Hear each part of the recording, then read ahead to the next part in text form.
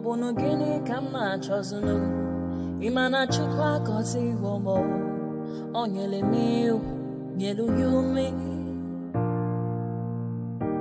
What am I looking for? See my God, he don't bless me, yo. He give me you. Obunu kife la chasha so. Obunu kife me chasha me. My baby, you know, say you go love for me. Hey, yeah. I do go. I could go. When I call your name, Shakara for me. Oh, Roma, I will be your Romeo. You go be my Julie.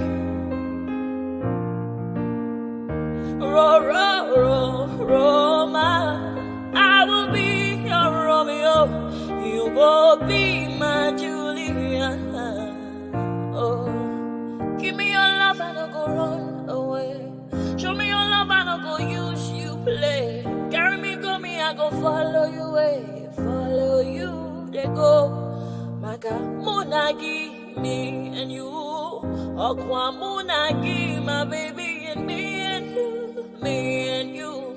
Okwa Munagi, my baby, Obuzi kife la chasha so.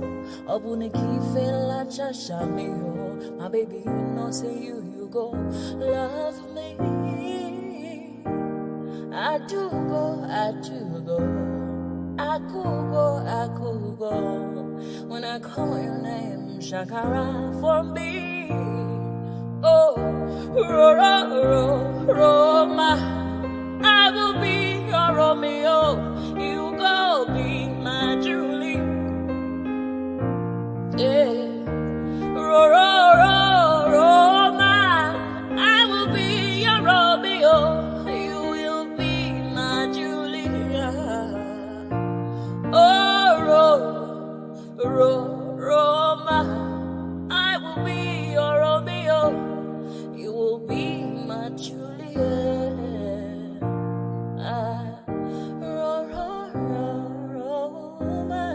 I will be your Romeo. You will be my Julia.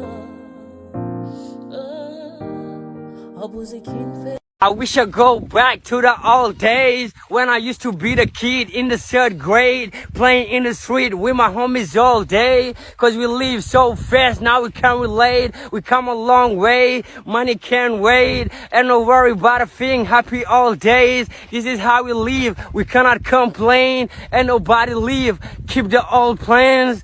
Hey, when I'm better, Mingari Zuda Kari Party. Ko domin moni domin darti yo goto fone bonni bokke as a party and winam better min garti min gari zude kadi party ko domin moni domin darti yo goto fone bonni bokke as a party ay tuwa gamne weli focus souvenir film hanki wana hande hanki jamma bale sim min nyalla fije nange jamma lengi mbada tin on sa kuran ala wura men ko jaro find sifti nammo ala chifti ala ind idi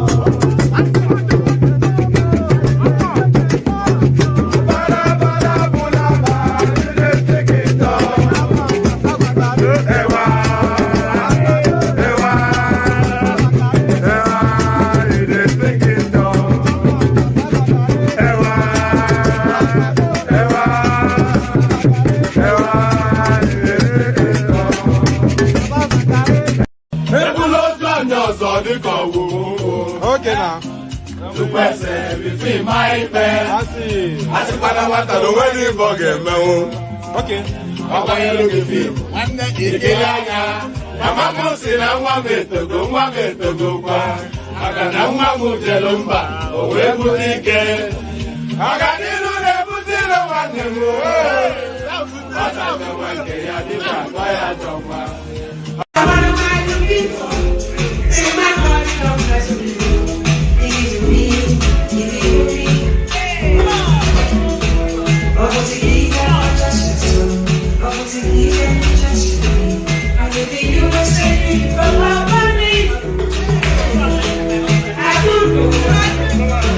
Ẹ̀jẹ̀ mi ni ẹ kí n gbọ́, àkọ́bí ewé ayò, ewé tún lè dé, ìtún ló ní ọtún ẹ ṣe, ìfà ló ní kan fà ẹ mọ́ra, àìbínú gbogbo àtàrẹ, gbogbo méjì ọkà bàbà, gbogbo mẹ́ta ọkà wáṣẹ́, orí ló túmọ̀ ẹ̀dùn, gbogbo ọ̀nà ní túmọ̀ ẹsẹ̀.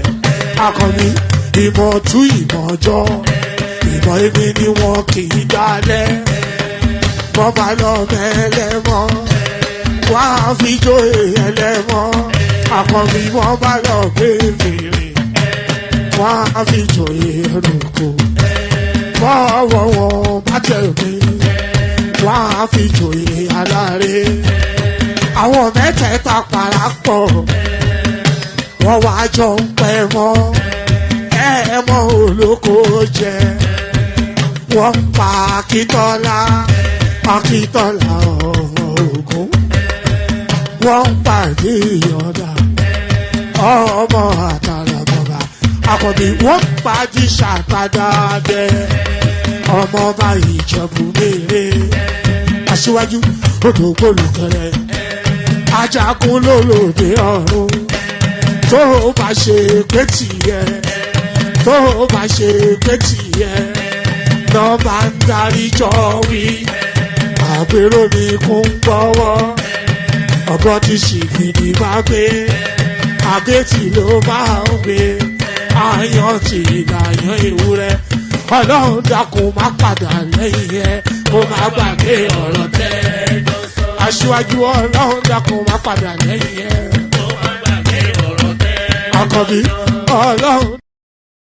And there it is right there.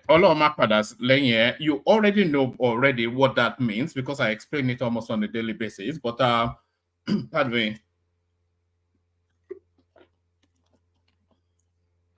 You already know what that means because I explain it on a daily basis. But for some who are new to this space, and hopefully a lot are new to this space, and for the non-Yoruba speakers as well, it means may the Lord not depart from you. So a big amen to that on behalf of myself and you, my friend. So that's just the prayer that we pray every single day.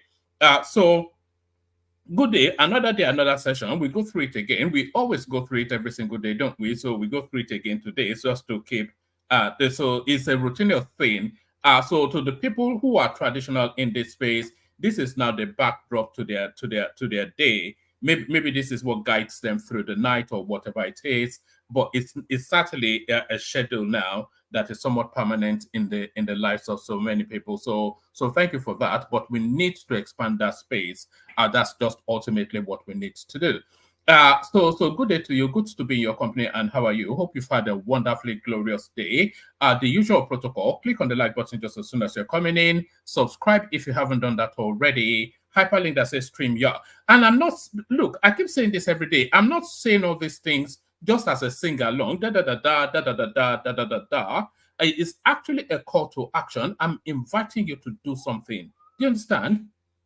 I'm inviting you to do something. So when I say click on the like button when you're coming in, so I'm inviting you to take an action. So you acquiesce and then you do exactly that, and then everything is all right. All righteousness then fulfilled. So when I say click on the like button, please do that. It's at no cost to you, and it's a real lift for the platform. So do that. So click on the like button just as soon as you, and do that routinely. If you're not averse to it, if it doesn't jar your senses to click on the like button, if you don't viscerally recoil from it, then you have every reason to do it. So just do it. If it's no skin off your nose, then why not do it? So do exactly that.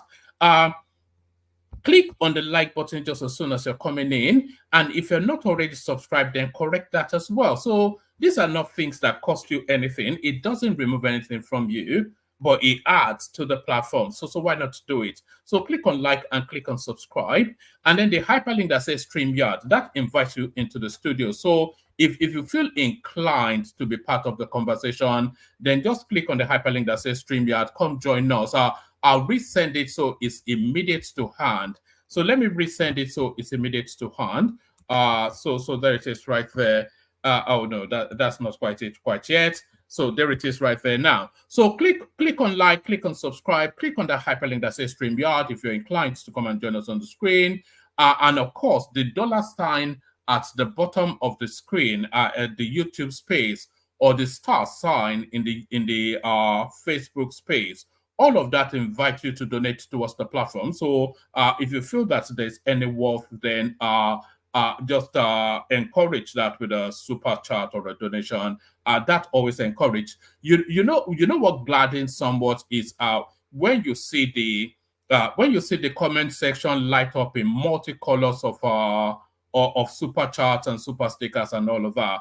And if you're watching on watch back, you can still do that. There's a super thanks button on the watch back, which you can still use to tip towards the platform. So don't be a pickpocket. So it's almost like a pickpocketing. You think I'm giving them a view, is that not enough? Well, no, that's not enough. That's to your service. So to my service will be the super chats and whatnot. So all those funky stuff, click on like, click on subscribe, click on the hyperlink that says StreamYard, click on the $sign to super chat and all that. So all that good and nice and wholesome stuff.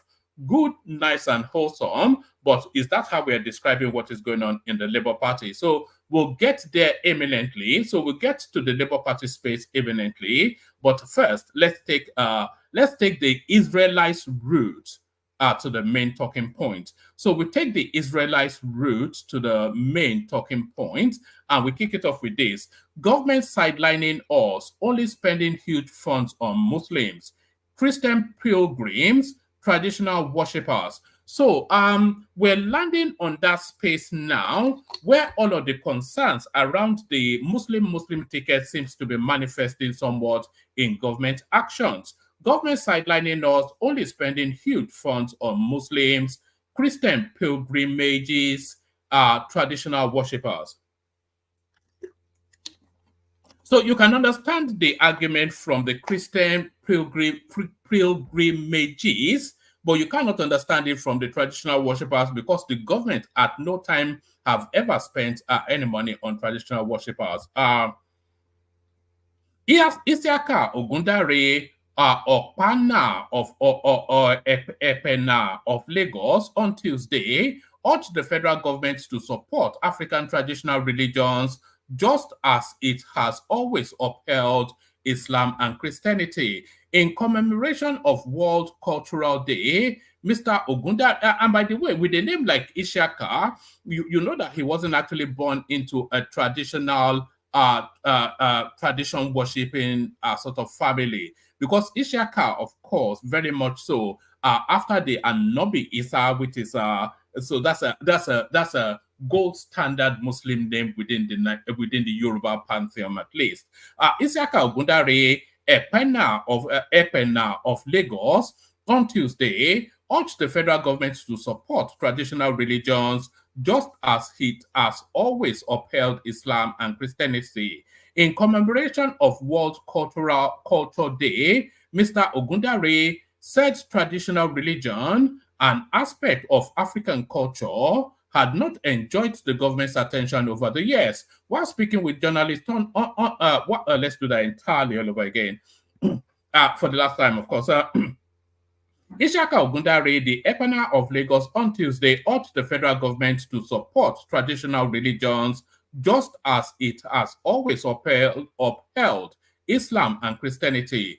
In commemoration of World Culture Day, Mr. Ogundare said traditional religion, an aspect of African culture, had not enjoyed the government's attention over the years. While speaking with journalists in Lagos, Mr. Ogundare expressed displeasure over the fact that traditional worshippers were considered, well, that should be were not considered, of course, but they said were considered here, were considered each time Muslim and Christians got support for spiritual exercises in Mecca and Jerusalem. We, the traditional worshippers, are not happy. The government has sidelined us for too long.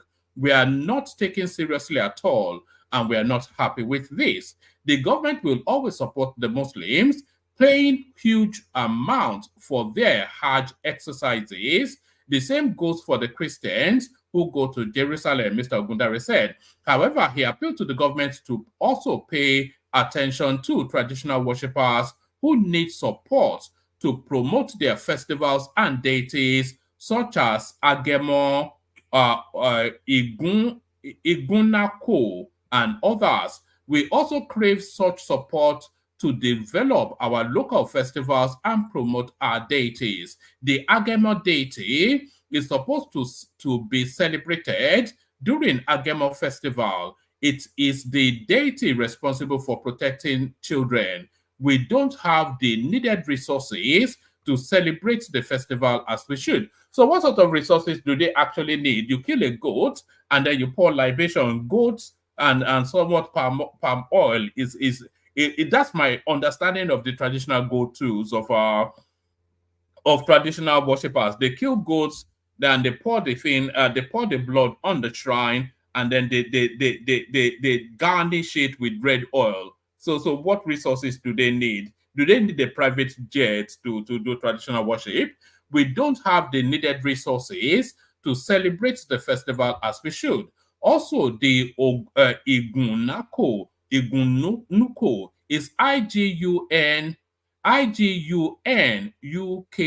So I don't quite know if I'm pronouncing that right.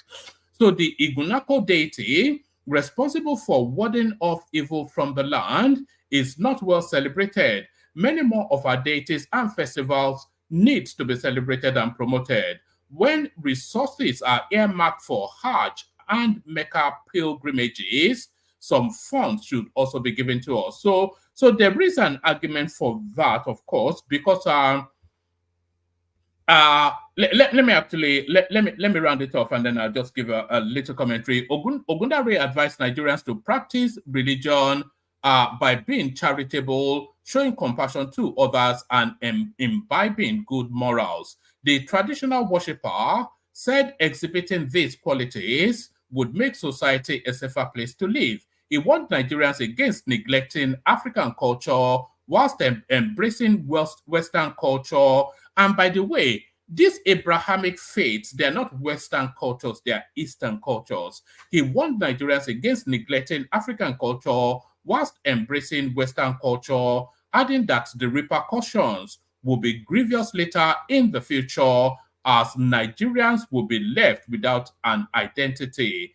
World Day for Cultural Diversity for Dialogue and Development is an annual event celebrated globally on May the 21st, as declared by the United Nations General Assembly and adopted by UNESCO, etc., etc. So yes, I'm taking on board that argument, of course, because as I already mentioned, all of these Abrahamic faiths, they are not indigenous to our space. You know, Islam is an Arabian sort of religion, and Christianity, of course, it comes from the Arabian cusp as well. You know, Christianity comes from the place now known as Lebanon. Is it? No, it's not Lebanon. Who are the Israelis fighting with? I can't quite recall the name. The name of that country escapes my mind. But Christianity comes from what's their name? Palestine. Yes, Christianity comes from Palestine, and Islam, of course, you know, comes from Saudi Arabia. So none of these things indigenous to us, and our indigenous religions actually predates a lot of these Abrahamic faiths.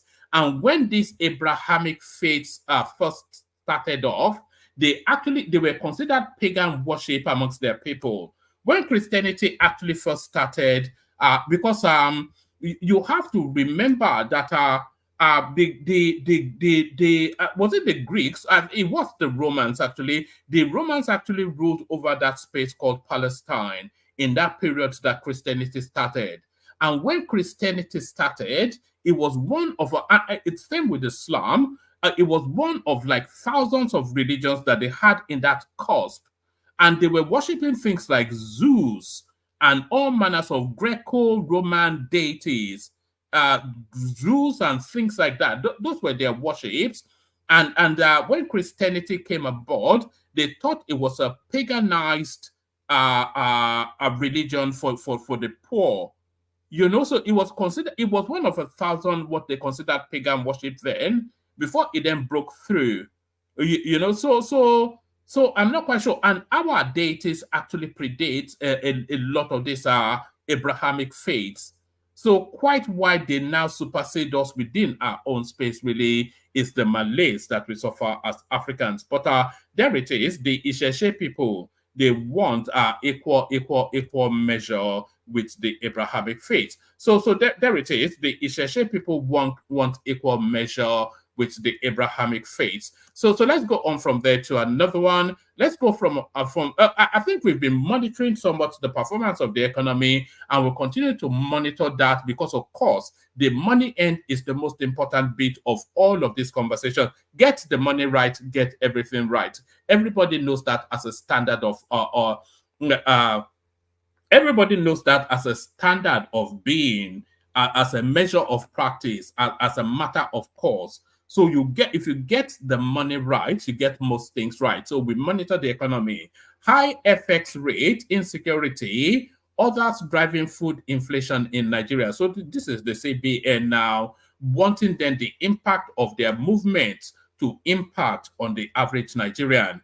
The Monetary Policy Committee of the Central Bank CBN has listed high foreign exchange. And by the way, the room needs populating. So if you want to jump on. And the place needs super chatting. So if you want to super chat. The Monetary Policy Committee of the Central Bank of Nigeria CBN has listed high foreign exchange rates on imported food items and insecurity in farming communities as some of the key factors driving food inflation in the country. So if they've identified, so a lot of people have always said that this insecurity is one of the paramount things that the country has to take on head on, especially as it impacts on our food security. Because the insecurity, of course, impacts on our food security, and the food insecurity now impacts on our food inflation, which of course impacts on the average Nigerian's well-being. So everything still gravitates back to the insecurity. If they tackle that insecurity head on, they will probably solve a myriad of problems afflicting that country. The Monetary Policy Committee of the Central Bank of Nigeria, CBN, has listed high foreign exchange rates on imported food items. So which food items do we actually import? Because the staples that we eat in Nigeria are almost universally indigenously grown. What's the Nigerian diet? Carbohydrate, protein, and vegetables. So we eat a lot of beef, which is indigenous. We don't import beef. We eat a lot of goat. We don't import goat. We eat a lot of chicken. We don't import that. We eat a lot of vegetables. We don't import that. And we eat a lot of carbohydrate, which wraps around cassava and yam. And we don't import that. And we don't even import rice. We don't import beans. So what food are we importing that is impacting on escalation in food prices? For the last time, let me just take it from top again. The Monetary Policy Committee of the Central Bank of Nigeria, CBN, has listed high foreign exchange rates on imported food items and insecurity in farming communities as some of the key factors driving food inflation in the country. The CBN governor, Yemi Cardoso, who spoke at the press briefing following the 295th MPC meeting of the bank on Tuesday said the MPC observed that food inflation is the major driver of inflation in the country. So yes, I don't know, man. So tell us what we don't know, because we already know this. But what we're very quick at identifying problems in Nigeria, aren't we? But to identify solutions, that we also know what the solutions are, but the implementation of them seem to somewhat stump the government. The CBN Governor Yemi Cardoso, who spoke at the press briefing following the 295th MPC meeting of the bank on Tuesday, said the MPC observed that food inflation is the major driver of inflation in the country. According to Cardoso, the MPC noted that the surge in food prices in the country is influenced by factors such as the elevated exchange rate on imported food items, increasing security challenges, and the rising cost of transportation, amongst others. So the rising cost of transportation should no longer be a factor within the next few weeks, because we will have fuel energy stability, so that then factors into pricing. So that element removes from the pricing of food.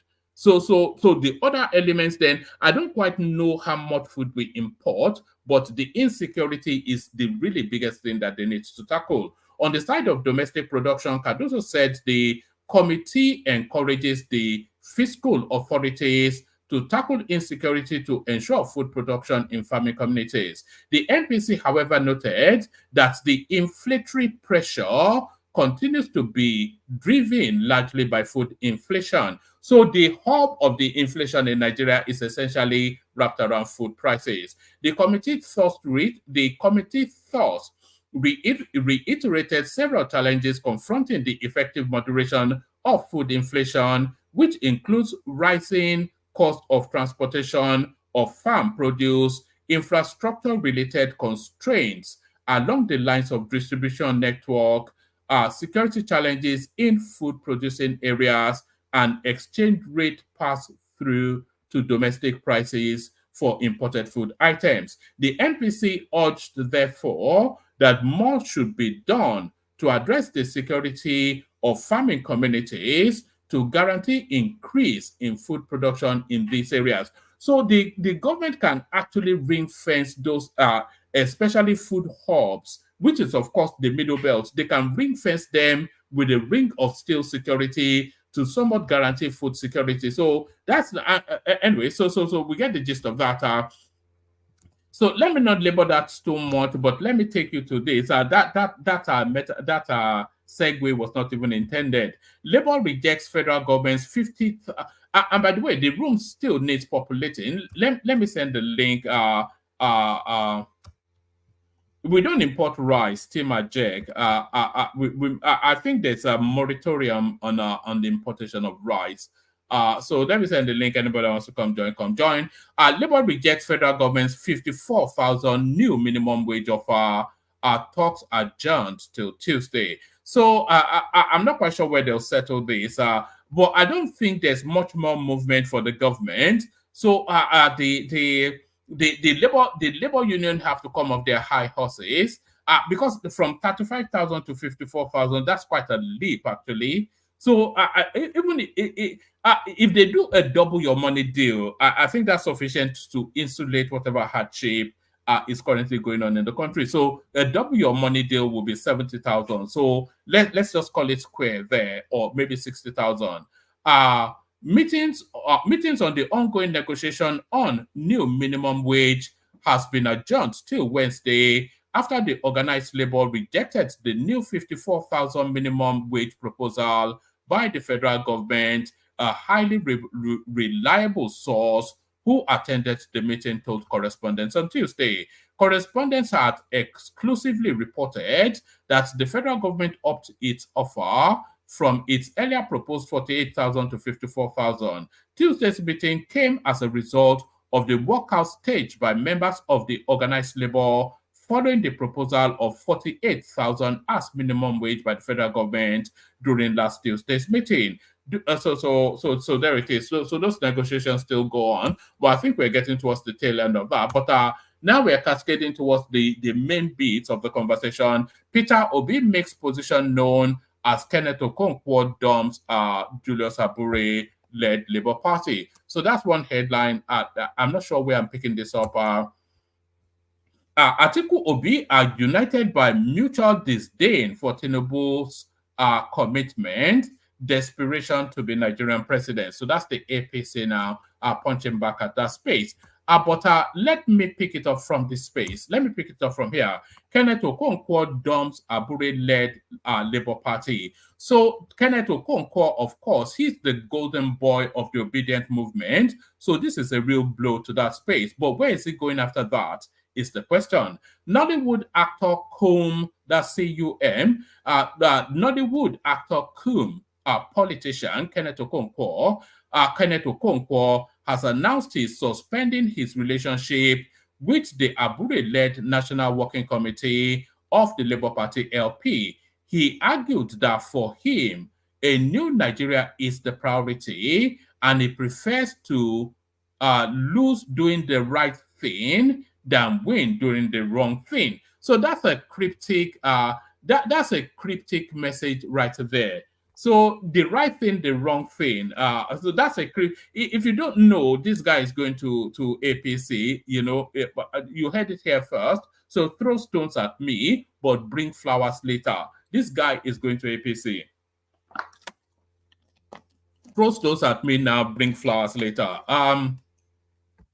Nollywood actor, politician Kenneth Okonkwo has announced he's suspending his relationship with the Julius Abure-led National Working Committee of the Labour Party LP. He argued that for him, a new Nigeria is the priority, and he prefers to lose during doing the right thing than win doing the wrong thing. Okonkwo, who was the spokesperson for the Labour Party Obi-Date Presidential Campaign Council in the 2023 election, in a post on his Twitter handle on Tuesday, said the current Abure-led National Working Committee of the Labour Party is another incompetent and corrupt association, just like the All Progressive Congress APC he left before.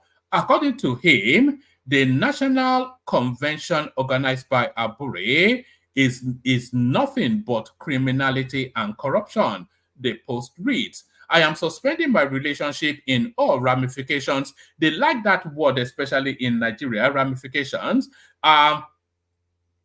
So that the post reads, I am suspending my relationship in all ramifications with the purported Abure-led National Working Committee of the Labour Party. For me, it is either a new Nigeria or nothing. I prefer to lose doing the right thing.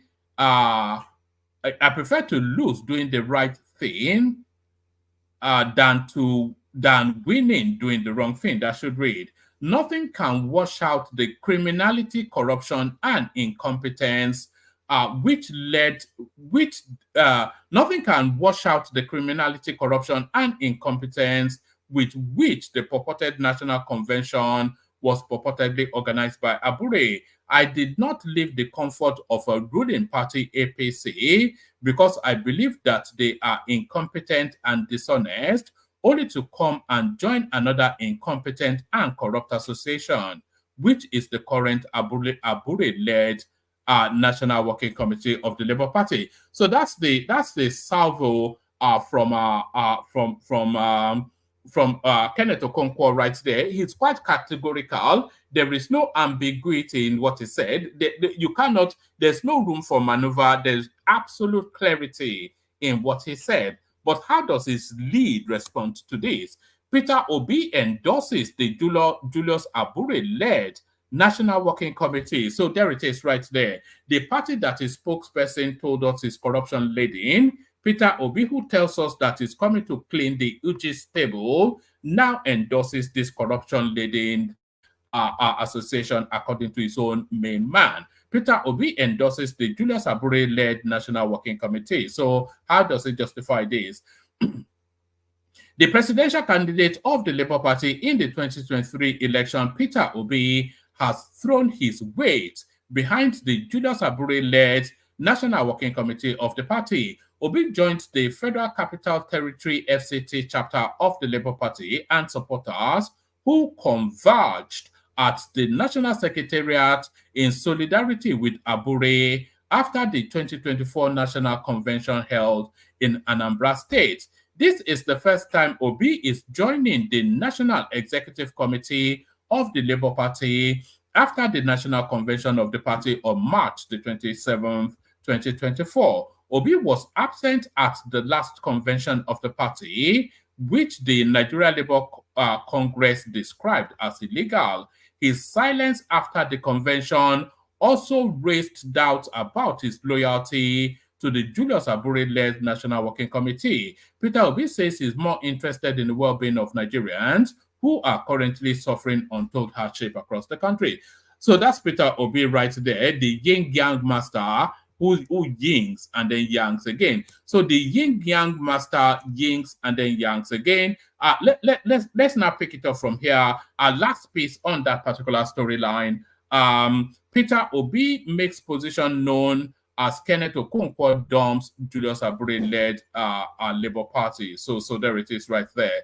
The Labour Party presidential candidate in the 2023 general election, Peter Obi, has declared his unwavering support for the party's National Working Committee, which is led by Julius Abure. Obi said this was important to secure the party's future.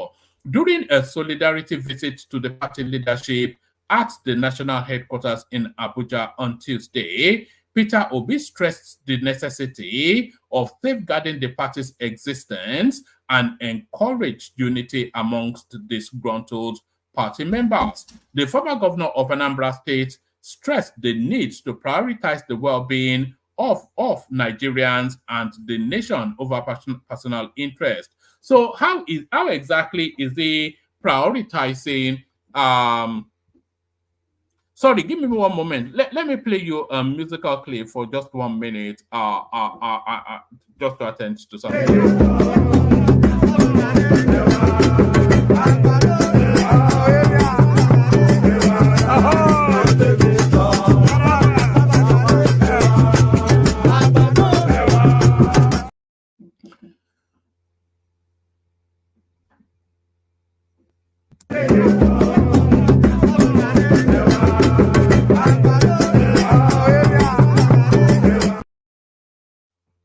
All right. Sorry about that. So yes. Where were we? So yes. It's just the irony of it. Yes. I was just was I just musing on a particular paragraph? Let's take it from the top again. The Labour Party presidential candidate in the 2023 general election, Peter Obi, has declared his unwavering support for the party's National Working Committee (NWC), which is led by Julius Abure. Obi said this was important to secure the party's future. During a solidarity visit to the party leadership at the national headquarters in Abuja on Tuesday, Peter Obi stressed the necessity for safeguarding the party's existence and encouraged unity amongst disgruntled party members.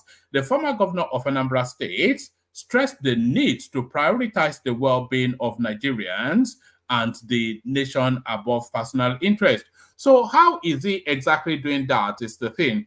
How is the well-being of Nigerians being prioritized is the question. How is above personal interest, he went on to say, how is the well-being of Nigerians being prioritized? Because the entirety of the convention of that Labour Party was entirely about self-interest. It was entirely the narrative of a deeply... We had a Bayomi Arabambi here on this platform, you will recall. So we know the inner workings of that space, and we're going to have Oluchi Lloyd at some point. So we dig even further into the details of the goings on within that Labour Party. So the entirety of the representation of corrupt practices and self-interest and selfish interest was what manifested at the Labour Party convention. So how does this statement hold true?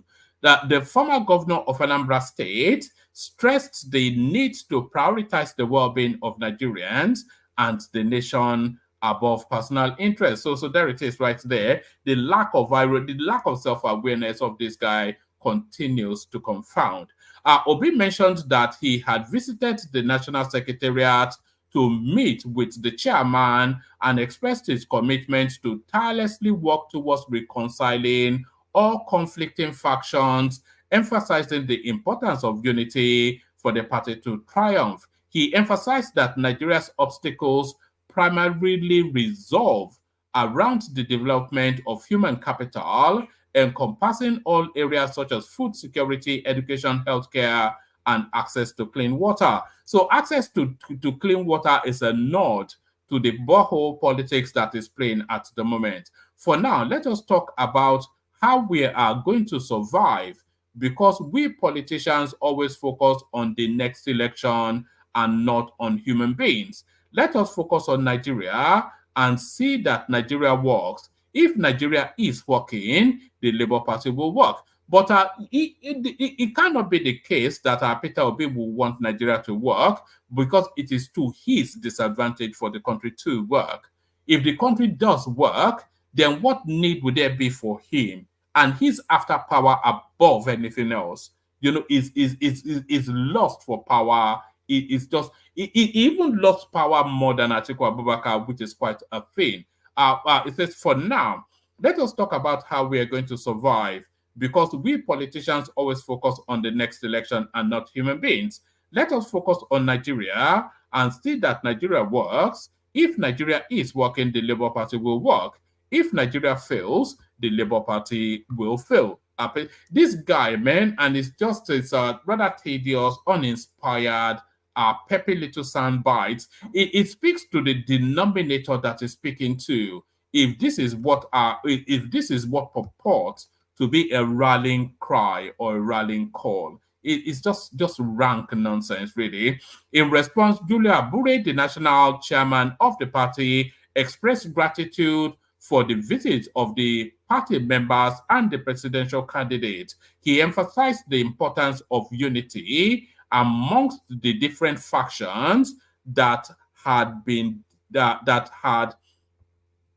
let's take that again. Yes. Oh, sorry, I dropped that. So let me pick it up. Let me pick it up again. Where were we? Right.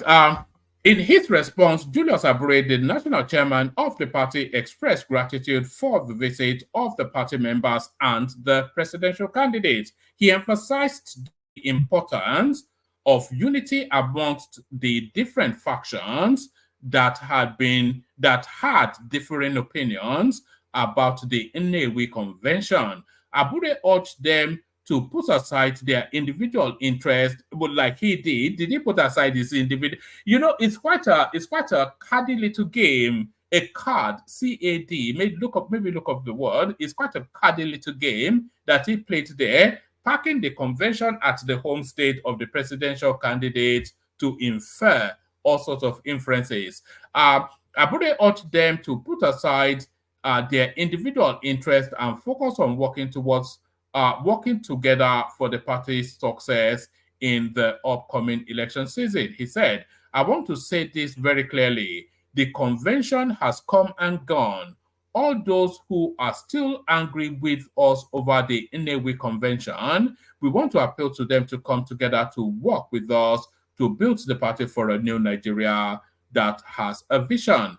I believe very strongly that personal interest should be put aside and pursue a new Nigeria that will work for all. On his part, the chairman of the party, Federal Capital Territory, Peter Dugwu. Hopefully this guy is not a Southeasterner, because the party leader for the Federal Capital Territory should be a middle belter, not us, because we're getting too much of that from the Labour Party, of course, which are as you note, not Tinubu, Soyinka said it has now been turned into a regional party. On his part, the chairman of the party, Federal Capital Territory Chapter, Peter Dugwu, said the chapter will work with the NWC and promised a successful working at the area council elections. Meanwhile, Nollywood actor come politician Kenneth Okonkwo has announced that he's suspending his relationship with the Abure-led National Working Committee of the Labour Party. He argued that for him, a new Nigeria is a priority, and he prefers to lose doing the right thing than win doing the wrong thing. Okonkwo, who was the spokesperson for the Labour Party, Peter Obi, the Okonkwo, who was the spokesperson for the Labour Party Obi-Dati Presidential Campaign Council in the 2023 election, in a post on his Twitter handle on Tuesday, said the current Abure-led National Working Committee of the party is another incompetent and corrupt association, just like the All Progressive Congress APC. So it goes on to then give us what we've already read. So it goes on to give us what we've already read. So let me give you one more. Let me give you one more piece, and then we'll come into the room, and then we'll see what happens after that. But let me give you one more piece. No one in the room at the moment, but hopefully somebody will turn up. So let me take you to this. Atiku Obi are united by mutual disdain for Tinubu's commitment, desperation to be Nigerian president. So I think this somewhat the headline probably tells us what we need to know about that. Obi's visits to Atiku fueled speculation of a possible alliance between both politicians or a merger of their political parties ahead of the 2027 presidential election. Atiku and Obi are united by their mutual desperation to be president of Nigeria and ignoble disdain for President Bola Tinubu's focused and extraordinary commitment to the transformation of our nation. The All Progressive Congress APC has reacted to a recent meeting between the 2023 presidential candidate of the PDP and the Labour Party, Atiku and Peter Obi, respectively. Obi's visit to Atiku fueled speculation of a possible alliance between both politicians or a merger of their political parties ahead of the 2027 presidential election. A statement issued by the APC National Publicity Secretary Felix Moka on Tuesday said it was unclear if Obi would make a comeback to Atiku's PDP or whether Atiku would dump his PDP and seek rehabilitation in Obi's Labour Party, or whether both men would abandon PDP and Labour altogether and sojourn into the political wilderness of Professor Pat Utomi's mega party. The statement reads, news of Peter Obi's return to the PDP would be hardly surprising. His reputation as a political wayfarer is only dwarfed by Atiku's track record as a veteran, a political wanderer. News of Atiku joining the Labour Party will shock no one, as he will be living up to his well-established reputation as the country's most itinerant politician. For now, Utomi's mega party remains a figment with no offering of tangible accommodation for both men. Atiku and Obi are united by their mutual desperation to be president of Nigeria and ignoble disdain for President Bola Tinubu's focused and extraordinary commitment to the transformation of our nation. Their restless drift in search of convenient party platforms to execute their presidential run only belie the self-indulgent and opportunistic essence of their aspiration. Men without the staying power to build or fix their own party, who flee at the slightest flicker of internal crisis, cannot possibly be trusted by Nigerians to tackle serious and complex national political and economic challenges that confront our nation. President Bola Tinubu embodies character, vision, tenacity, and doggedness required to deliver a resurgent Nigeria of stable growth and development. The administration's bold economic policy reforms and massive infrastructural uptake have already shattered historical barriers to growth and paved the way for steady progress and development. We urge Nigerians to stand fast in their invaluable support of our great party and President Bola Tinubu's determined commitment to deliver a stronger, secure, and more prosperous country for all of us. So there it is right there. So it was almost impossible really it's impossible for the APC not to react to the politicking going on around them, because there's a lot of politicking going on, and if they bury their head in the sand, these people might well gain momentum over them. So they have to be poking back occasionally, and this is certainly a delightful little poke back from that space. So a delightful little poke back from that space. We play the Kegite music, and then we'll see where we land. First, of course, we play just as soon as it's almost like comical, really. I should move it to a place that's to hand, but now I've found it. The Kegites. Only water, where they see ma. Water,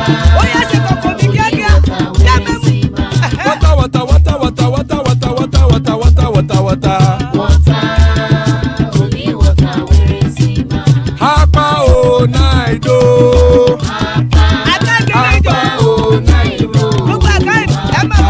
Hapa you don't come o.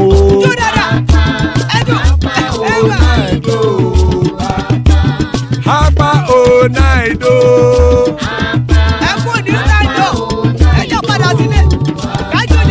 Oro keke elemu ye o. Ide shodi ya kekere elemu re o. Obi master kekere elemu re o. Chifu Latif kekere elemu re o. Eruku lele elemu de. Eruku lele egbe elemu dodo jare o. Eruku lele Ghana ti de egbe body o. Ọmọ ẹlẹ́yẹ ẹyẹ o ó dilé o. Odúyẹlá ẹyẹ o ó dilé o. Petrosonana ẹyẹ o ó dilé o. Petrosodunke ẹyẹ rẹ ó dilé o. Ẹlẹ́kọ̀ ọ̀run mú ìní o.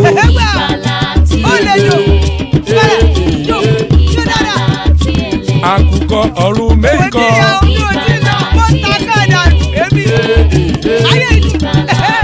Ikú kò ní rí wà gbéṣe o.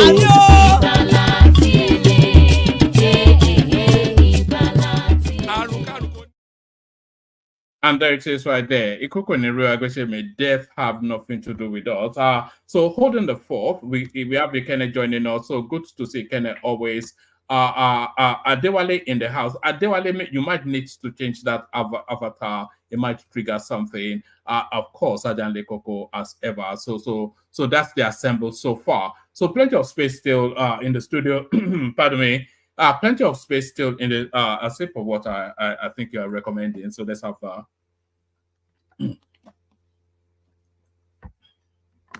so plenty of space still in the studio. So anybody that wants to hop on. Plenty of space still in the super chat spaces. Anybody that wants to hop there as well. There so far, as you know, traditionally, severally, of course, you're still rattling it off. And that's how you again doing as it always does. And Abdul joins him in this instance. So we anticipate at a minimum of 5 people super chatting. So we're 2 in, so 3 more. Who wants to kick it off? Let's kick it off with Ekene if it's not falling asleep already. Ekene? Look at this guy. He's so lazy, man. Dewale, hopefully you are there. What's going on? I'm here, man. I'm responding to Shio, but I'm here. That's my avatar. Yeah, there's money to It's still the Choma. best. You know, maybe I should be auctioning this Choma. There's so many of you just circling No, around. he commented. It's like a honey to be or No, bee no, to no, honey. no, no, no, no, no. The farmer is only She to there. commented on my avatar, and that was the reason I was trying to respond. All But right. using my phone, I was trying to go from one screen to another. What's Oh, wrong with my avatar? Woman, my avatar is the best avatar. You see, you know, I just wonder if it will trigger YouTube. That's all. I don't mind it, but I don't think so. I don't. it's borderline pornographic, isn't it? No, it's not for that. It's just, it's a way of, we're trying to make fun of this politician. Like what a national man was trying to, say the last time that why do we post Obi's picture? I was like, look, I have plenty of the Tinubu's picture that I could post, and just to make fun of them. Nothing really, nothing personal, nothing serious. No, yeah, it's satire, isn't it? It's a Yeah, satire, of course, of which is course. necessary in politics. If we can't, if we don't like laugh at them, we will just end up crying. If we will die of depression if we don't laugh at these idiots, you know. Of course, of course, of course. So what's going on? The news cycle has not been especially given, but it's giving us Kenneth Okonkwo and Peter Obi. So now, two lead members of that Labour, probably the two most preeminent members in the last cycle of election, are taking divergent views on the direction of travel. So Okonkwo says no, Obi says yes. What says you, Dewale? Obi's Okonkwo's movement to Labour Party, it wasn't because of his love for the party, but because his kinsman is contesting under that platform. So that's the reason why he moved it. But you see, we knew this is going to happen. When I think at the time, shortly after the election, we said, look, this party is not strong enough and it's a directionless party. And the candidate as well, who decided to pitch his tent with that party, also is directionless. So Okonkwo now sees the handwriting on the wall. This is the person who was never a founding member of this party. He has no, when it comes to the inner working committee of the party, he was nobody. But they needed a bulldog, and they found that in him, and they put him there. So he believed that he has a voice in the party, a party that has been, believed with all sorts of corruptions, all sorts of, whatever you can find in the other big party. So it's just a matter of time. We knew it's just a matter of time before the cookies start crumbling. And I tell you this, that is just a sign, or should I say the truth, to what is going to happen in the nearest future. I foresee Obi also leaving the party because Let's stay with Kenneth Okonkwo, for instance, because it's an interesting politics that he is playing. He left he left the APC, of course, to join the Labour Party, and I think you've already expressed. I think we all know why it was a tribal mission it was on, and that went somewhat, but it didn't go all the way. So now it's seen a lot of movement back because they have always wins, isn't it? And anybody that controls power controls everything within Nigerian space. So it's seen a lot of movement back towards sort of the beacon of that central space. We're seeing Daniel Boala making his way back. We're seeing Donyo Okoke making conciliatory noises towards the center. We just so many of them just are rolling towards that space. So now, and that's where the dollar is, and of course, Kenneth Okonkwo not adverse to the dollar. So is this the first step then on his way back home? well, I wouldn't want to preempt what is likely going to happen, but I foresee him trying to trace a step back to APC. It may not be likely now, but perhaps maybe because people like Kenneth Okonkwo is not actually a core politician. These are the people you can call, what do you call them in politics? So, in the local parlance, you can call them Bewudani, people that just Mogbomo branch. yeah, just for them to feed, for them to have relevance. Their primary a profession is no longer lucrative. So not that he's not a good actor, he's a good actor, but sometimes human beings want to seek for something higher than what they are or what they are at the moment. And I think he thought political platform is the best way to go. I mean, most of them have been coming, even psychology, they belong to the same circle, because they're seeking for not just relevance, but they are seeking for some form of political relevance, at least just to rub shoulder with the power that be, and they thought that they have something tangible to contribute, but just for them to be more relevant politically. But his exit from Labour Party has no relevance, has no consequences. The reason being is that has never been, one strong pillar in that party. He served his purpose. He No, served his. no, no. I'm not sure that you can it is not key into the inner workings of the Labour Party, but as a poster boy, as a public face, he is Yeah, always, he has, he yeah, has, yeah, he has done what he was called to do. And that purpose was mainly, I would say, it's attached to the election period. Now that we are not in election period, what do you expect him to be jumping? This is somebody that was made a yeah, statement that was not even sanctified by. no, but it is because it's such a star name within that cycle. Especially, it was a spokesperson for their presidential campaign. And you attach so much relevance to it. Hold on now. Let Yes, it was a spokesperson for their presidential campaign, Obidati, and it was the public face of that campaign, spreading that party logo. So him departing now, the optics of it is a big loss. It's a slap in the face, and the reasons that he gave as well, that the endemic corruption, rank incompetence, are not fit for purpose.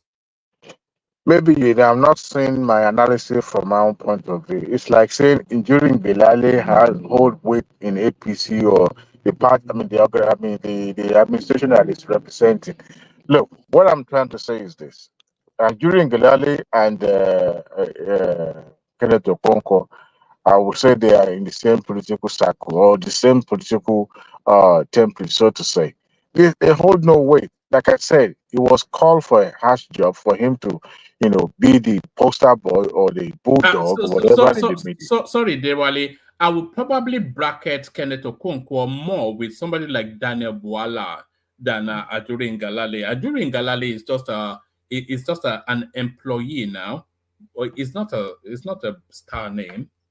Both of them have no political capital. They have no political clout. They are just there simply because they love to embrace camera. They love to embrace media. That's what they are there for. They have no followers. They have no political or grassroots alliance or whatever you can call it.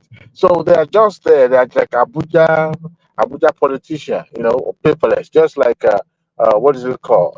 This guy from Osun State, former aviation minister. They're just there just to see them talking. That's what that's what they are. So to now think that they hold weight in the party that they represent, Okonkwo represented, I disagree with that. Okonkwo, we know from day one, has no relevance in that party. I will even tell you that Apapa has more of a voice or stronger personality in that party than he does. Look, he served his purpose, and his purpose is to represent his brother, and he did that. But sometimes when they give you a job function, you're trying to arrogate to yourself some relevant duty that has nothing to do with your office. And I think he tried to portray himself in that manner.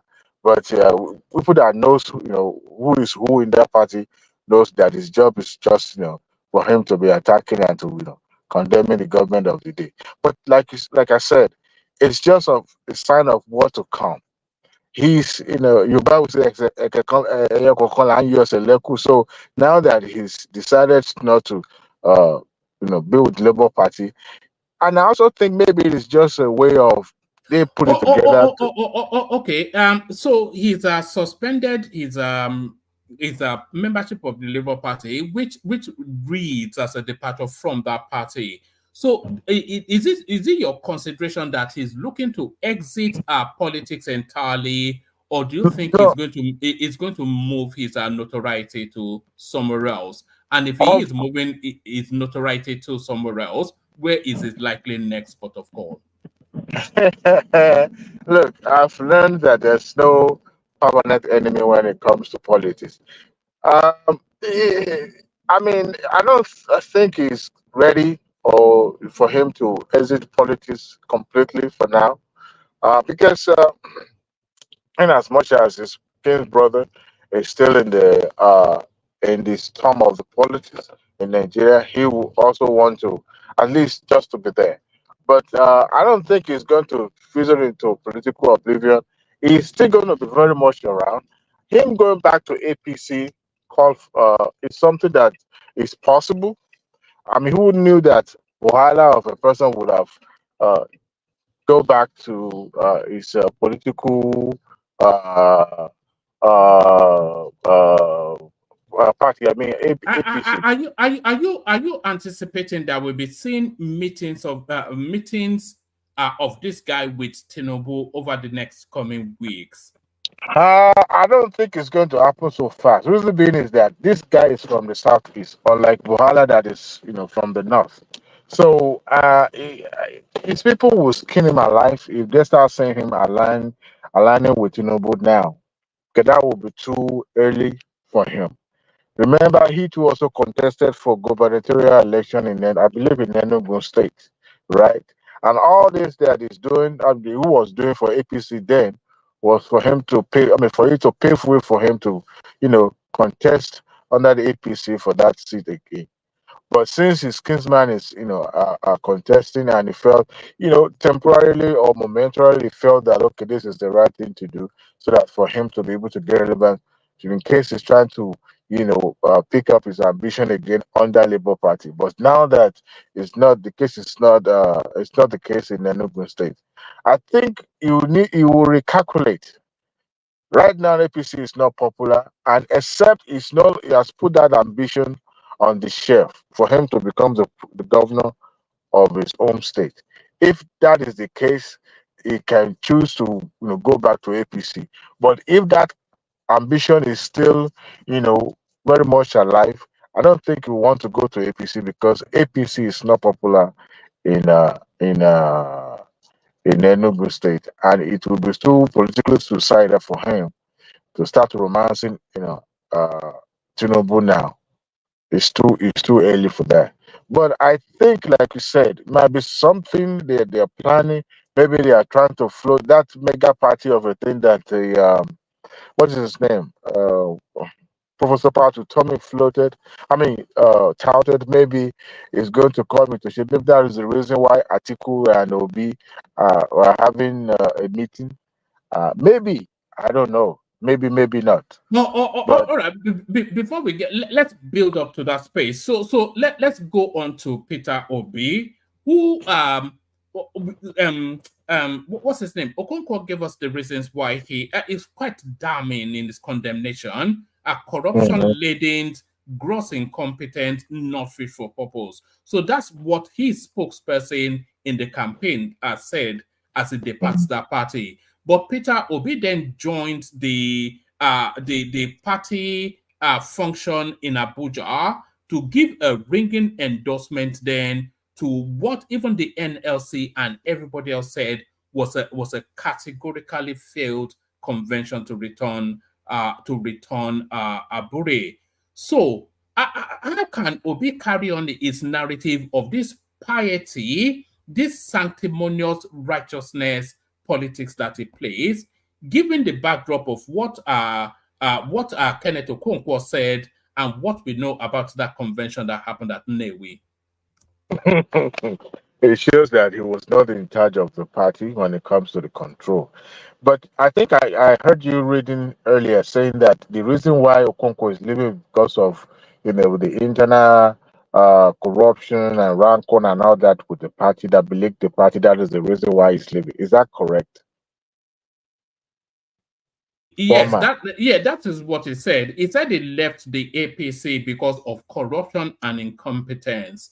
and Mhm. it cannot then in all No, APC righteousness. or Labour Party, not Labour Party. You No. mean? Yes, yeah. Just hold on a second. He said he left the APC for reasons of corruption and incompetence. So he cannot then, in all consciousness, stay in the Labour Party where the same thing manifests. He said the party was too deeply corrupt and too deeply incompetent.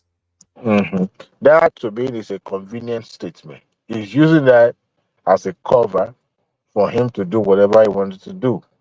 He knew from day one that there's no way a presidential candidate will go to a new terrain and hijack that platform, and everything, all the apparatus of that organization, of that party will be surrendered and work for him. He must have wet the ground. So it's not just about complaining about Abure's way or method of running that party. It's just an easy way out for him. I mean, it's convenient. Politicians usually find something that is convenient to them, to use as an excuse. Remember when Boala was leaving APC, what was his excuse? That Tinubu decided to choose a Muslim presidential, vice presidential candidate does not sit well with him, and he left. So I wonder what happened between the time that he has made his way back and the time that he left then. What happened? What changes? Nothing changes. The same thing still remain constant, right? So now what you hear Okonkwo is trying to say here is number one, not that there's no corruption in the Labour Party, but it's a perhaps they're trying, maybe they are working something out, but it's not going to be revealed to the public yet. But there's anything perhaps nothing goes on in Abuja these days that people don't get to know. Somebody somehow is going to leak it out. But it's a convenient statement for him to put out there, and I don't want us to attach so much importance to that statement because Okonkwo cannot look Nigerians, even the Labour Party sympathizers, in the face and say, "Look, it's because of Abure." Are you saying that he's not aware that Abure is corrupt, or every one of those principal officials of that party being involved in one dirty deal or the other? Of course they are. They all knew everything. They knew what they are getting. He was getting into when he moved to Labour Party. But to me, number one, I would not attach much relevance to his exit from Labour Party because it's of no relevance in that party. It perhaps is that's and I don't think he's exiting because of the Abure excuse. What I'm thinking is doing is maybe there's an architect just somewhere. They're planning something and it's trying to take it. And I tell you, Obi is still going to move. He's still going to leave Labour Party. It's so obvious that that is what is going to happen. All right. So Obi endorsing the Abure-led faction of the party. What's your reading of that? Given all that is known about Abure and his corrupt ways. He had no choice than to endorse Abure. You know why? Because he must have paid Abure off when he moved to that party newly. And in order not to stir the water as well, the murky water in the Labour Party, he had to abide. Look, is Abure is his number one point man in that party. And I don't he had worked with Abure. The party change chairman now will probably not sit well with Obi because this was the person that he met or was there when he moved to the party and as a chairman, and he had worked with him and he helped him in some ways, right? So for the party to now change Yeah, but how does endorsing Abure chime with his anti-corruption stance? he wanted to say that it's going to paint him in a bad light, somebody who is touting himself as Mr. Upright Man. Yeah, I think remember when the young lady there, I think the finance, I mean, so not the finance, what was this lady that accused Abure of high-handedness and corruption. What's her name there? What was her position? You remember the person I'm trying to make Oluchi Lloyd. a house? That young lady then who accused him of, receiving money and not open the book for the whole party to see. See, as at that time, Sorry, Oluchi Okpara, not Lloyd. is Oluchi it Okpara. Yeah. Mr. Para? Obi did not see any reason to distance himself or to compel Abure publicly to be open for scrutiny, or at least make himself available. You see the shorty job that Abure did by going to Asleep TV to, to just to exonerate himself and all that, to me, shows that they both work together. But as at that time, even Abure himself, I mean, that lady herself mentioned that Obi trying to intervene, but I think he was trying to intervene behind the curtain so that at least let's deal with this thing internally before it gets to the public. And I think that's what he was referring to. But people, his followers will not say it that way. That Obi's, I mean, Abure's, what do you call it now? Abure's kleptomaniac nature will affect Obi's Mr. Upright Man status. I don't think so, because he was able to, though he endorsed Abure, which to me is number one mistake. I mean, that convention that happened, what didn't even happen in the South? They ended up having a convention in the Southeast, one man, for a party that's supposed to win a presidential for the entire country. That is the height of stupidity. That shows the level of Peter Obi's, political understanding. I would, even me that I'm not even contesting, I wouldn't even endorse that convention be done in the Southeast. But unfortunately, he has paid his ways. He has, shut those people down, by paying them off. That's why he had no choice than to stand by Abure. So people like me, I don't ever see no being in that light of Mr. Upright Man. No, but his followers will continue to be gullible and follow him anytime. But as far as I'm concerned, he had miscalculation when it comes to the endorsement of Abure.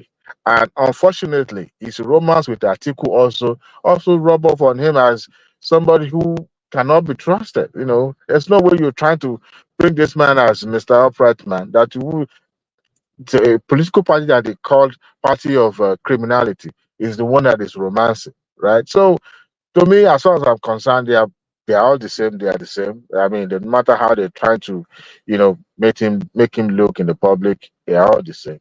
But we'll see. If he's going to stay in the Labour Party, I doubt it. But I foresee it in the nearest future, not too long, that he too is going to take his exit from Labour Party.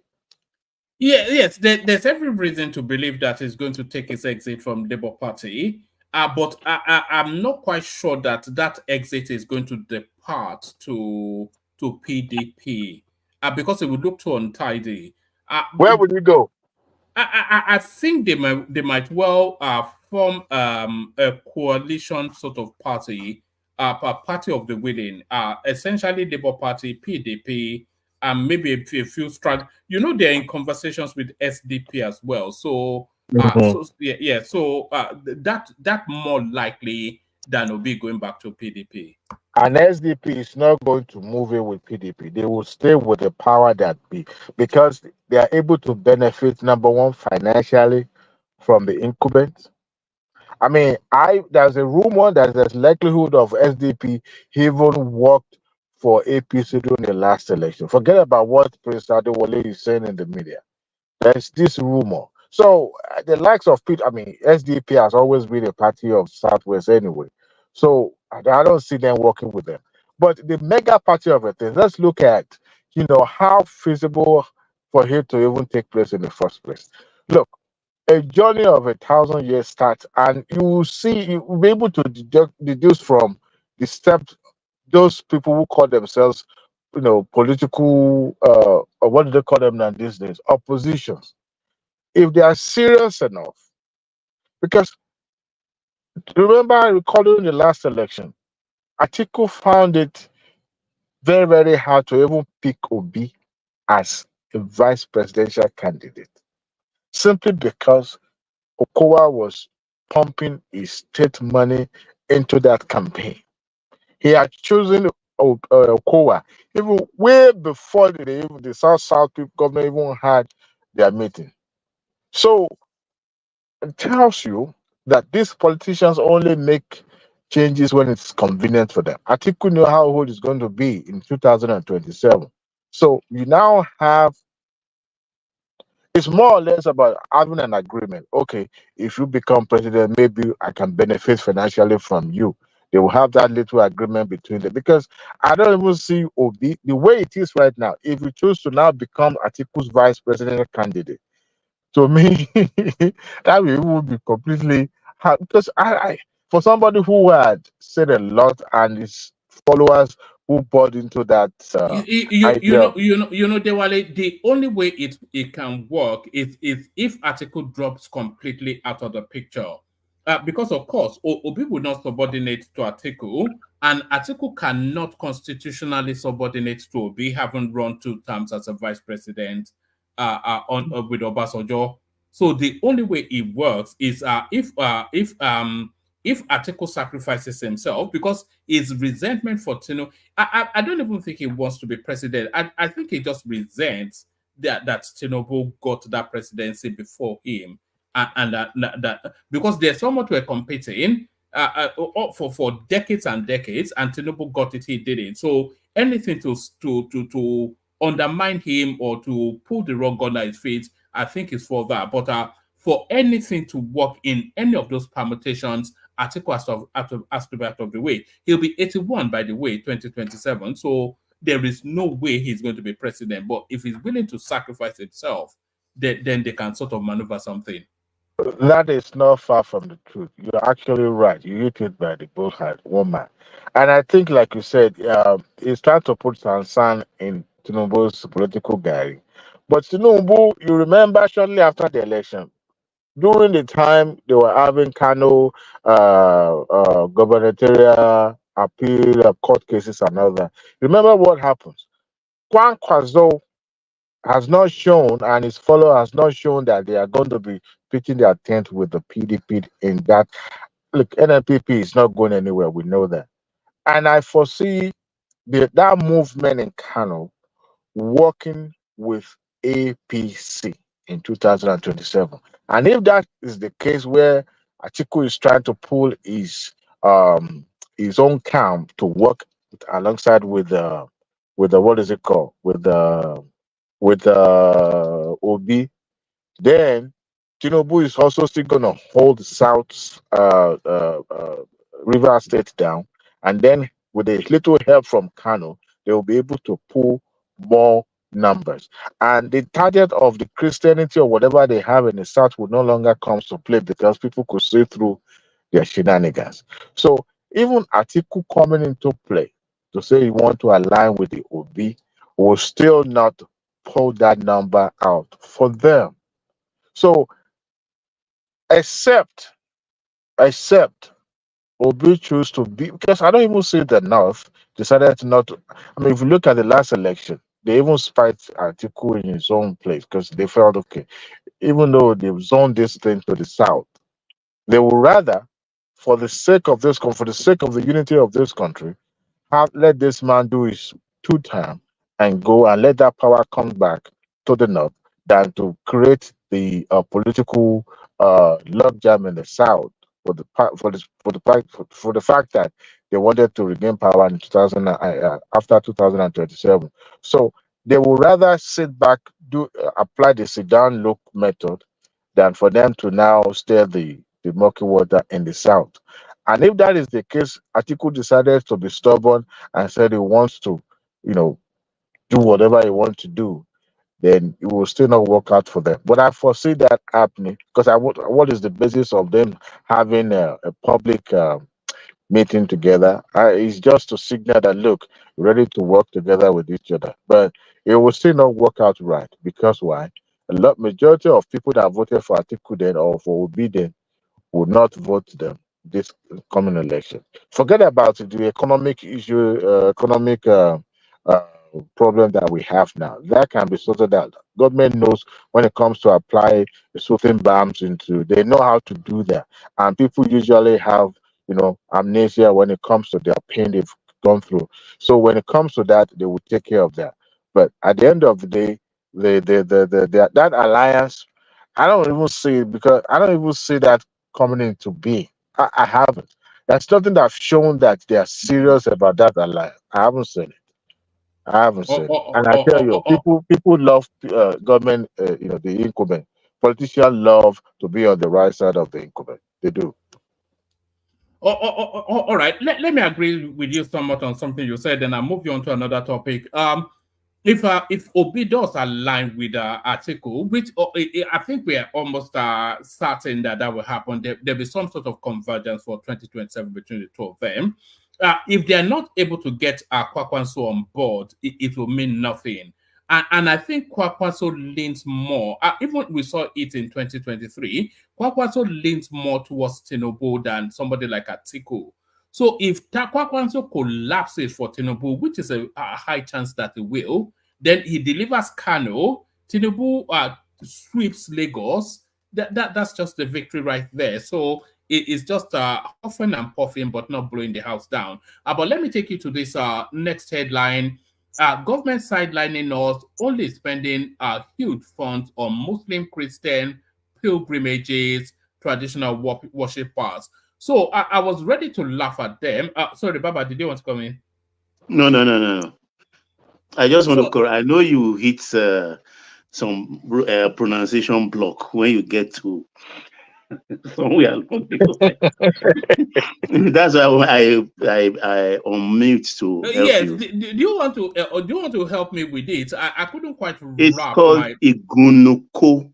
That's the Igunuko. Nupe Tapa people. masquerade. Takpa We call Lonigono. Longi Takpa Loni. Gunu. Oh God. Longi Oh God. Gunu Igunuko. So Should I not hand back my Yoruba certificate if I cannot even pronounce Iguno? Oh my God, what a pity. But look at that. It's a shame, woman. I was looking at it and I couldn't quite wrap around how to pronounce it. But to what they are saying though, that we've relegated our own belief system to all these Abrahamic faiths imported in from the Middle East. Do you sympathize somewhat with that? A little commentary on that. I do, and it's shameful that a country like ours, which should have pride itself of its tradition, pride itself of what is their forefathers have. We may not be practicing it, but because Christianity and Islamic religion are borrowed religion. I was asking a learned and somebody who is versed in a religious study, and I said, Christian always says something about judgment. What would now happen to my forefathers that have came before me and they didn't hear about Jesus Christ? They say, oh, they will wake them up and they will live again. So what about me? I will not be given a second chance to live again. Look, the amount of money spent on this jamboree called pilgrimage to the Kingdom of Saudi Arabia, I think it's high time we put a stop to it. I'm not saying the country should not uh, subsidize or help in some ways. Of course, they will still help because we're talking about huge number of people traveling out of the country for one purpose only. And you can't have such number of people going out of the country without having some form of support. Now, the amount of money the government earmarked for this is unnecessary. Now, the traditionalists, the traditional worshippers, also have a very good ground to grieve this one-sided, one lopsided lagis, because the traditional worshippers do not travel out of the country. But I haven't seen, well, maybe at some local government level, because I'm kind of privy to some town that are supported by their local government during their regular annual festivals. I think on those states, my own state, some local government there supported. Depends on whoever is in that is the chairman of that local government anyway. In some cases, they're trying to rebrand some of these traditional festivals. sorry to butt in, Adewale Bawoni. Fine now. One man, I send you something about Chief Elebuibon. Can you post it? It will help Adewale to adumbrate more on the topic, because there is a house of worship now in Oshogbo rather. Check it. I sent it about 2 hours ago. a very beautiful edifice. That would be Traditional worship house. All right, I'll have a look now. Yeah. Carry on, great. Lewale. Okay. So, and it's very shameful because we have not really attached um, the great importance or the relevance of this tradition. We, these generations may not actually see the reason why they must be involved, not necessarily worship the idols, but see how relevant it is. Because whether we like it or not, is our identity. You remember when the British took all the artifacts and the to the if it's not that relevant, it's not that important to them, they won't take them to the point of even making fortune out of it. Now, it is wrong. I know for a fact that federal government is doing this, pumping money into this business, because to me it's more or less like a business now, simply because perhaps maybe for security purpose, because majority of the northerner, or should I there's no fact supporting this, just my opinion, that they so much believe in embarking on this jamboree with the belief, with the hope that it's going to cleanse them of some things. And if you have not gone to Mecca for Hajj, you have not yet fulfilled as a Muslim. I think that is their belief. And they don't mind spending fortune. As a matter of fact, some of them even go into debt trying to fulfill this obligation. So now, and why should the government be spending so huge amount of money for something that doesn't benefit the country? You are spending money to go to another country, and that country is going to be the one to benefit. So it's more or less like going on a tourism, and nobody comes to your country. Nobody see your country as the Holy Land. Why won't the traditional worshiper you know, have grievance against of being neglected? The last time I checked, the country is not a religion country; it's a secular country.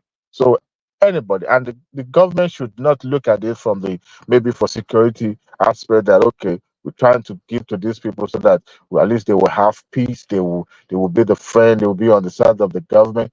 I mean, that to me that is even more pronounced in the north than in the south. I mean, as a Christian, if you don't go to Easter, who cares? Afterwards, the Christ is Israel not even in the middle of the war, so nobody cares, right? But the average Muslim in the north will want to embark on that journey, and that is the reason why they are pumping money into it, and shouldn't be, because these traditional worshippers now have a say. They could sue federal government, and I believe, if somebody maybe if they take it up and they're serious about it, maybe they will win.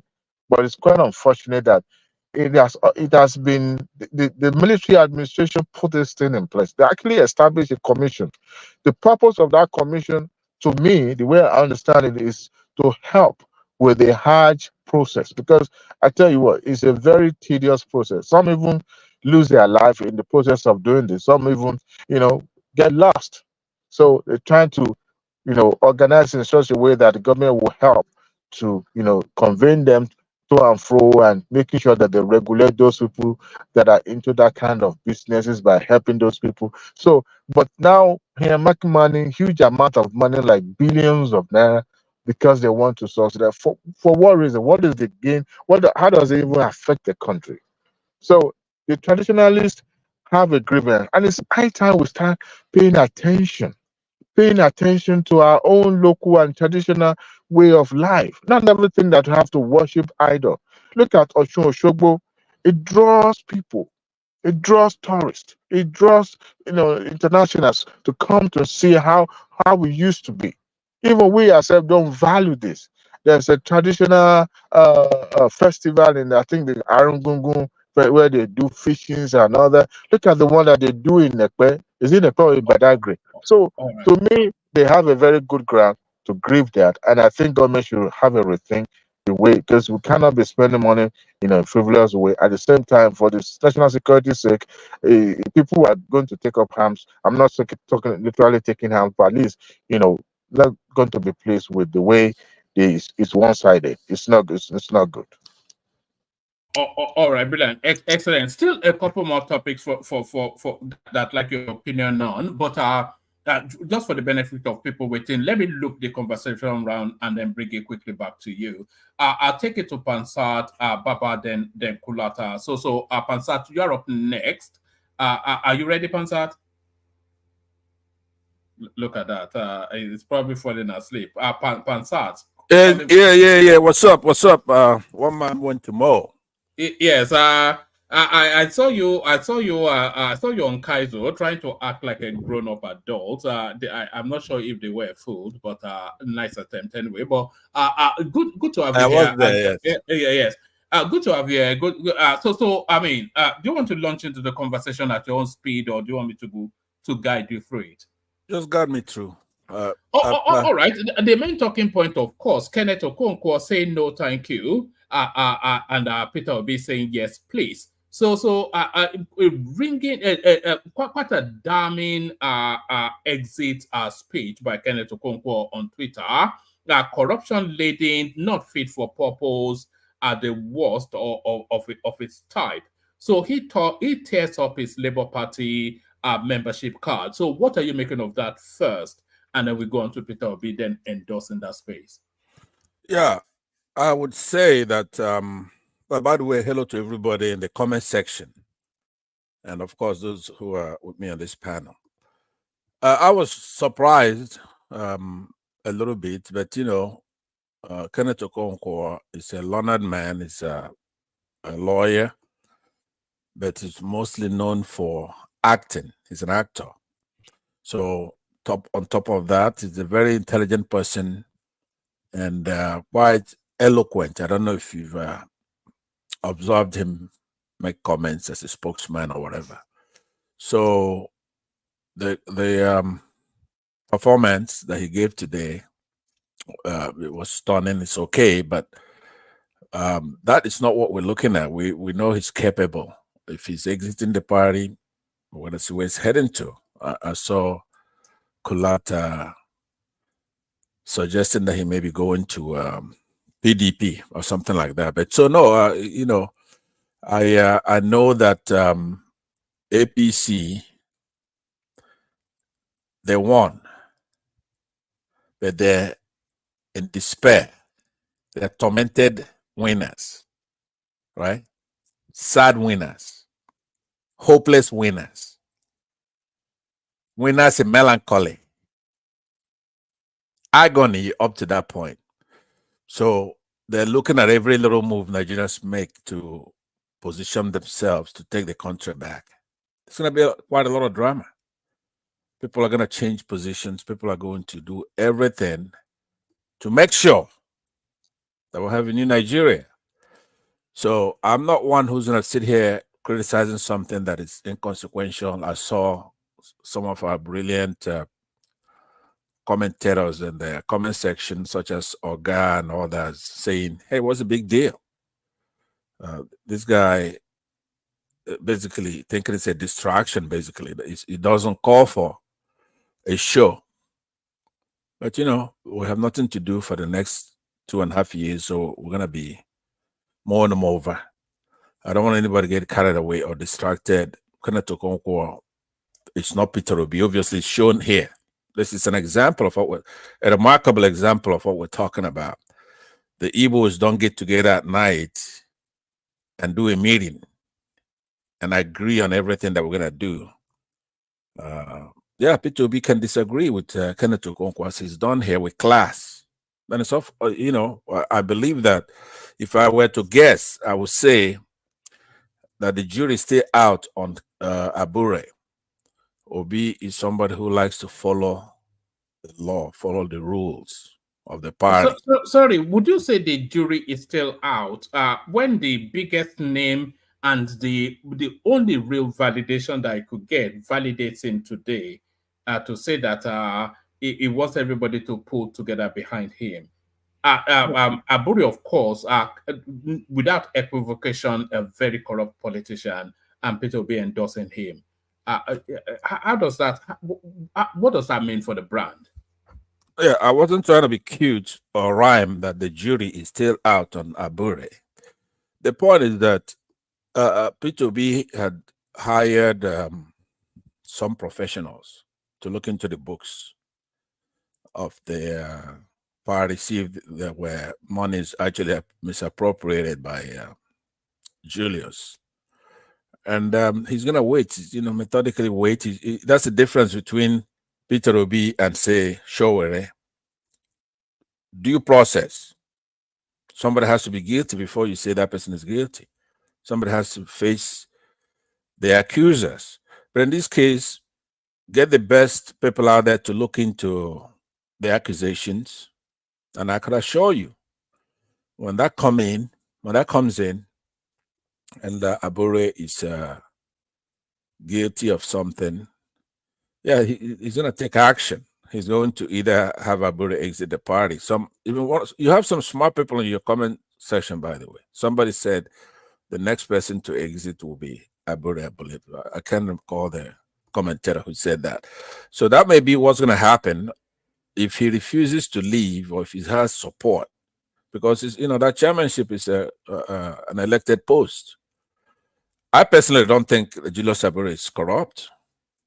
I've looked at it myself, and I'm a very smart guy in things like that. I looked at it. I don't believe he's corrupt, but what might have happened is that because he fought valiantly for that last election, 2023.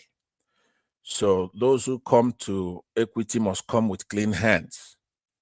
If the APC and the PDP chairmanships are not going to account for their money publicly to non-partisans, right, non-members, when the money come into a political party, the chairman may pay for transportation. He may pay for things that the other parties pay for. So it's not accountable. That's the kind of country we have. So if he's going to a fight, a gunfight, you don't expect him to carry a pocket knife. He has to be armed with the money, resources that come in that should be unaccountable. That's what it is. Things like that. The monies have not been accounted for in the Labour Party. The lady in charge of the accounts stands the chairman as several people are selling slots for elected positions, substituting names, disappearing money. All of that is not answered. Any of that is That's not what I'm saying. Records. It's not published the books. That's what I'm saying. And Peter Obi endorses him. That's right. He's not supposed to publish. Is what I'm trying to tell you. In other words, when he stands accused, no matter what he stands accused, are you in the party? Those who are accusing him are not in the party, or they are what do you call it? Turncoats, right? Listen, one man. The point I'm making is that the political parties are not accountable. If you go to APC, PDP, there are monies that you just can't account for because some of them they buy votes with it, some of them they do more. So are you conceding that the Labour Party is no different from the APC and the PDP? No, I'm not conceding that, but I'm conceding that they're gonna match them for whatever they do, and come next time. Are we holding them to a higher standard? No, we're not. I don't. Now you may. So if we're not holding them to a higher standard, then they're no different from what already obtained. You see, that's where you get it wrong, right? That's where you get it wrong. Right. They have to go to that battle armed. Have the arsenal. They had to have weapon matching the PDP and the APC. I don't want a sanctimonious, like you said, Labour Party chairman. No, I don't. Now I want a good candidate that's above board. But when it comes to those who are going to go into those foxholes, quote unquote, to do the battle, I want people, I want Edukubo, whatever his name is in the equivalent for the Labour Party. I want people who are willing to go to jail. I want people who are going to do exactly what the other side can do, except I want them to be better at it. That's the kind of country we have. They're not accountable. So unless you're gonna have integrity check on all those posts, they're all different things. The character of the candidate should be above board. I agree with that. But when it comes to those who are in the field to do the battle for these people, they ought to go there to win that election. So I'm one of those people By fair means of foul. Exactly, whatever it is, unless you came with All clean right. hands. If you don't come with So clean hands, would you say that the APC came in by fair means of foul? APC did something different, right? Right. What happened in that election was that I hold nothing against Tinubu. He's just a figurehead talking. You know, remember before the election, Tinubu was what's his title? The leader of APC. I don't know, something. He has a name like that. The leader of APC. You have a president, you have a chairman, but his own post was the leader of the APC. Okay, it's the same thing. In that last election, you had somebody go and kill the game for him and give it to him. You know what I'm saying? The culprit is Buhari. That's who rigged that election. Don't forget that. That's not the conversation we're having. No. I'm trying to say, listen, Yeah. because your question to me is, did Tinubu win the election? No, that wasn't my question. Sorry, listen to the question now. Yeah. What I'm saying is, you've already done this, whatever it is that you're doing now, severally. So let's take that as a position that obtains. So that position obtains. So are you then saying that the Labour Party should equal measure that sort of narrative to get themselves into power? So that's fair means of foul. Yes, that's what I'm saying. Right. Okay, I understand what you say. Yeah, they have to obviously fool me once. Shame on you, Tinubu, right? They fool me twice. Then shame on you, Peter Obi. That's exactly what it is. So they'll rig themselves in and then come and clean up Nigeria after that. If you want to, the point is that it depends on what we're looking for. You're looking for integrity, right? We're not looking for integrity this time. We're going to take the country back. So the judgment will be, do we do everything, take the country back? Let me start a phrase and then you complete it. To be called Your Excellency, you have to come in excellently or something like that? Is that not what the lumping element from Oka said? Yeah, but listen to me though. Remember, I am differentiating Peter Obi from the chairman of the party, right? I just said I don't hold Tinubu accountable for what happened. It's the same thing I'm saying here. Abure, I've looked at the allegations against him, right? I don't see anything. He went to battle. He won that election. So Peter Obi should not jettison somebody who won, a winner. He's a winner. All those talking heads and big mouths, for example, in Niger Watch, that's always talking about somebody's an evil, this and all that nonsense, right? He's not even a member of the party. He would say, "Hey, look, I'm an obedient.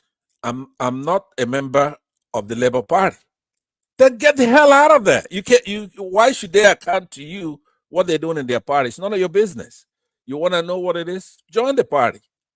Now that Abure, he came on that show and I engaged with him. I talked to him, mano a mano. I find him to be a very, very good character with all the virtues that you want in a chairman. I find him to be honest. So you're just trolling now, aren't you? No, I'm not. I find him to be quite moral, honest, had rectitude, dignity. He's an educated man. He's a barrister. I saw no ethical lapses in his answers. I questioned him. I said, have you ever been convicted of blah, blah, blah? And the answer is no. Now, I saw him. And that's good enough for you. It is, but to buttress it, that man stands quite close to Aisha. So your test of probity is, are you a criminal? No. So that's fine then. You'll be quite surprised when I ask you a question like that and you answer it, I get a lot out of it. But I have other things that go associated with that. For example, if you stand Aisha Yusufu for a week, a month, a year, and she's standing there with you, you're a good man. I know I can pass that test myself. So those, you have to know this, Aisha. There is nothing, if you do one thing wrong, like look at a girl's nice ass or something like that, you're out. She's one of the, yesterday I was saying, if you put... She's not rendered accounts. Pardon? She's not rendered accounts. She was in charge of the campaign funding. She's not rendered accounts. I know, but look, if you're corrupt, you're gonna stink, right? And she has political ambitions herself, as she's already It doesn't matter what she wants. I will vote for her, for example, against Showard. I wouldn't even blink. Right. Those are the kind of people compared with Showard. I would take Aisha over Showard because she's empathy, she got honor and all that kind of stuff. But what I'm saying it's like a Twilight Zone conversation we're having, like some well, you know, parallel universe. You could say that because, like I said, what I watch for when I'm on a show or when I'm listening to somebody talk, I look at the paradoxes because that's when you have that contradiction that you're gonna be. For example, let me ask you a question, one man. Let me test your aptitude, for example, because a lot of things depend on math. What is -5 times -5? Just tell me what it is. I wouldn't know. I'm a you man don't of know, words. right? Okay, so I'm a man of words. That's what I'm trying to tell you. I wouldn't even attempt that. I'm a man of words. No, but that's what I'm telling you. If you go into school, it's not English language. There is no school you go to. You're gonna study math, physics, chemistry.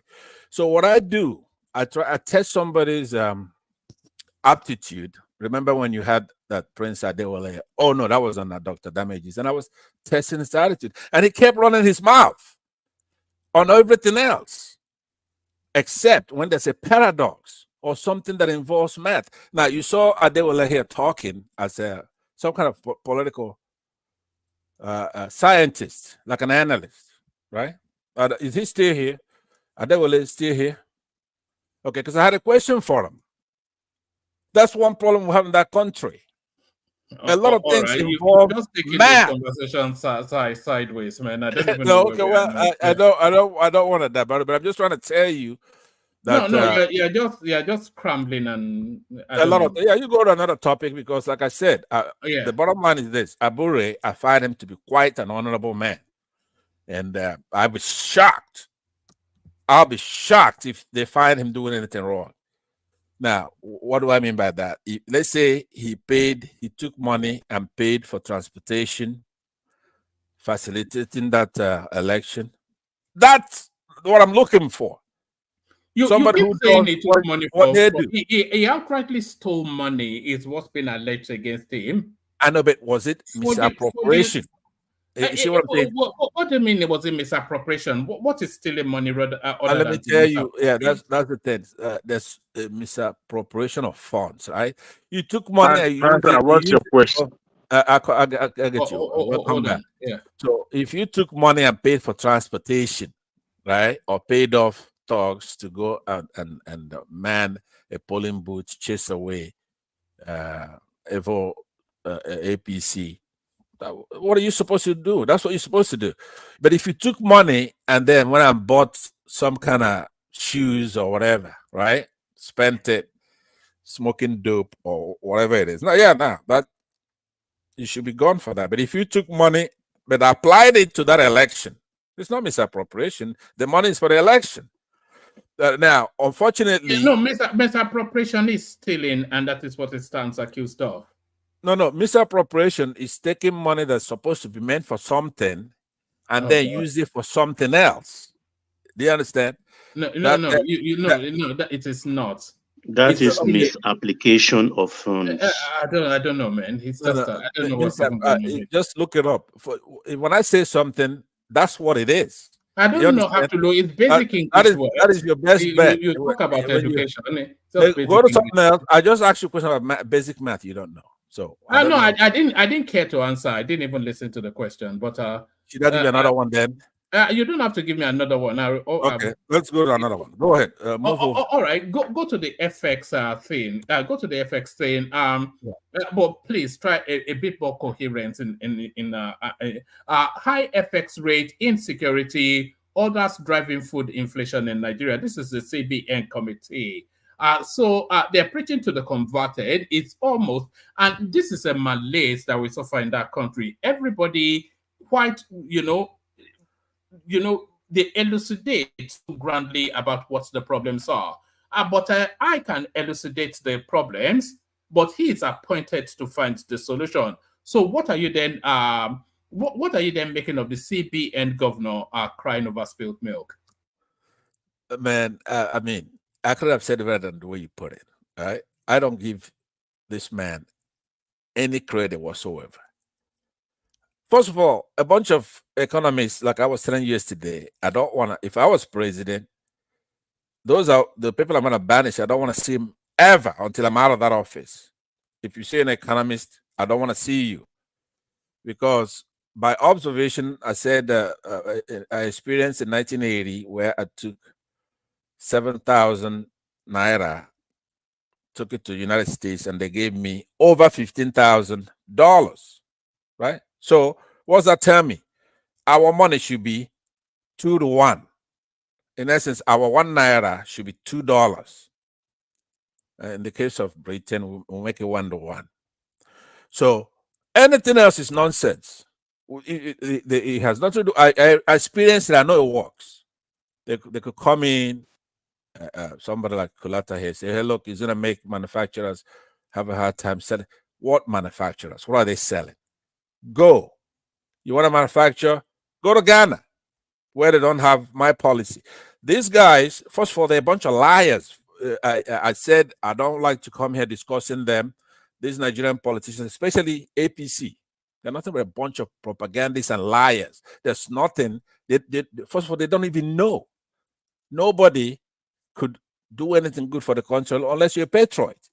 If you're selfish, you have no respect for anybody. Your data is shit, right? So they know it.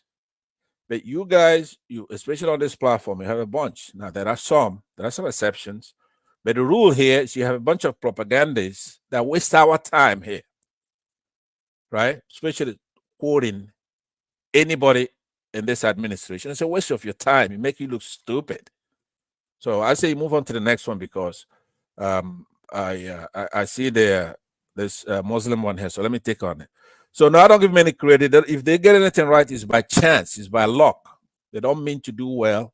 You see their priority, building a highway, a road that's going to be devastated by the storms of that sea and the conditions of a sea, and they cannot maintain it. We have a beautiful one here in the United States that we call the I-5 that runs through the beautiful harbors and beaches of California.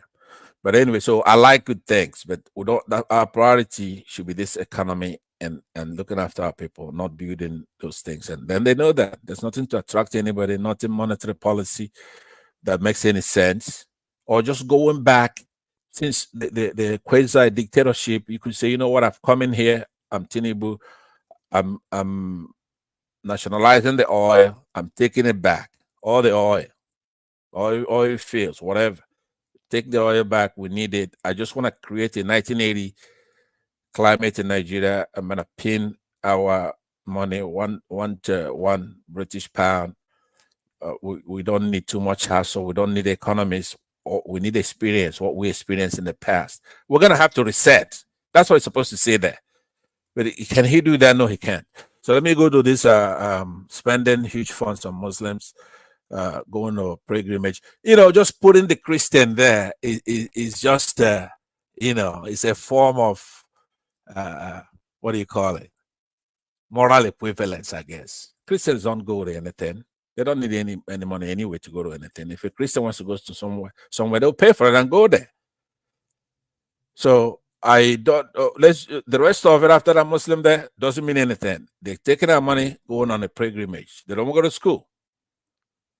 So, what can you do? You can't stop it. Everybody talks about this all the time. 90. I don't see the amount here, but I think it's like 90 billion naira. All right. Right? Is it 90 billion? No, I think it's 95, but I bring it on Pansat. I think it's somewhat it's a bit all over the place, but yeah, bring it on. I give you credit for having me on sometime because I'm not easy to have on. Because I'm gonna have to tell you the truth. No, I don't object. You can't handle it. No, you're not gonna have a show here left. If you keep putting me on here, everybody's gonna leave you. right? No. I don't actually. Let me just say this. I'm really in it for the conversation, and if there's fluidity and lucidity, and somewhat, if there's a coherence in the intellectual rigor of it, that is where that is where it has its most potent. You're here. You've learned about math. I mean, there's what I'm talking, right? Is the next thing to talking to God, right? You get to learn everything. You if you can handle it, you're gonna learn math. You're gonna learn English language. You try to speak here and there, but I'm on a different level. Mine is applied English, right? It goes with English. It's not something. What do you apply to? What it goes with? What it goes with? If it's law, you're gonna hear Latin and English for law. If it's sciences, you're gonna learn about that, right? If it's history and all that, you're gonna hear about anthropological language. That's the difference between you and I. You are just the one she picked up off the internet or something like that. Mine's applied. Okay. Yeah, but moving on. Let's end it in a minute here. All right. I appreciate you for having me on, but you get what you get. If we're talking about a skunk, you're not gonna hear about roses, right? No, you pick up all these Muslim news. What am I supposed to say, that they didn't spend the money? If you talk about roses, that wasn't even the subject matter. It wasn't even about Muslims, but of course, you know, when you go on a tangent, when it coheres, it's all right. It's palatable. But when it doesn't cohere, it's just with respect, it comes across like with respect gibberish. No, but you see, here's the difference. Gibberish, mine is gibberish, right? Yeah. But guess what yours are? It's she called a stick. Let me spell it for you so you can look it up. Don't worry, you don't have to spell it. Words I'm familiar with, but but like I said, what I've been on your Doopsy show, where we talked about girls and all kinds of relationship thing, right? Thank you for mentioning that. Hold fast and hold firm. Just hold steady for one moment. So you've been on Doopsy's show. Hopefully you'll be back on Doopsy's show this Sunday. DNA shows Nigerian dad not father of twin girls. So that's enough of a bombshell, but is mother their real mom? So that's the kicker right there. So this is a strapline that has surfaced. So how can birth be given to children, and the question around paternity and maternity? So Doopsy untangles this rather thorny topic in an inimitable style. So I'll send a link. So people go bookmark it. So excited was she by this topic. She insisted that we put it out immediately. So we're putting it out. So Doopsy on Sunday, be there or be squared. So Pasad, bring it home, and then we go on to Baba. Oh, I think he has brought it home. So Baba, you're up next. Baba. Am I still here? Yeah, one minute. Actually, I'm the one who's muted. That's gonna be a big one, and at least I'll be there. If not in the audience, I'll be in the panel. But that's a big show, and Doopsy has got a sexy voice, and she's smart. She's growing quite a flavor, you know. Last Sunday, she had this American lady come join her, who was equal weight to Doopsy, so it was quite a magical show she had on her. Interesting. And if that's not enough, Chioma is always around that place too. So I know that's gonna draw a lot of people. So I would say one man, I'll end it here because you got a line up here. I will go ahead and suspend my question for you because it might involve math. And so you know nothing about math. You finally, you know nothing about apparently. Look, every time I'm talking, you keep editorializing it like in the other show. You wanna tell them how bad I am, but let them find out. Why don't you just let people, the audience, decide? I think the verdict is in on you already. I challenge you to a popularity contest, right? Don't worry. Let somebody do it. One man up and sat, and we'll see. Don't worry. I'm sure you are more popular than me, so I concede that. So thank you very much, my friend.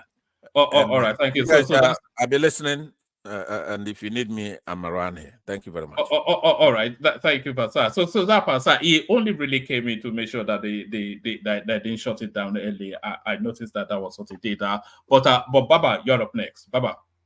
Yes, one man. How are you doing? A I'm very good. fine evening to you. I salute my fellow panelists and the commenters.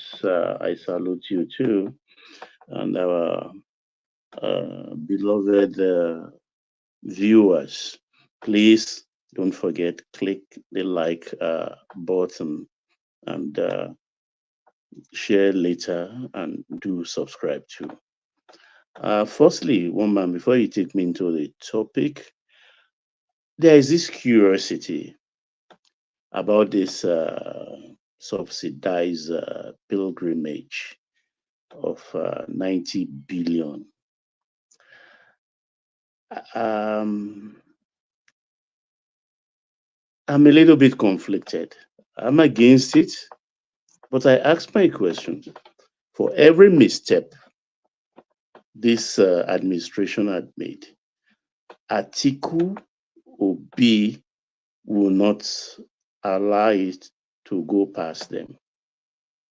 No way. But this particular one, I have not seen a tweet from either Atiku or Obi. What does that say about our politics? It confirmed to me that our politics is about religion, whether we want to admit it or not. But it will be a death nail on any Exactly. politician to It's a criticize. death nail. Yes. So they are avoiding it by all means. No hoopla from those two corridors at all concerning this. And I'm laughing my head off. And without being verbose about it, I will dare say the master politician has beaten them to the game again at the risk of being damned by people like you and me. He has beaten them. He's done it. And they cannot see anything. So he has a lot of aces up his sleeves, and he has dropped one. Not good for the economy, but it's good for the politics of it. That is one. Two, it's about this attitude, new attitude of civilians beating up our men in uniform. I'm talking about the incident. The incident in Banex, Abuja. Banex in Abuja. Yes, I saw that, but I thought, do we want to discuss? Yeah, but it looks as though, carry on, Baba. I think I don't know what people are thinking, and I've always believed Nigerians are brazen. People use the word bold, but I prefer the word brazen. But there's a limit to everything. How could you raise your hand, not on any man, but a man in uniform? What do you expect? And people are saying all manners of negative things against our military. And I think they are very, very naive. And as far as I'm concerned, they've locked up the place. And I support it. And I think the minimum, maybe 90 days before they will even start thinking of when they will open those shops again as a lesson. It won't be a deterrent. Are you saying you endorse it? Because it's a civil matter now, and it's a police matter. But the military went in their usual. They went with the police. They didn't go alone. They went with the police. Okay. The fact is, look, if you have a problem with a military man, you go straight. They have their own conflict mechanism. They have their offices in their barracks. Maybe we do not know. You don't even need to go to the place. If you're a landlord, your military tenant is owing you, he doesn't want to pay, don't confront him. Simply walk into their pay and record, they call it pay and roll record offices, wherever they are, and report him. They are very fair. If the low-ranking member of the armed forces behave roughly, the officers' corps are known to be not only educated as officers, but they are also gentlemen. That's why we call them officer and a gentleman. So when you raise up your hand to a man in uniform for whatever provocation, you are asking for it. And get it, you must.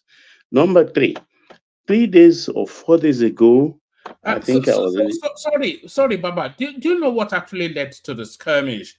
Because yeah, I only saw the red I saw beret you guys. wearing, the red beret wearing military. That's from the military police wing. I think just 3 of them or so. They had a problem with a phone they purchased, and you know their attitude. They went to the seller and they were trying maybe to get another one. It led to an argument, and by the time you know it, it led to a scuffle, and the whole plaza people, like, they've been waiting for that kind of fight, and they rushed at them. Quickly, actually, the police came in, diffused the situation, even took the military men, aggrieved military men, the 3 of them, to the police station. And that was a Friday, I think last Friday, and they thought everything was settled amicably. But you know the military, once they go back to the barracks, it's going to be a different game. And on Monday, there was mayhem. That's exactly what happened. So 3, quickly.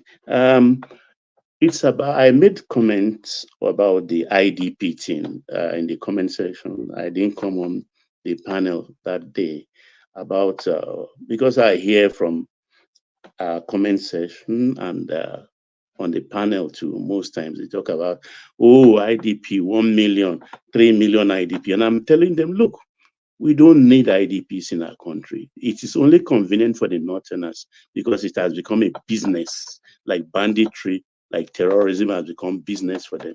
So also IDP. And the Okuama people have proven me right. When they got back to Okuama, right from the forest, they find their space devastated, run over in pieces. And Sheriff, the governor of Delta State, went to a stone throw away from Okuama and established an ID camp for them to come and stay. And they said, no, we cannot be displaced people on our own land. Proud Southerners. Proud Southerners. They refuse that. How can I go to an ID camp? And they say, okay, if you want an encampment for us, come to our land and put the camps in there, right in Okuama there. But for us to be displaced, no.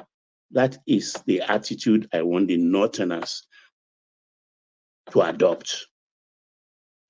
Take, for example, if you come from wherever village, maybe in Kara, Namodia, and the terrorists overran the place and they've gone, go back to your village. You can't leave your village. Go in your numbers. Go back in your numbers. But they gather themselves and people will be mounting it, particularly Southerners that are easily fooled. I say, oh, IDP, 1 million, 2 million. Was it not from those ID camp, 126 million, 126 women on heat went back to Sambisa forest?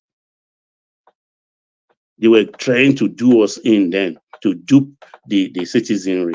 But we didn't bite because it was at the same time the Kaduna incident happened. So things are unraveling. So we should open our eyes well and should not fall for just anything. So one man, topic of the day, Kenneth Okonkwo. You know, Baba, there is no dancing around it. These are 2 sharply contrasting positions adopted by at least the top 3 star names, 2 of the top 3 star names within the Labour Party. Kenneth Okonkwo, of course, their poster boy in terms of public interface. Peter Obi, their shining light in terms of political ambitions, taking sharply contrasting stances on a single matter, one bringing endorsement and one damning condemnation. So clearly there's a chasm there. But how would this be presented to the obedient space in a way that they can continue to straddle that piousness that they run around with? Honestly, I don't envy Obi at all. He is in a political quagmire, and he has to be very careful. And I think all this that is happening, because it shouldn't allow people to pressure him. He's withstood a lot of pressure of late. But this one is like, we've all tried to deride him and say, look at him. He can't even organize a party. Maybe that is what is pushing him now to try to reconcile with Abure, which I think is a classical wrong move. The hardliners, because the obedience have two wings. There are those in diaspora who are hardliners, who will not compromise. And there are those joiners, fringe joiners at home, who are from other tribes. Baba, just to interject, the hardliners, and I think we all loosely identify that chasm there. There's the moderate obedience who understands the politicking of politics, and there's the hardliners who just are versed in some unfathomable piety. So those hardliners, they for months and months now, they've been quite unequivocal in their condemnation of Abure, and they were quite clear that he cannot wash and he should not be washed, and he should exit. Because we listen to their watering holes, and there's there's absolute clarity in how they stand. So with Obi endorsing him now, so how do they move forward? And one of them is here, by the way, to Niger, so he will have to respond to that. That's why I said he's in a political quagmire. I don't envy him at all. He's a troubled man at the moment, because it's not easy for him to go back to Abure. Because as far as I'm concerned, one thing even against them in the first place, Abure has promised him the presidential tickets in advance, even without contest. He promised it to him. I don't know if he has that kind of power, but we all at least will agree that were Obi to remain in Labour Party, he will be the flag bearer come 2027. If that is true, then by natural convention of Nigerian political parties, the chairman cannot come from the south, and the candidate cannot come from the south. So the chairmanship has to go to the north. So there has to be another convention. Abure, I don't think, will stand for that. He will not. He has seen money. He knows the power of a chairman, particularly if he's the sole, let me put proprietor in quotes, of the party. He has enjoyed the power, the money, the fame that comes with that position. It's not going to be easy to wrestle it away from him. But these are the things Obi has to have the dexterity to really outmaneuver him. Because if there's going to be a merger, Obi cannot go with the obedient movement. It's a movement that is not known to law. So he cannot bring the movement into the merger. You understand? He has to go with a party. And I think that is why he's trying to cohabit. I'll call it cohabit.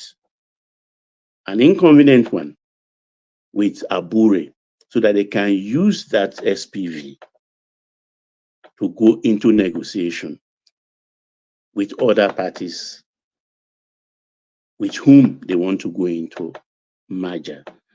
And there is this Kenneth Okonkwo factor. I think I sympathize with Okonkwo. I don't think he will go anywhere. He's going to remain in the obedient movement space because the obedient movement, let me put it, don't let me just ascribe it to a particular political zone. They are virulent and they are not going to even give him an inch. If he goes back to APC, I don't think he will survive the bad mouthing. Neither will he if he goes to PDP. Even in PDP, I don't think there is space because there are, as far as I'm concerned, there are 3 PDPs. Atiku's PDP, Wike PDP, and the original PDP, who one of their prominent member in that, what I would call original PDP, is the guy we have, Shoumi. You understand? So it's even 3. So which one is coming to the merger table? We don't even know. If it's Article 1, where will it draw authority from? Because the other 2 factions will not sit and lie, wait, and see what will happen. They will not fold their hands. And of course, the Labour Party itself have their own factions too. I don't know what has become of the cases, several cases they have in court at the moment. But I sympathize with Kenneth because what he's saying is right. I cannot leave the convenience of one party to come and join and be in the same morass again in LP. Because whether we like it or not, there is just no way you can whitewash or wish away what Abure stands for. It's a no-brainer. And if Obi has to keep his squeaky clean, so-called squeaky clean image, I think I will say he just have to give Abure a wide berth. He has to give him a wide berth. Stay away from him. Don't let him stain you politically. Because Abure is a desperate man. And don't forget the political wing of NLC, led by that Dr. something I've forgotten. They are also at play in the Labour Party space. They've had confrontation just a few weeks back. So they are lying in wait too. That's why I say I don't envy Obi at all. He has to be very, very careful, watch his steps. And we can say for politicians, 2027 may just be 3 years away, but to a politician, it's just like 3 months away because politics is about the next election, particularly as it concerns Nigeria. Whether we like it or not, he has to be very careful. But we should watch the political place. Things interesting will be unraveling, unfolding as we go along. So one man, the traditional thing, is that the next one? It is, yes. So the argument is that a lot of money spent on all these Abrahamic faiths are alien and foreign to our culture, but what is indigenous to us, we treat with disdain. So they are calling out for their share of the cake. Are you on board with them in that call? Yeah, rightfully so. Of course. They need to make their own demands. If there is largesse for the Muslims, for the Christians, what about the traditionalists who are not neither Muslim or Christians? they have to accommodate them somehow. And I like what I sent to you, which you showed, that temple built in Oshogbo by Chief Elebuibon. I think they're trying to modernize everything. And I'm glad that the Yorubas in diaspora contributed the chunk of that purported 200 million used in building that edifice. I would have even preferred for that edifice to be on like a 1 acre ground. So there will be space for parking lot and stuff like that. But it's a good point to start. And I think with that, I think they will start gaining recognition first from the state government, and then it moves to the federal level, because these things have to be put in their proper perspective. There are some of us who believe in one God and believes it's just not one road that leads to that Almighty God or that Almighty being. So there are several roads that lead to Him, and there are people like us maybe who like to tread maybe 1, 2, 3 of those roads. So we need to be accommodated also. We need to be sure-footed that we are recognized by law in the practice of that religion, because it is a religion, whether we like it or not. And like you said earlier today, the religion predates the Christian and the Muslim one. Or it goes way back. And I believe that anything that's got to do with your ancestors has your blood in it, have your heart in it. It is more genuine and better. It is a tough religion. Christianity is I won't use the word cheap. That doesn't sound good, but it's not difficult religion, easy, because you just mention my name and beg for forgiveness, but don't do it again though, and that's it. The Islam one, yes, they have 5 pillars which you have to adhere to as an adherent, and the 5 pillars are believing there is no other God than Allah, and Muhammad is his supreme prophet, sallallahu alaihi wasallam. 2, praying 5 times a day, not an easy thing. 3, giving alms to the poor. That's all right. Everyone can do that. We all do that. 4,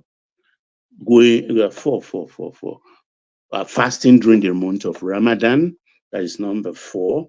And 5, going to Mecca. So it is, those 5 pillars are not easy. I can't imagine myself praying 5 times a day. One of the reasons, despite I went to, for secondary school, I went to a Muslim school. And for primary, I went to a Catholic school. So I'm a mixed bag. I find it difficult to pray 5 times every day, but there are a lot of things in my head.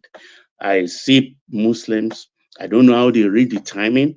Maybe we're flying east, maybe from Europe, and they are in the upper compartment where there is space, and they look at their time and they put small mat on the floor to the amusement of the crew.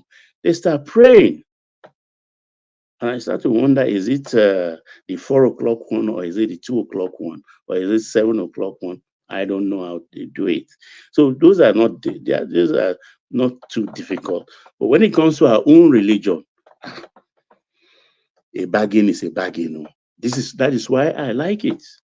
If you sign a contract with devil, that is what that devil will stick to. You cannot tell Ishu otherwise. You cannot tell Ile otherwise. Neither Shogu or Ogun, Yemoja or Oya. What you sign to is what you must adhere to. All right, start to bring it on, Baba. Yeah, an inch out of that agreement you have to bear the consequences. So that is why we all run away from it. And I think it was in Ondo, was it in Ondo, where they asked the legislators to swear with an iron instrument or something? That is not a way to do it. If you want a commissioner or a minister to swear to Ogun, put the iron in fire when it's red hot. Pour red oil in it. On it, it makes sheen. Let the commissioner lick that oil before taking the oath. That is how to swear. Not just holding an iron. Lick the hot oil on the iron and swear by Ogun and see what will happen to you. So, one man, I yield. All right, brilliant, excellent. So that's the inimitable Baba. The inimitable Baba. So thank you, Baba. I was going to go to Kulata next, but let me take the scenic route of Solly to land on Kulata. So Solly, you are up next. We've not heard from you for a good while, Solly. Why are you not going to Kulata next? I'm going to sleep now. All right. Let's go to Kulata first. We'll save so you come after Kulata. So Kulata, do you want to free flow? The headline piece, of course, Kenneth Okonkwo and the polar opposite position, Okonkwo, Peter Obi, and then Yemi Cardoso talking science, but not telling us how we're going to feed. So go into it, Kulata. Well, Yemi Cardoso's science is not like Terrence Howard's science on Joe Rogan. I don't know if you guys listen to Joe Rogan. That's something. Anybody that's interested. Immediately after this, I'm watching. I've booked it for. That shit is crazy, it's man. On YouTube though, is Spotify not paying off anymore? No, it does. Because it wasn't doing long. It was only doing clips when he signed that $100 million deal with Spotify. But now he's doing long. But I do catch his older. I mean, because it releases first on Spotify, then when it's a day or 2 or 3 old, then it brings it to YouTube. So I just watched one part. It wasn't bringing the long version though. It was only it was bringing You know, it usually does snippets. 2-3 hours. Yeah. Oh, but I didn't pay attention. You're right, because that's the full video. But I watched a snippet of it. My mind was blown when Terrence Howard was talking about periodic table and like rearranging it, connecting it to energy and light. Like, if whatever that guy is saying is real, then it must be on some genius realm, or maybe it's totally a lunatic. But I don't know. But anybody interested in those kind of topics, I am. Go and watch it. I think it was fascinating. But let's go back to our normal, what's it called? Kenneth Okonkwo. I mean, in the real sense, Kenneth Okonkwo is not an important person. At least for me, it's really not. It's just the mouthpiece for the obedient. But I'm now going to move on to the speculative realm. So what I've just been thinking that the opposition play for 2027, it seems to be a stepping stone for 2031. What that means is they will make a play 2027 to buy up support and then plan on keeping that support for their real game, which is 2031. And this is what it's going to look like. This is all speculation, though. So it's a variant of PDP. Maybe it's traditional PDP that kind of like takes on Labour Party and whoever, apart from them, Showore, it kind of like consumes those party or be defects. But I think the play they're going to make in 2027, they'll make a play for a Southern president. To be specific, they'll make a play for an Igbo president, right? That's going to be the play of the opposition, Igbo president. And I'm going to tell you why. Because it's money. There's no money bag going up in 2027, right? There's no Okowa that's going to use the state funds to fund the next election. So you're not going to get, Wike is where Wike is. So when you think about all those sorts of money, nobody's going to come from the South to make a play. So because nobody's going to come from the South, Atiku is not going to fork out his own funds because he knows it's a fool's Atiku did not fork out his fund in his last election. So why would he fork out his fund? It was the South that bankrolled him. There was Okowa yeah. So because there's no money, so this is, I mean, you have to be cynical. You have to think in a cynical way. Because there's no money, so it is now the time to give it to the Igbos. You get what I'm saying? Because, I mean, by default, just give it to the Igbos. Let them go self-fund it. The intention, of course, they know the way that may pan out for more than obvious reasons.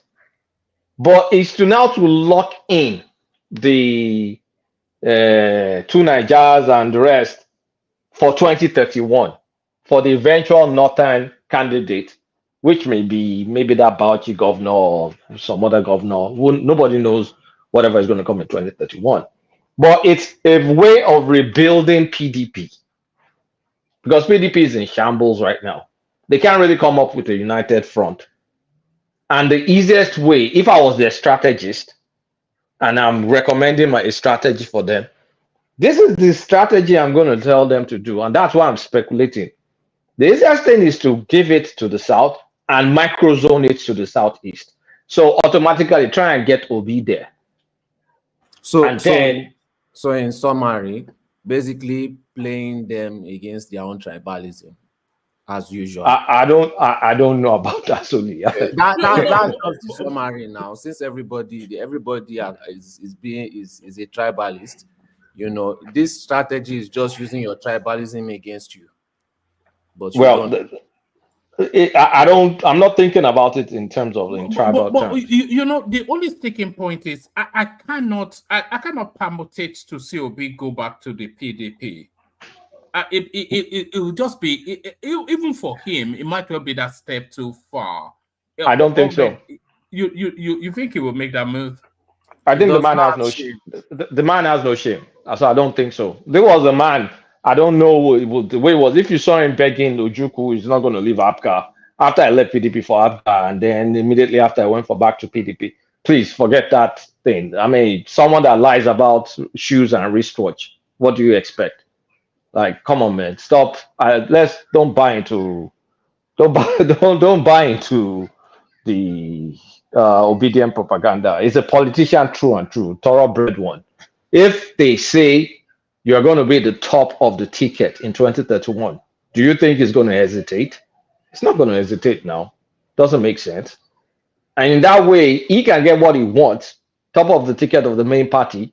PDP can get what they want, rebuilding their party.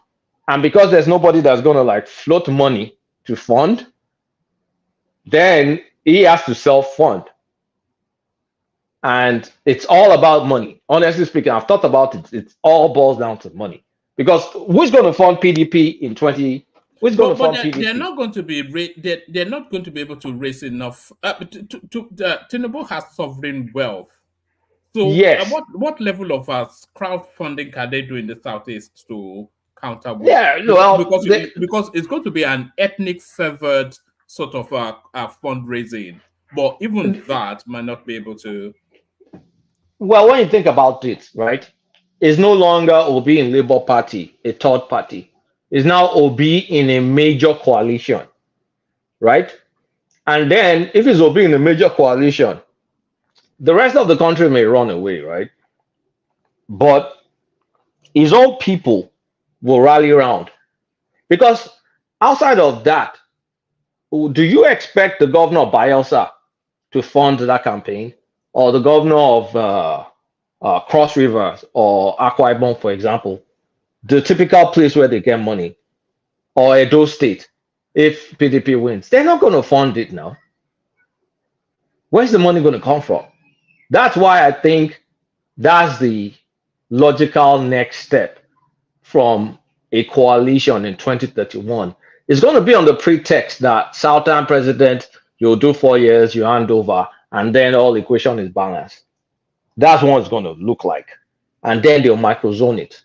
But this is the realm of speculation. No, I'm not a soothsayer or whatever. I'm just speculating based on what I know from outside.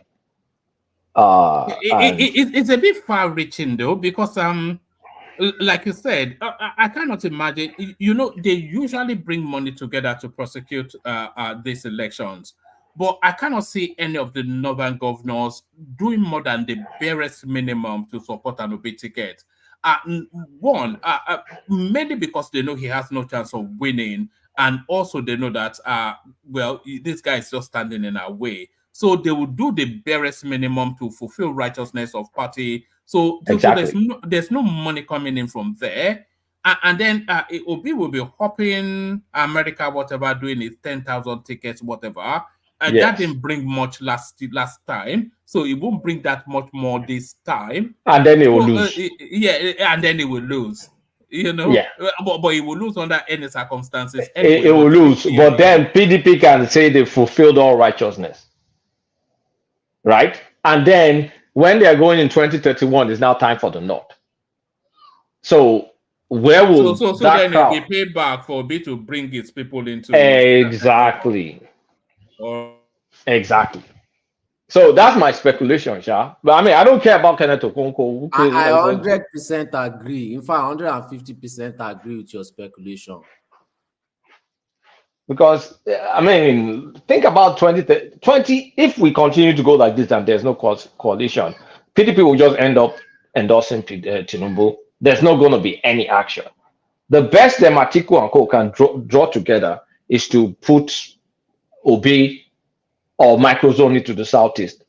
And okay, after you microzoned it, the next question is who is going to pay for it, and that's how I think it's going to happen. So that's where I think. Do you see a take on a ticket on the ballot in 20? Because I'm increasingly seeing that. I watched an interview that Akin Oshitokun did whichever station a couple of days ago, and he just laughed at it. Did that that who is going to be the top and who is going to be the bottom. Article will be 81. You know, everything just turns again. He knows it's an exercise in futility. The age counts against him. His record counts against him. Tinubu's incumbency counts against everything counts against him. So why go through the rigor and the spend? So I think he will threaten Tinubu all the way through to the build up to the election, and then probably just endorse Obi. I can't see him on the ballot. I don't. I used to see Atiku on the ballot before, but now I'm seeing him less as someone that's going to run. I mean, that was my initial like, okay, the best game is for Atiku to be the top, Obi to be second, and then they go for it. He spends 1 year, he's too old, he can't continue, he gives Obi. Yeah, that's still possible, but I see that less likely because in that situation, who is going to pay? Because when they did it in 2019, Atiku paid, right? It wasn't Obi didn't bring money. If they do it now, is it Atiku going to fund it? When Atiku himself is kind of preserving his own money, all those like street gigs are no longer available for Atiku like that anymore. Intel's is sold out in Intel's. Chaguri kind of like even has the biggest shares right now in Intel. So, I mean, it's not like he doesn't have money, but towards the twilight of his life, is he now going to go do another Shino?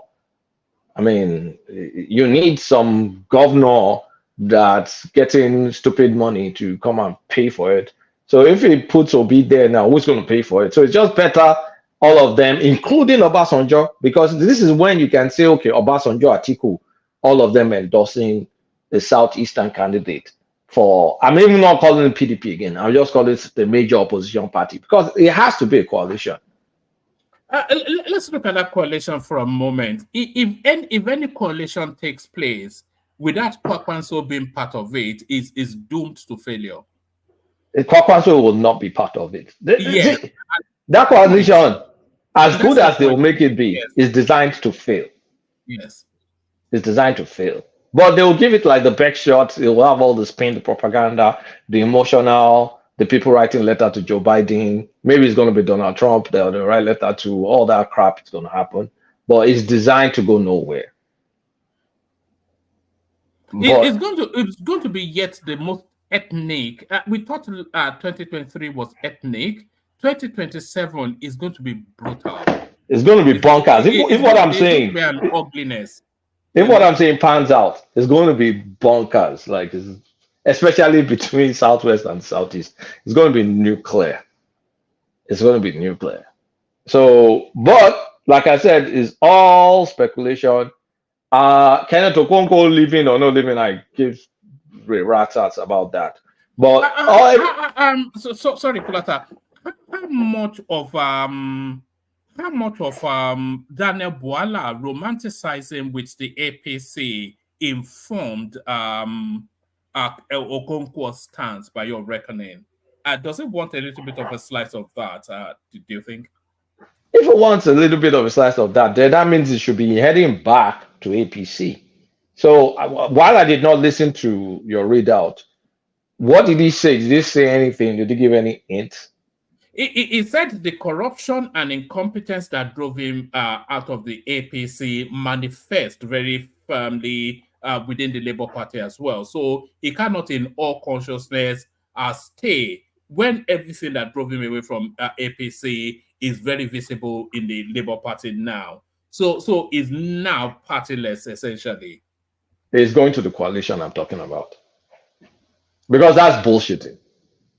We know that. That's bullshitting. And well, Okonkwo was originally in the PDP before APC, then Labour Party. And then, I mean, look, same pattern with his principal. So he's staging. The next person we should watch out for is that Oshutokun guy. Because if you see him make such move, then you know, okay, OBJ is on board. So what's Oshutokun's play right now? Is it still in Labour Party? Was it even ever in Labour Party? He has said this, not it was never a Labour Party. So what am I talking about? He said so explicitly. It was in another Labour Party. It was in Z Labour Party or something like that. ZLP or some nonsense party. It was to contest the senatorial seat. Yes. So he too was never in Labour Party. So when do you think about who is left? But it continues to function somewhat as a obese mouthpiece, though, even as early as a couple of days ago on Arise TV.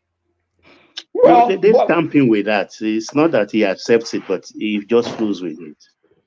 That's fair enough, right? I mean, once a mouthpiece, always a mouthpiece. He can continue that. Kulata, how are you, my brother? I'm advising you don't try to be a politician in your life. I can never be one. Politicians, they are the most useless human being on earth. I don't know why they still welcoming this guy in PDP. I don't get it, Bulata. Why? They shouldn't have given him attention at all. His interest, on, my brother. Yeah. His interest. Politics is about interest. Politics is not personal. Politics is not piousness. Politics is just pure politics. Everybody hustling for power. And like, if our interests align, yes. And when we misalign, we fight. It's very simple. We don't need to tie our personal beliefs or religion onto it. It's a game. It's calculations. It's nothing to hold personally. Like, I mean, look at politicians. They hug each other. They do all that stuff behind the scenes. Forget all that. Like, if you want to bring in, they're all friends now. If you want to be bringing personal principles, like you're cutting short your life. You're fooling yourself. So, Thomas, no thinker. So that's what I have for the the Okonkwo guy. I don't think too much about Okonkwo himself, but his move tells me is probably going to align in this. What I'm speculating, like I say, is speculation. What I'm calling kind of like a consolidated opposition party, which will have essentially it's kind of like rebirth of PDP, in my opinion. There's somewhat of a feel of that. Remember the new PDP that are offshot of the PDP. I think we're lined up for another offshoot, aren't we? We are. Yes. Because PDP can't stand anymore. Like there's the Wike team that will, for the next 6 years they're out of pocket, and you have which other team? You have the traditional Saraki one. I mean, look at them; they're beaten to pulp, and you have the loyalists of Atiku that are still there, but they are not really holding much power. What They of don't have any Sheyi? office. What of Sheyi? Makinde, no money. That's Wike. Oyo State no get money. Oyo, Sheyi will not give money to support any She will not support PDP Obi on so from many the levels, southeast. on He's the not going to ethnic support Obi now. level, on the Don't forget Wiki. his second term, she already. He's on his way out. His rich is on his way out again. So that's, I mean, look at it now. I've just been thinking, it's okay, if PDP, who is going to pay for it? Who is going to pay? There's normally some dumb governor that has money that doesn't know what to do with money, that drops money for PDP elections. And in this case, it's getting, I mean, Your cousin yeah. will pay in Oshun. Your cousin will pay. How much do we have in Oshun? At least half of the allocation for the 3 months. I beg, leave Oshun alone. Let the poor breathe, as they say in Oshun. Or nobody. So I don't really. Sorry for cutting you. Please let me digress a bit. Mama, please. What's wrong with Dele Momodu licking your governor wound everywhere? Are they dating now? What is? It's just ridiculous, man. I don't. It's just. You don't know Dele. You don't know Dele now. If you know Dele, started go for 4 years. You won't be asking questions. Don't worry. One man. It's just everywhere this man is. You will see Dele Momodu there. Dele must eat now. I mean, what is Dele's job? Who is reading Ovation? When was the last time you saw Ovation magazine? So that's Dele's source of income now. Dele is a straightforward guy. Just on that space, Kulata, I think he went to. It wasn't even that he was against Tinubu, but he went too far in his criticism. So he's not able to make his way back. He's now stuck where he is. This is where he should really be making his money now, but too late. He got carried away. But by second term, he'll walk his way back. Now, these people are useless people now. Like, they're not that. I mean, don't give them any second thoughts. They're all useless. They will all walk themselves back. I mean, look at Boala with all the talk. Religious, I'm a Christian, as a BS. The only time they won't walk back is if they're not wanted back.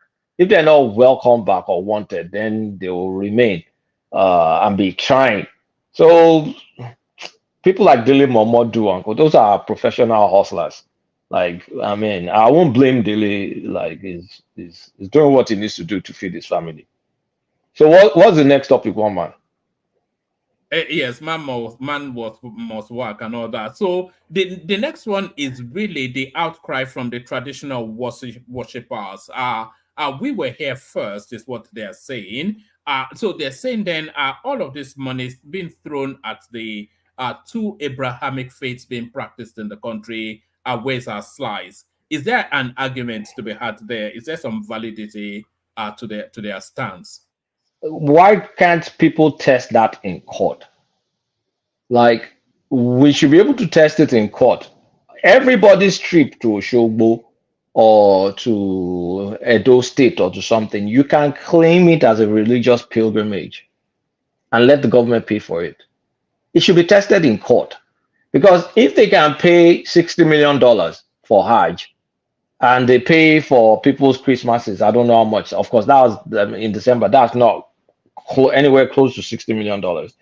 Then traditional worshippers should be able to take the government to court and sue them. I wish Ogbeni was there. I've been nursing this idea in my head for a long time to sue them. So my trip to Osun State now, if I want to go to Osun State, I can say, well, I'm going to worship Yemoja and my own pilgrimage. Well, I'm coming from America. Assuming I was in Lagos or something. Or if I was a Nigerian citizen, just happened to be coming from, you need to be able to sue them so they can also subsidize your trip. Because every traditional worship, go look for any god in the back of your village or whatever. Claim that, and any trip you make back home, you should be able to take it to court, because what they're doing, in my opinion, is not constitutional. And if it's constitutional, then other people should be able to demand that right. So we should be not discussing this. Someone should be going to file a court case, and we should be able to fund that court case with good lawyers to keep that shit in court and get it escalated all the way to Nigerian Supreme Court. We're not testing our laws properly. We just can't sit down and complain. We need to go to court. That's how democracy is, especially the one we're complaining. Yeah, I agree with you. We will go. No wahala. We need to take that shit to court. Like pay. I mean, they can do a word. I mean, GoFundMe. I'll personally donate, contribute to that GoFundMe, because we can't just sit down and be complaining. Oh, that's $60 million.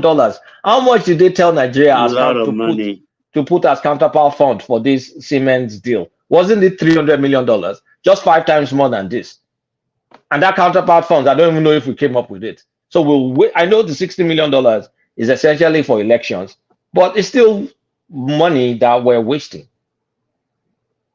So we need to be able to sue. I mean, any believer in any God, wherever that God is, you need to be able to sue the federal government of Nigeria that your own pilgrimage to go and see that God, so they need to pay for it. And if let me interject you. My elder sister work in governor's office in Abeokuta. They said on paper, you everybody thought they are not paying for pilgrimage. He said that is a lie. Ogun State are still paying for pilgrimage for Christians. They are still paying. You remember that time they said they should stop it?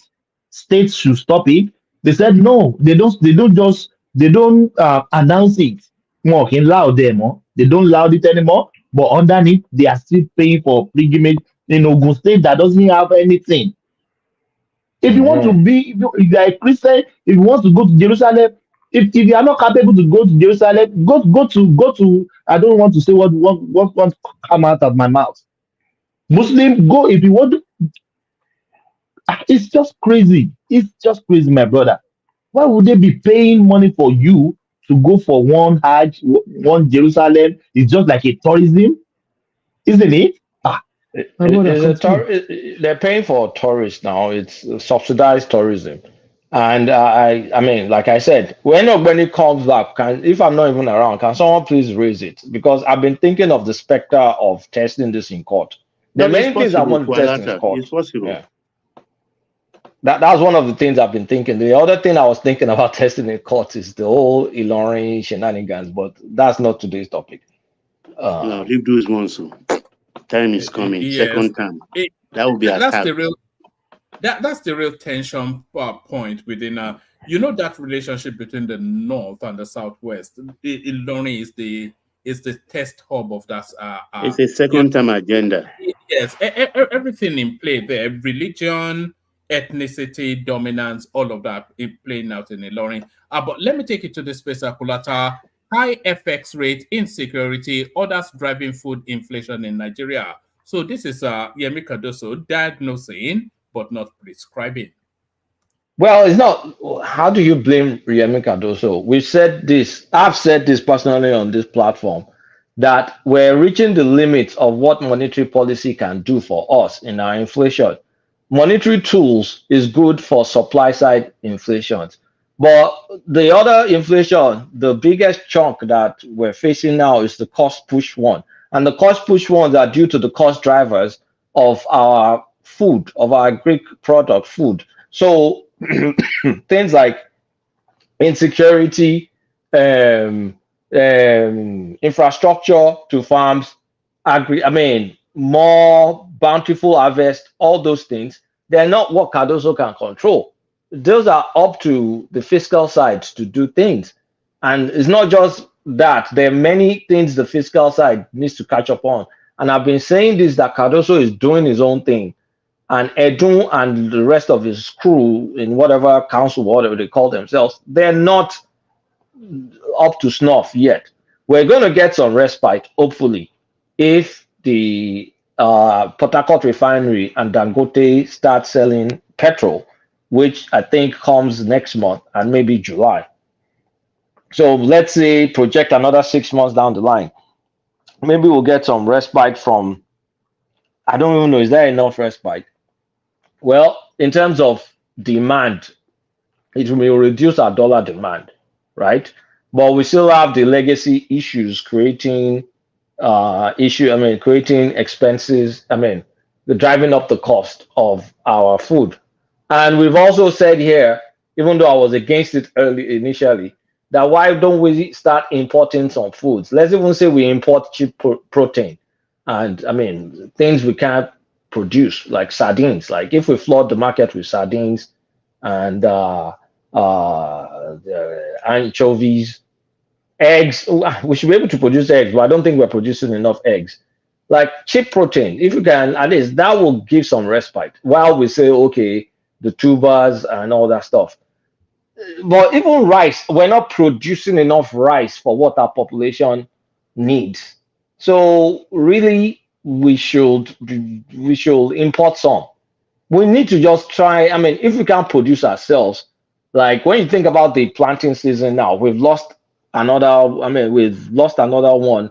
The fertilizer they were supposed to distribute, they've not distributed. They distributed it. I think they're just now going to distribute it. Money that's supposed to go around. Well, CBN just moved that part, and maybe they're moving it into the private sector or maybe one of those development banks.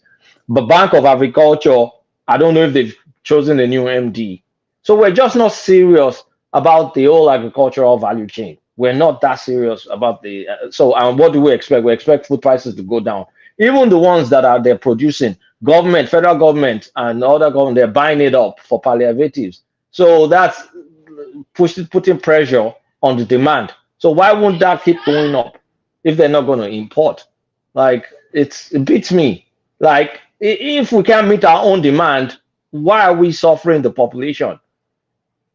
Cardoso was saying that food inflation is the main driver of inflation. Yeah, that's the main driver now, because the monetary tools will only control Naira, so over supply of Naira. They're going to mop it up in open market operations, package it into fixed securities. People will invest. FPIs will float bonds. Foreign portfolio investors will buy bonds. All that is happening right now, but it's not enough. The main driver of our inflation, like he said, is food. And I'm saying, okay, if we can't produce the food, like if we're producing the food, producing excess food, it will bring it down, right? And if we can't, why don't we just import the food? Why we give ourselves more time to figure it out? It's not expensive. If we stop importing gas, petrol, we can use part of it to import some food. I don't understand. And if you stifle it, you're just simply going to pass through the cost. You just have a sense that there's something just missing. There's a particular thing or whatever it is just missing from this administration that they've removed. They are washed with money from all of these subsidies and whatnot. But there is still something that is not quite there. Is that making sense, or there's just an element missing somewhat? Yeah. Competence from his administration, his ministers. I heard now that he's fed up and he's going to sack a lot of people. I say hallelujah if that is true, because I've been consistent from day one by looking at that team. I didn't give them a chance, and I have not been disappointed because I wrote them off from day one, and they didn't come and prove me wrong. So from what I've heard, boys, all this is Twitter rumor that is finally going to do something about the team, that they've sent some reports to him. So let's hope he has balls and the love of the country enough to put competent people that want to work. Stop putting people like my ex-governor, his own brother, as minister, someone that all he's trying to do is to go back to Osun State and govern, or Adel Abu that wants to become governor of Oyo State, is distributing rice. Minister of Power. He started to do some things in the power ministry, in fairness to him. But his focus is still how he's going to be Oyo State governor. We don't need all those kind of people. I mean, we need young, hungry people that want to prove a point. They want to show they're smart. They want to bring out of the box thinking, and we want Edun to kind of align all those things together and make it kind of like a seamless administration with a single heartbeat. Right now, there's even no heartbeat. It's like a defibrillator where we're barely getting anything put on people. So is it only Cardoso we're going to rely on? Like, what can Cardoso do? Kulata, please, one sec. Who do you have in mind that is competent? These people are listening to us. So maybe few people, 3, 4. So just suggestion, just a suggestion. Kulata, do the suggestion, but I'm not wholeheartedly with Kulata on that competence thing. I'm halfway with Kulata on that competence thing. But what we really need, by my own, from my own prism, is competence in key areas. That's what we like. That electricity, for instance, that guy should not be there. He should not. But all the other key spaces, I would probably want to suggest that somewhat the right people are there. Wale Edun, he somewhat should be where he is. Cardoso certainly should be where he is. Tunji Ojo should be where he is. Wike should be where he is. Festus Kiyamo should be where he is. So, but that electricity, yeah. Are those not the key areas? It is electricity guy, Ministry of Trade, Ministry of Trade, Ministry of Agriculture, Ministry of Education. No, those ones are Ministry of Health.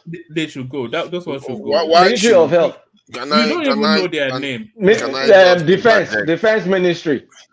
Come on, can I just interject? Defense Ministry can stay somewhat. We're seeing some. Stay for where? What are they doing? Are we not seeing improvements in the security situation? That they're kidnapping all over the place? Well, that's kidnapping in Zamfara has been debunked. No, not just Zamfara now. There are many areas. Okay, what have they done to fix Benue State? But we're not hearing as much. Can anyone hear me? No, we can hear you. We're hearing you, but we're ignoring you. Because you want to just keep going there. Keep going now. Let me yield to you. Let's hear from you. Look at that. Look at them. Thank you for having me. The greetings to everyone on the panel, the chat, and to the viewers. See, Cardoso, for one, should be the one that should not be there. He's the one causing most of the problem in the economy right now. He literally, that interest rate that is included there, not the interest rate, the exchange rate, that is the danger to the economy. He went and floated the currency that was relatively stable and completely, yes, this is something removal will trigger inflation, but it should have stopped by now.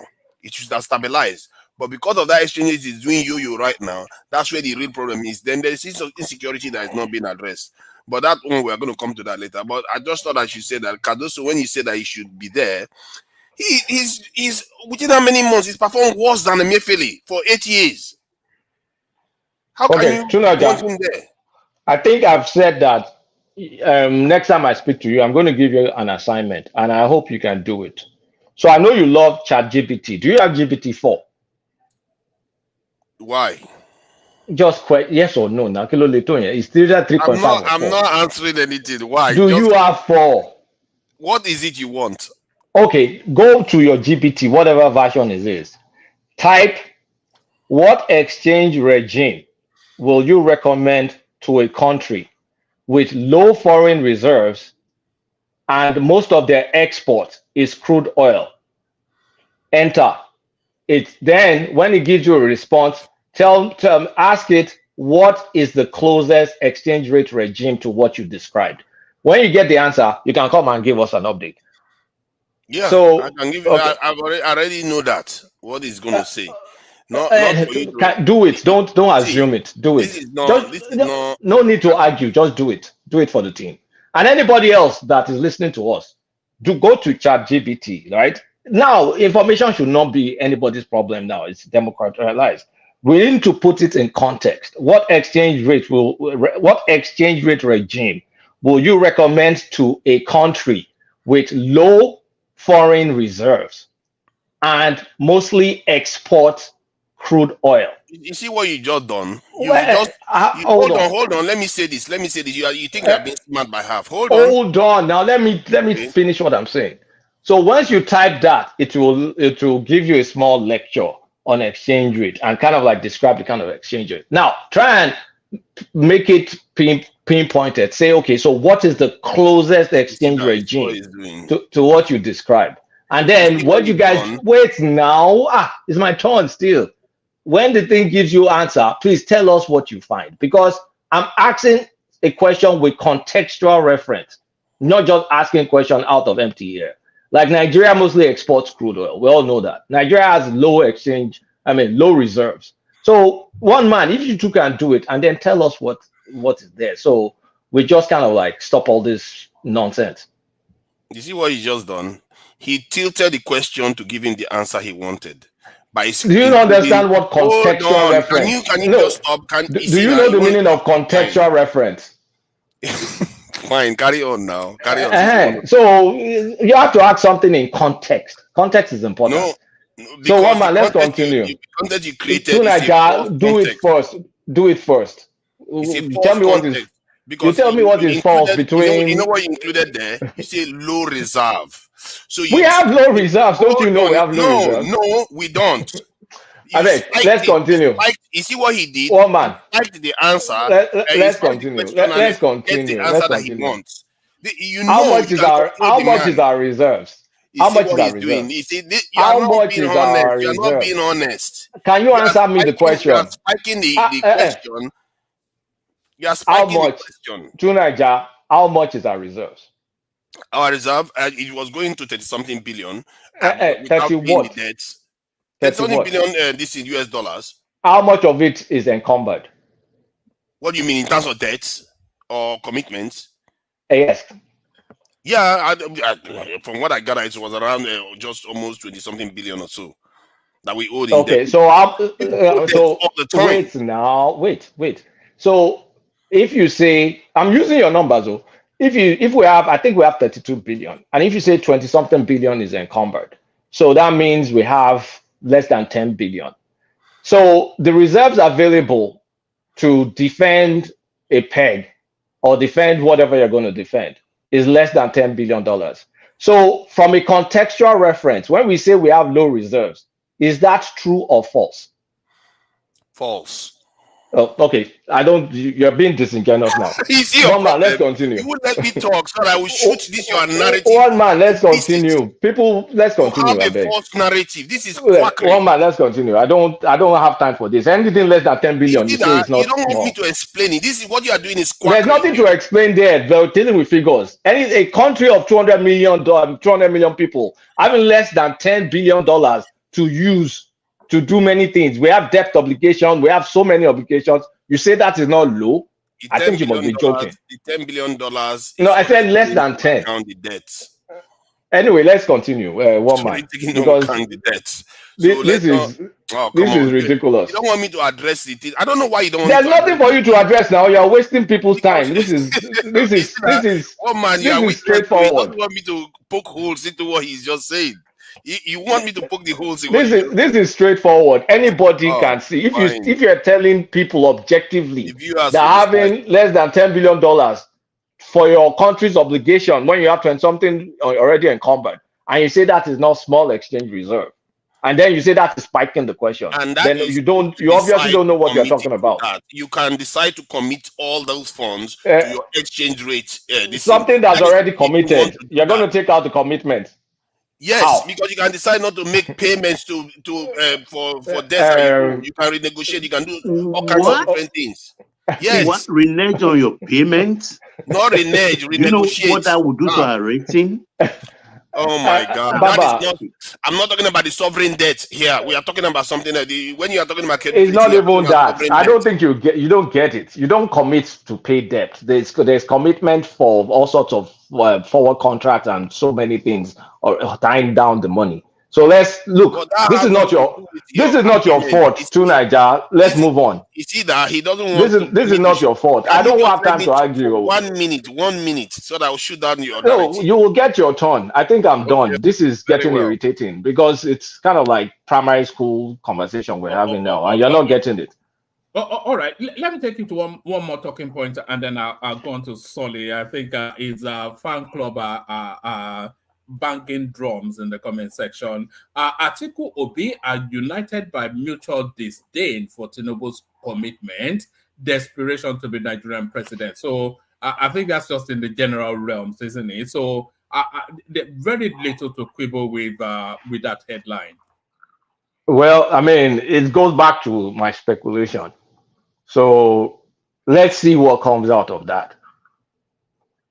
It will be fun if I'm right, honestly, because that means the 20 will be Agbayal, but it will be fun to look at the 2027 play out if it comes out that way. The likes of Nwachukwu in comment section, they'll be crying blood. What we're doing, it's like it's dark fallow period. So you know that cold. We are in the cold winter days of the politics now. But what we're doing is actually sensitizing these people for what is to come. So there is nothing that will play out in 2027 that anybody will say they are not aware of, because all of the permutations already been fleshed out here. You know, so any way you look at it, Tinubu wins. He has incumbency, he has everything. Any way you look at it, Tinubu wins. But wait. Look, if people's hopes were up in this last election, three-way race, when it was obvious that Peter Obi was not going anywhere, and you see how people put their hope in him. Now, if it now turns to a head-to-head, that is just Obi versus Tinubu, one man, are you going to like tell people not to dream and hope and pray and wish that come on, man, it's anyway, it'll be fun, you know. It's gonna be fun. I really enjoy that. I think you guys are underestimating fortune in terms of elections. Things can change in 2 years. So election is now in a landslide, or yes, Tinubu can win in a landslide, or he could lose in a terrible way that you will never see coming. So this it's now idea he's just going to stroll into CR00K and after the next 4 years, who is it going you have to not lose read to? politics closely enough. To Nigeria, Buhari has the worst record in 2019. Sorry, Baba. And he won. Who is it going to lose to? Depending on how the opposition party behaves, the opposition party can dictate how you emerge as in the new president, because that's how he won. The opposition was fragmented. That's how he won this election. Who is it going to lose? Because there's not going to be a surprise name in 2027, because all of the stakeholders are known. So was Buhari known before he won. If they choose, if the opposition, let's say including Kwakwaso, decide to come together. Answer the question now. Who is it going to lose to? He could lose to Peter Obi. Why not? He almost lost this time. You were so in 8 months. You almost lost to Peter Obi. You were reticent to say it. No, I'm not reticent to say it at all. You are daring to dream. Because you know that. But you asked me a theoretical question. It's a hypothetical question. If the opposition can come together, PDP, Labour Party, Kwankwas, all of them come together, they will defeat this in APC. But they won't. So this is why the election is going to be fun. You can see dream on. I never said they will. You talk about dream. I said that's why it's going to be fun. It has to be. It's going to be fun. If that was going to happen, it has to always be P2B. But it's not going to happen. The chance of that happening is quite remote. But stranger things have happened. So yes, but in your coldness of calculations and logic to Niger, in 2027, who are they going to announce as the president for the next 4 years? How am I Don't worry about all. You are in the political space, so you follow everything. So don't say you never don't do lottery tickets. Do logic. Who does logic tell you will be returned as the president in 2027? Based on what we have right now on the ground, you can say Tinubu has a good chance of winning. Based on the fundamentals in the economy, apart from this sabotage of the CBN governor, Tinubu should have a good chance to win because all the refineries are coming on stream. So many things are working in his direction. However, And the politics Lagos is strange. Calabar Highway, well, how would that Exactly. play? All that will play into the South. Right. So the fundamentals favor Tinubu, but But I've seen politicians sabotage everything. hoping against hope, Peter Obi will win. I'll be hoping I against say, you know what I would hoping say to against other people that reality. think that Tinubu will stroll You know as as well well as of into everyone else tomorrow. that Tinubu will win. You know I that call Tinubu, them, I call those people that you say know. those things enemies of progress because So don't worry about that. if I was Tinubu, I would not listen to them. Politics is a dangerous game to make assumption. If you make that kind of assumption, then you are running a very serious risk of a serious heartbreak. You've seen it in Does America all the Tinubu time. look like someone who make an assumption? Maybe if all his followers are busy making He will not. assumptions, no matter what he Did he make thinks, an assumption in you cannot. 2023? Did he make an assumption in 2023? He made a lot of assumptions, Really? and he was also quite lucky that the Lucky. PDP fragmented. Oh, right. Except he's the one that considered the breakup of the PDP. Otherwise, he was betting that the PDP would be fragmented. If the PDP was united, they would have won just more votes. If PDP didn't leave PDP, they would have won more votes. He didn't have much of a chance if that was the case. If I played the lottery, I would have been driving a Rolls Royce.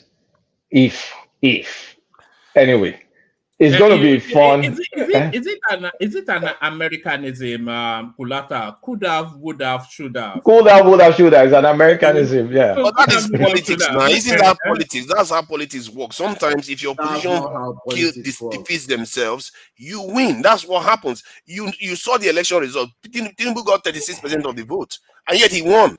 That should tell you everything you need to know. Politics can, 36% out of what? Out of 100%. Within how many candidates? Yeah, that's exactly my point. PDP is fragmented into 4 different segments. The point is because people enigmatic. Let me shock him. In 1979, Shagari also won with 36%. So it's not a new thing. No, this is from one party. What I'm trying to put to him is that because some political, Lilliputians, they always want to throw that card every time, but they're quick to forget that there are 4. The last election was 4 horse race between 4 very, strong guys, and they represent. If you look at it in a very pragmatic manner, you will see that it was somebody from the southwest, someone from the southeast, one from the south northeast, and one from the northwest. So how would you have expected everyone of them to even go to the other 3? They were once in one party. How would you have expected that one of them would have even gone 50%? All right. Hold on. Sorry, we'll come to you in a moment. So let's hold on to structure. I'll bring it on Kulata. We go on to Solly. Okay. So 2027, you can see the delusions just never ends, and you can see that in Niger. So it's just a promise that it's going to be sweet. Because I even remember, even before this 2023 election, it was on Dr. That made it some after-hour show. I think I took my kids to soccer or something, and I had some time. I was telling Niger exactly what will happen to Wike, and how the whole thing will play out, and he was arguing. I was just laughing. But look at what played out. So, but you see, everybody cannot be cynical. Wait. Hold on. Everybody cannot be cynical. Some people will still be hopeful and bashful. And it just means we're going to have fun. Because for me, this is fun. And I just can't wait for my speculation to happen. And I will enjoy every bit of it. So let me end there. So another spreadsheet. One man, please. I should say something maybe on this. I believe any Nigerian, right? Any Nigerian who is beyond, who is beyond 30 years old, and who claims to be politically,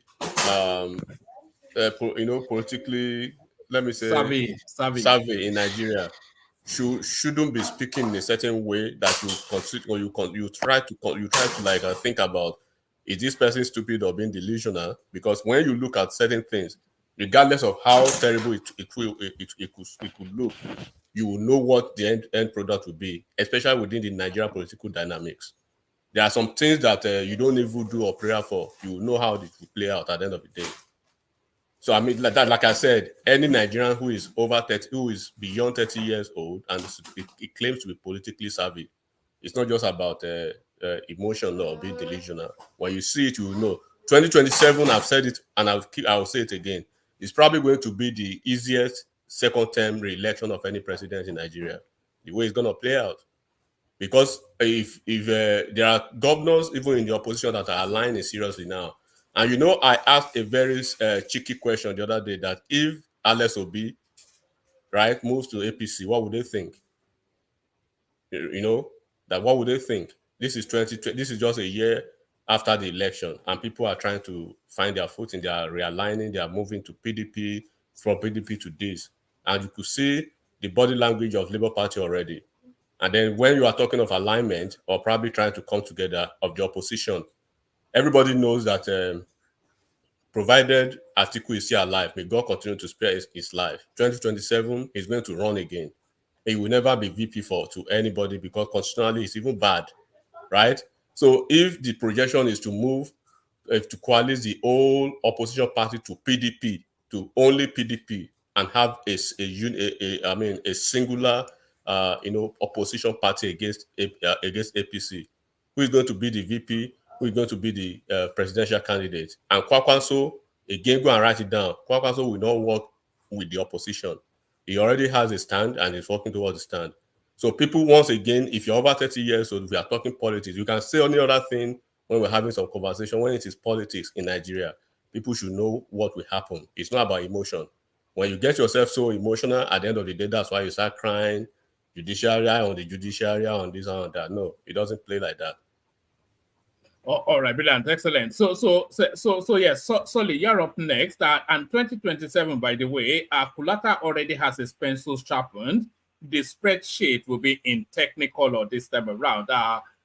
Solly, I suspect you'll come to gloat about Kenneth Okonkwo and all that. Solly. No, I don't even have time for unless somebody insults me, then I will gloat, and I'll try not to insult, but I will gloat. But all this is kind of predictable. If me and Kulata were in the same class, I'll be copying his homework every time. Because I 150% agree with everything that he's saying. No one could have even said it better. He's more educated in that aspect. But it's quite obvious. You see, the losers may lie to their followers, but at the end of the day, even the losers don't want to continue losing, and they will make the right decision.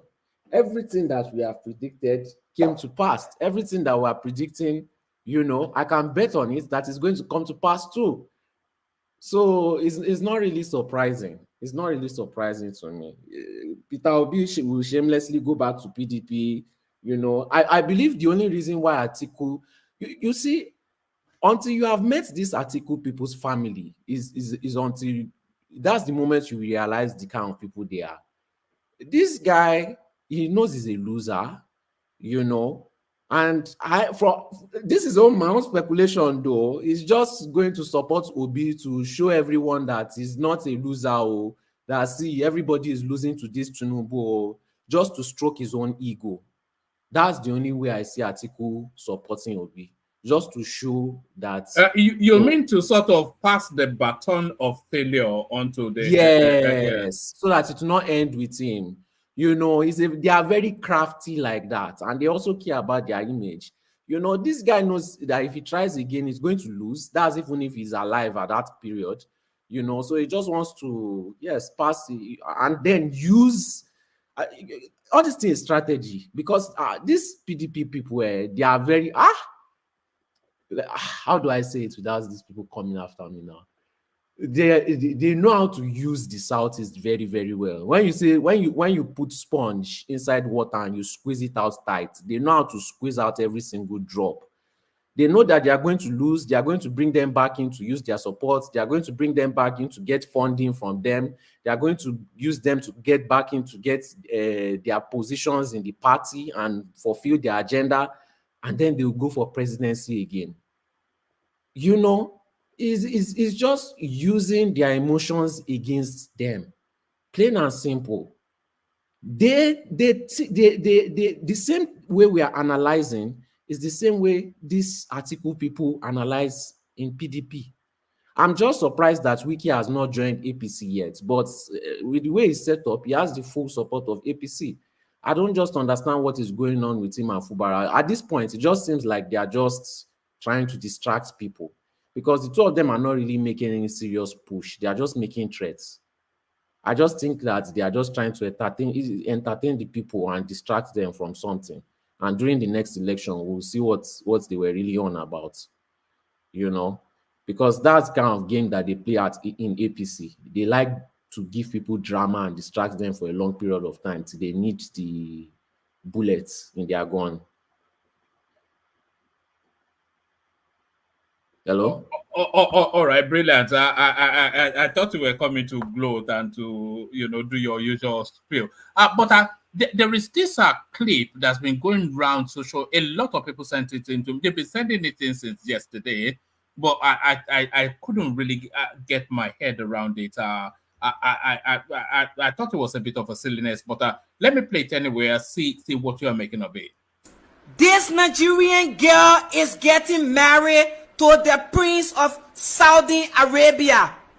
I repeat, this beautiful Nigerian girl from Imo State is getting married to the Prince of Saudi Arabia as the 11th wife. As the 11th wife.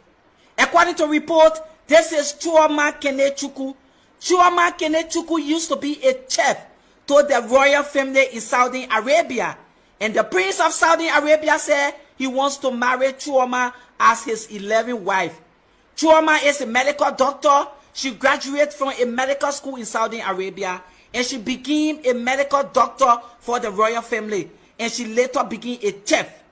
Currently, as we speak, Chioma Kenechukwu will be getting married to the richest family on the planet. So, these people can actually get married to African? Guys, what are your thoughts? Why is she agreeing to get married at the 11th wife? Drop a comment respectfully.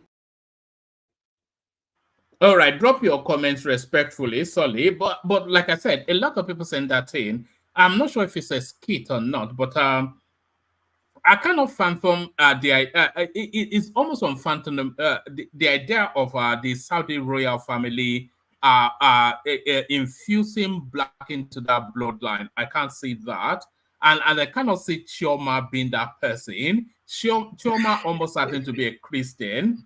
You know, and then she's a doctor now, a chef. But what are you making? Have you seen that? Because it's just gone viral. There's nowhere you look on social media that you don't see it. But what are you making of it? I don't even think the prince will be marrying somebody that is not a virgin.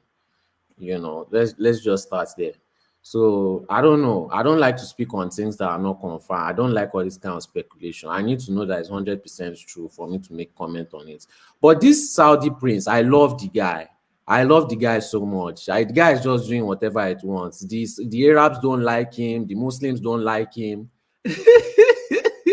And he's just doing whatever he wants. You know, I really, really like the man. And he's not even the king yet. I think he's still crown prince. So if he does this, it will not even surprise me also. It's the kind of person, you know, most of these people, they did not grow up in the Middle East.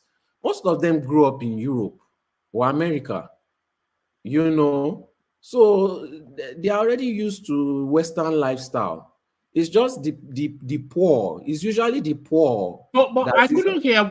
There's no Western in his accent though, because I've heard the Saudi prince speak English. No, There, there's no. Kim Jong-un grew up in Switzerland. Now you don't hear Swiss in his voice. Also, me too. I grew up in Europe. I still sound like an average Nigerian.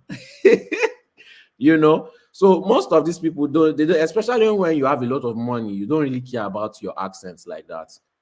You know, it's usually the poor Arabs that will say, oh, they don't want to marry black, or oh, they don't want to do this one, or they will be so critical about morals and stuff like that. These rich Arabs don't care. They don't care. They do everything, whatever. They smoke igbo, they snort cocaine. They have the money to do as they please. And most of the people in the West seem poor to them. So their money can literally make these Westerners do anything. You know, they have them at their like this thing, Pinocchio. They have them at their control, at their poor hands. You know, so I will not be surprised if he grew up somewhere in Europe or America. All these things will not be brand new to him. And he will be with the mindset of what are they going to do about it? Nothing. There's nothing they can do. You know, what are they going to do? Worst thing they will do is talk. And if they talk too much, they know what will happen. You know, so he's living his life. And if he does it, I applaud him. Even if it's the Chioma, I applaud him. You should continue to pepper them. I like to see it when he peppers them. You know, I support him more when he does that. So if it's true, it's not a surprise to me, but I need to know if it's true or not for me to really have a good analysis on it. All right, brilliant. That was a little bit of a deviation, but back to the talking points. Atiku Obi are united by mutual disdain for Tinubu's commitment, desperate to be president. So I suspect that you concur with that. I 100% concur. It's desperation. I don't know how this guy does not see that he's not going to win. You know, and I keep saying it again. When let me give an analogy. Sorry. I think that he knows that it's not. I don't think in his best early mornings Peter Obi has ever woken up to have a moment to think that he will. He knows that he's not going to win. I think he's held hostage by the narrative that he's created. That's just what is going on. He's held hostage by a narrative that he's created. One man, that could be 50, it could be 50-50. I don't 100% agree with it, because this is somebody that had his whole election, his whole political career handed to him on a platter of gold. You know, his whole politics, so he has no experience in winning things by himself. So when everybody has helped you, you will start to think that it is by your own hand, which is what he's thinking right now. Because only a foolish person would leave such a big party and go to a small party out of some minor disagreements. If you cannot make agreements in your own party, how are you going to make agreements in the whole nation with different tribes, you know, different religions? So it's just showing his lack of experience. When everybody has helped you cheat in the exam and you actually now think you are a genius, you now start thinking you don't need the help of everybody that help you cheat.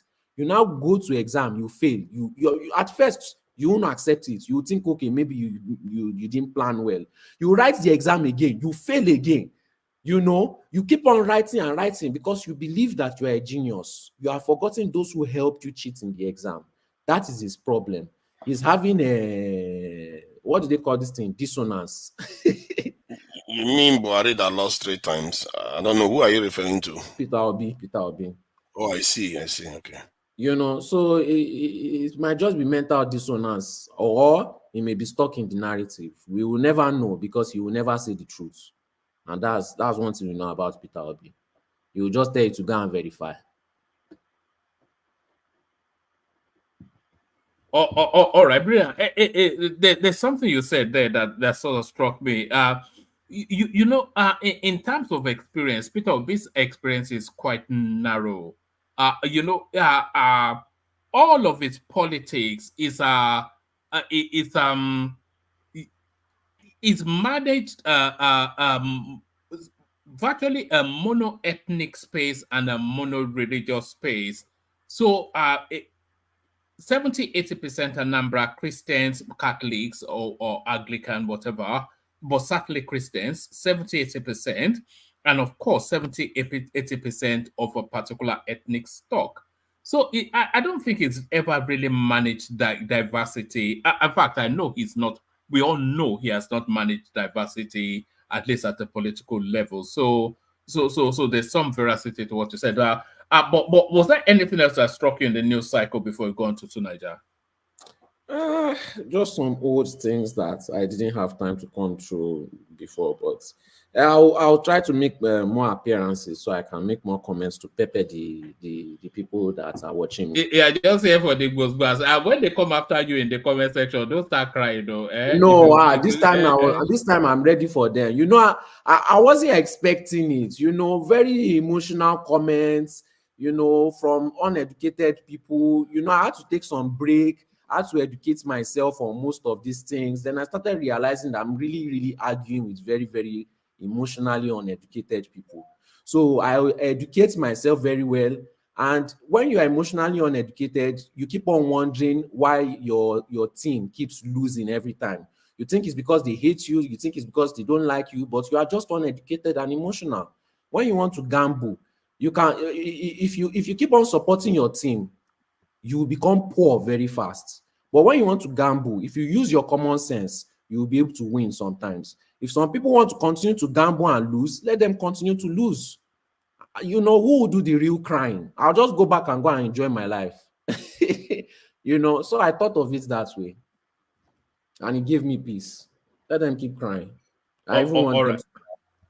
All right, brilliant. Well, hopefully nobody cries. But let's go on to Niger as we continue to go through the panel. To Niger, you're up next. Do you want to free flow at least to Niger? Floor is yours. Yeah, you can give me the topics that you are looking at. We're essentially wrapping around the polar opposite positioning, Kenneth Okonkwo, Peter Obi, and that's really the hub of it, and then bits and pieces around that. Yeah, it's very interesting that he's choosing to distance himself from Abure's Labour Party, and at the same time, Peter Obi endorsing Abure. So it's a very tricky situation because Peter Obi is working on landmine there, because if something goes off and it doesn't go well, he could be undermined by that. And this Abure business is interesting because Abure he had an interview recently, and the way he talked, although the lady didn't really press him, but he seems to have his facts straight. And the idea that he's corrupt, it's not necessarily proven. And I don't know why, sometimes there's a lot of frenzy that goes around and nobody really knows the truth until you see maybe 100 members and all the others working with this same person that you are accusing of being corrupt and all the rest. And then they ask for documentation to prove to show that this man is guilty. You don't have any real documentation. And if you don't have it, then it means all that noise has just been for what? A distraction that was created by whom? But they've been asking him to open up his books for a good while. In fact, they've been asking the whole Labour Party to open up their books for a while now, including Aisha Yesufu, who was in charge of not the Labour Party fund, but the campaign organization fund. And she just brought out some silly A4 paper, so they've not rendered accounts yet, in spite of public push for them to do that. From what he said, you see, that's the problem. From what he said their documents are in their office. So he even told the reporter, you can follow me, you can go and see it for yourself.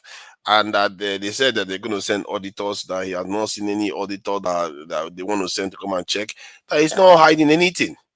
So when somebody's saying all that, what do you make of it? And when somebody that we are saying he did all these things, we notified INEC that he's going to be doing this thing, they're going to be having their meeting and electing the new leader of the party. He did, according to him, he said he did everything the right way. That the law, he followed it the way it was supposed to be. And the obedience that are supposed to be in the party to take over the party, they are not doing it. If they had joined the party enough and gone in there, they could have influenced the outcome of all these things. The only area that he was a little bit shady on when they were interviewing me, they said that to change the NEC itself, the people that, because the NEC too have to be elected, they can't just elect themselves. That it takes the youth of the party to sometimes, I think, do that, which generally probably means the general members of the party. But he seems to be shady about that one. You see, because that is where the obedience have power to change the this in hierarchy of the party. But everything else, it seems to be explaining in a way that I don't have any evidence against him. All these stuff people are talking about, you see, in a way, that's why I like what Pansa said when he came on. That's the only thing Pansa ever said that I agree with. When he said that people are jumping to conclusion, this man is being convicted without any evidence.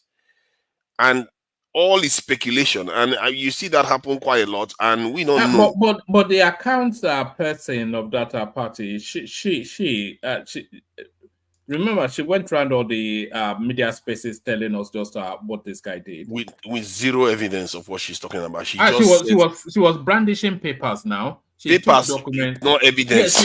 What is evidence other than papers? I can bring paper here now. She was presenting all manners of papers to presenters now. Man, to Niger, please give me 15 seconds. I know you are very intelligent. I just want to give you a fable and make your own deduction from that fable. An old man stole a fowl and put it into a bag and hang it on his shoulder. And children on the street started shouting, "Thief, thief, ole, ole," and following him, marching on. He got to a space and he saw an old man like him. And he called the old man, "Please come, they are calling me thief. Can you look into this bag if you find a fowl I've stolen?" And he opened the bag. The old man looked into the bag, raised up his head and told the crowd, "Nothing inside." That's it. Make your own deductions. So your deduction is that old men are corrupt. That what kind of deduction is that? I say make your own deductions. I said Baba, you say Babangida. Did I say Babangida? I said Baba. I'm saying old men are not that corrupt. That's what I'm saying. Old men, they are on their way out of this world. They are more likely to be honest with their opinions than not. But that said, I don't know what that narrative means. But my take is that what is happening here, we don't have any clear proof. And to Niger, take us to Kenneth Okonkwo. What politics do you think he is playing? I think he's one of those who that probably wanted Abure out and wanted the obedience to actually take over the party, and I think he's right. But Peter Obi is not like that, and I don't know why he's not. You can't force a man to be the way you want him to be. He's not confrontational. He's not the kind of person that whips his followers to a frenzy and tell them, "Go after this thing and let's get it." He's not, and why it's not like that, I don't know. And you need leadership like that. We tampered with his civility. You need a sense of a command that you have over your followers, but he doesn't seem to have that. Otherwise, there's no reason why the party will not be dominating, and Kenneth Okonkwo will probably be there right now. Kenneth Okonkwo believes that, and he is very sharp. I have to give it to him. He's a very, very sharp person. He believes that Abure is compromised, and that the process by which Abure became the current national chairman is also compromised. So that's why he wants to distance himself from it. But who knows? They could find a way to mend fences. They may never mend fences. There might be a new configuration before the 2027. If one thing I know about Nigerian politicians so far, from even hearing from the panelists, is that they can do anything to get into power. So if they feel like that 60% that lost the vote this time feel like they will still be in the wilderness for the next 4 years, if that doesn't scare them enough to find a way to come together, nothing will, and Tinubu will go on to rule again. So for me, Okonkwo's leaving the party is just a signal of the issues. And I like his reason. At least he gave a clear reason. It's not because of Peter Obi. It's not because he doesn't believe in Labour Party. He just doesn't like the chairman. And he feels that the chairman is going to perpetuate the same kind of corrupt practices that has plagued other parties before now. And guess what? I don't see any other party that doesn't have a corruption problem. So he's not going to APC. The idea that he's going to APC is going to happen, nope. And he's not going to be going to PDP because they all have a corruption problem too. So his only option is returning back to Labour Party or joining, like you, I think one man you alluded to it earlier on, joining a new party that is created to probably thwart the APC in the next election. That is the only chance there. Is there anything else? No, speculate a little bit on that new party then, because we experienced it in 2015, didn't we? When disparate elements came together and managed to wrestle power. So they want to follow that template, but will it work in this instance? So who is likely to converge in the new juggernaut style movement to can you see it working without Kwakwanso being involved? It's a very interesting situation because the thing is, the Buhari party lost straight 3 times before he was able to hold his nose and work with Tinubu. I'm not okay. PDP would lost 3 times now, isn't it? Or yeah, the 3rd time now. If they were one unit as a party, maybe they would have become desperate enough to find alliances with others. Have these individual parts that's flown away from PDP, have they had enough? Are they desperate enough or feel strongly enough against the current government to unite? I'm not sure they are there yet. I'm not sure. There's too many individualistic approach to these things, and the obedience don't want to have anything to do with PDP.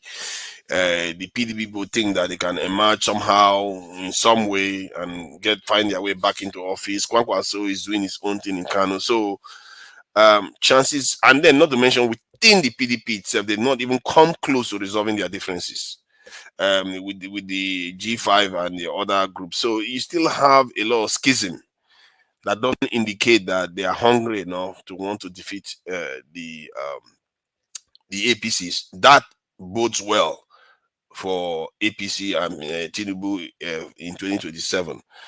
But the only caveat I put there is that there is not zero chance. There is a tiny chance that they will start becoming more and more desperate. The fact that Atiku came out openly and said if they are going to zone it to Southeast, he's going to endorse P2B. He's coming out. You are beginning to see that he's beginning to put himself second. Maybe it's just a political strategy, but there's no way PDP was going to go with another candidate.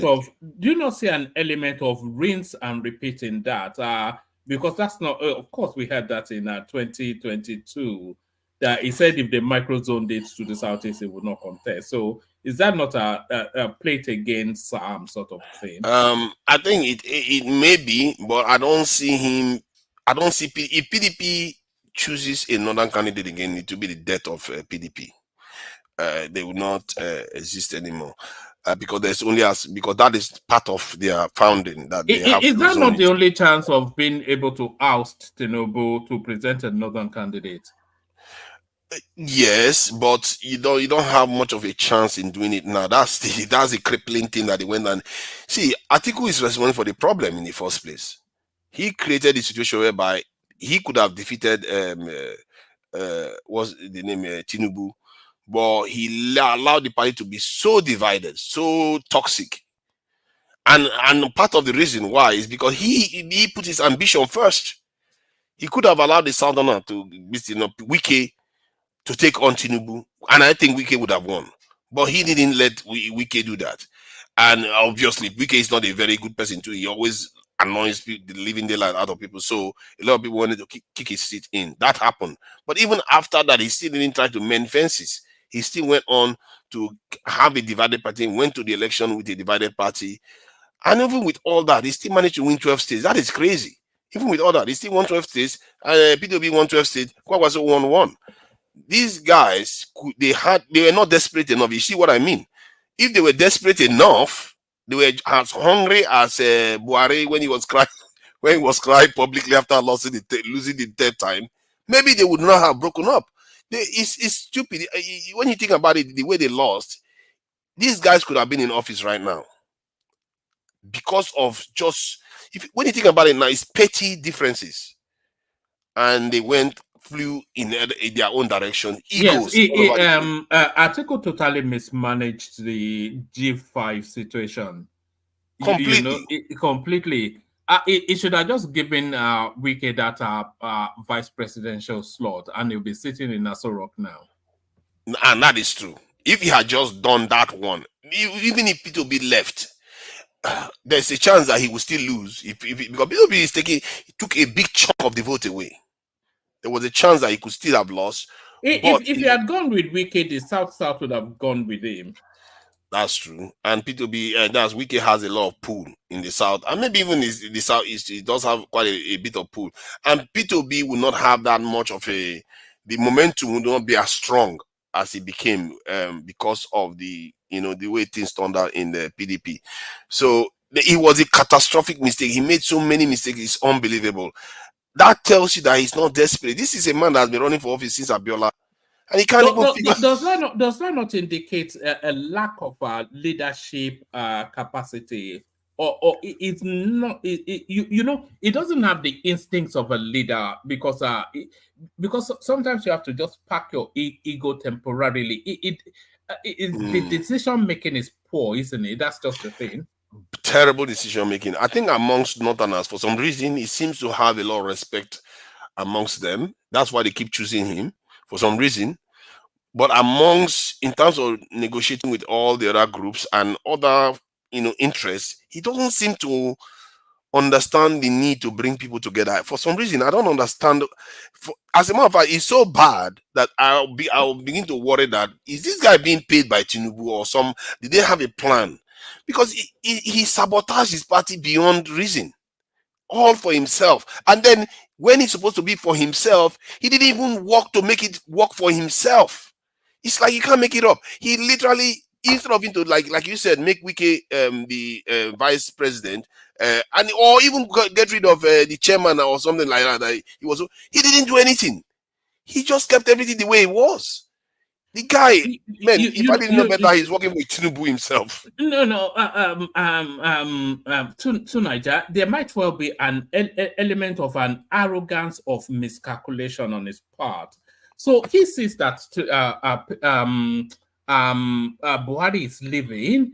Is hearing a lot of sounding from the north that they don't want to yield power, and he, of course, being the main northerner in play. So he just made the lazy assumption that the North will go with him for reasons of ethnicity. I think he made that miscalculation, and you forgot about the Aso Rock about who were on his side. Yes, they were giving him assurances as well. All this from Tua and Abure, all of the usual suspects.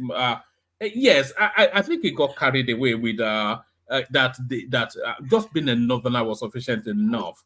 That was a terrible mistake to make, and he like many people, he underestimated what P2B was going to do, because if P2B didn't take that 6 million vote, he just took maybe 3-point-something million, he would be the president. He underestimated it, and I don't understand how he could just be that arrogant. I think apologies to Niger. I think he factored Peter Obi in, but like you said, he underestimated, because he only factored Peter Obi for the Southeast, and because the votes in the Southeast is so derisory, he was ready to write that off. But he didn't know Peter Obi would be the phenomenon that he turned out to be.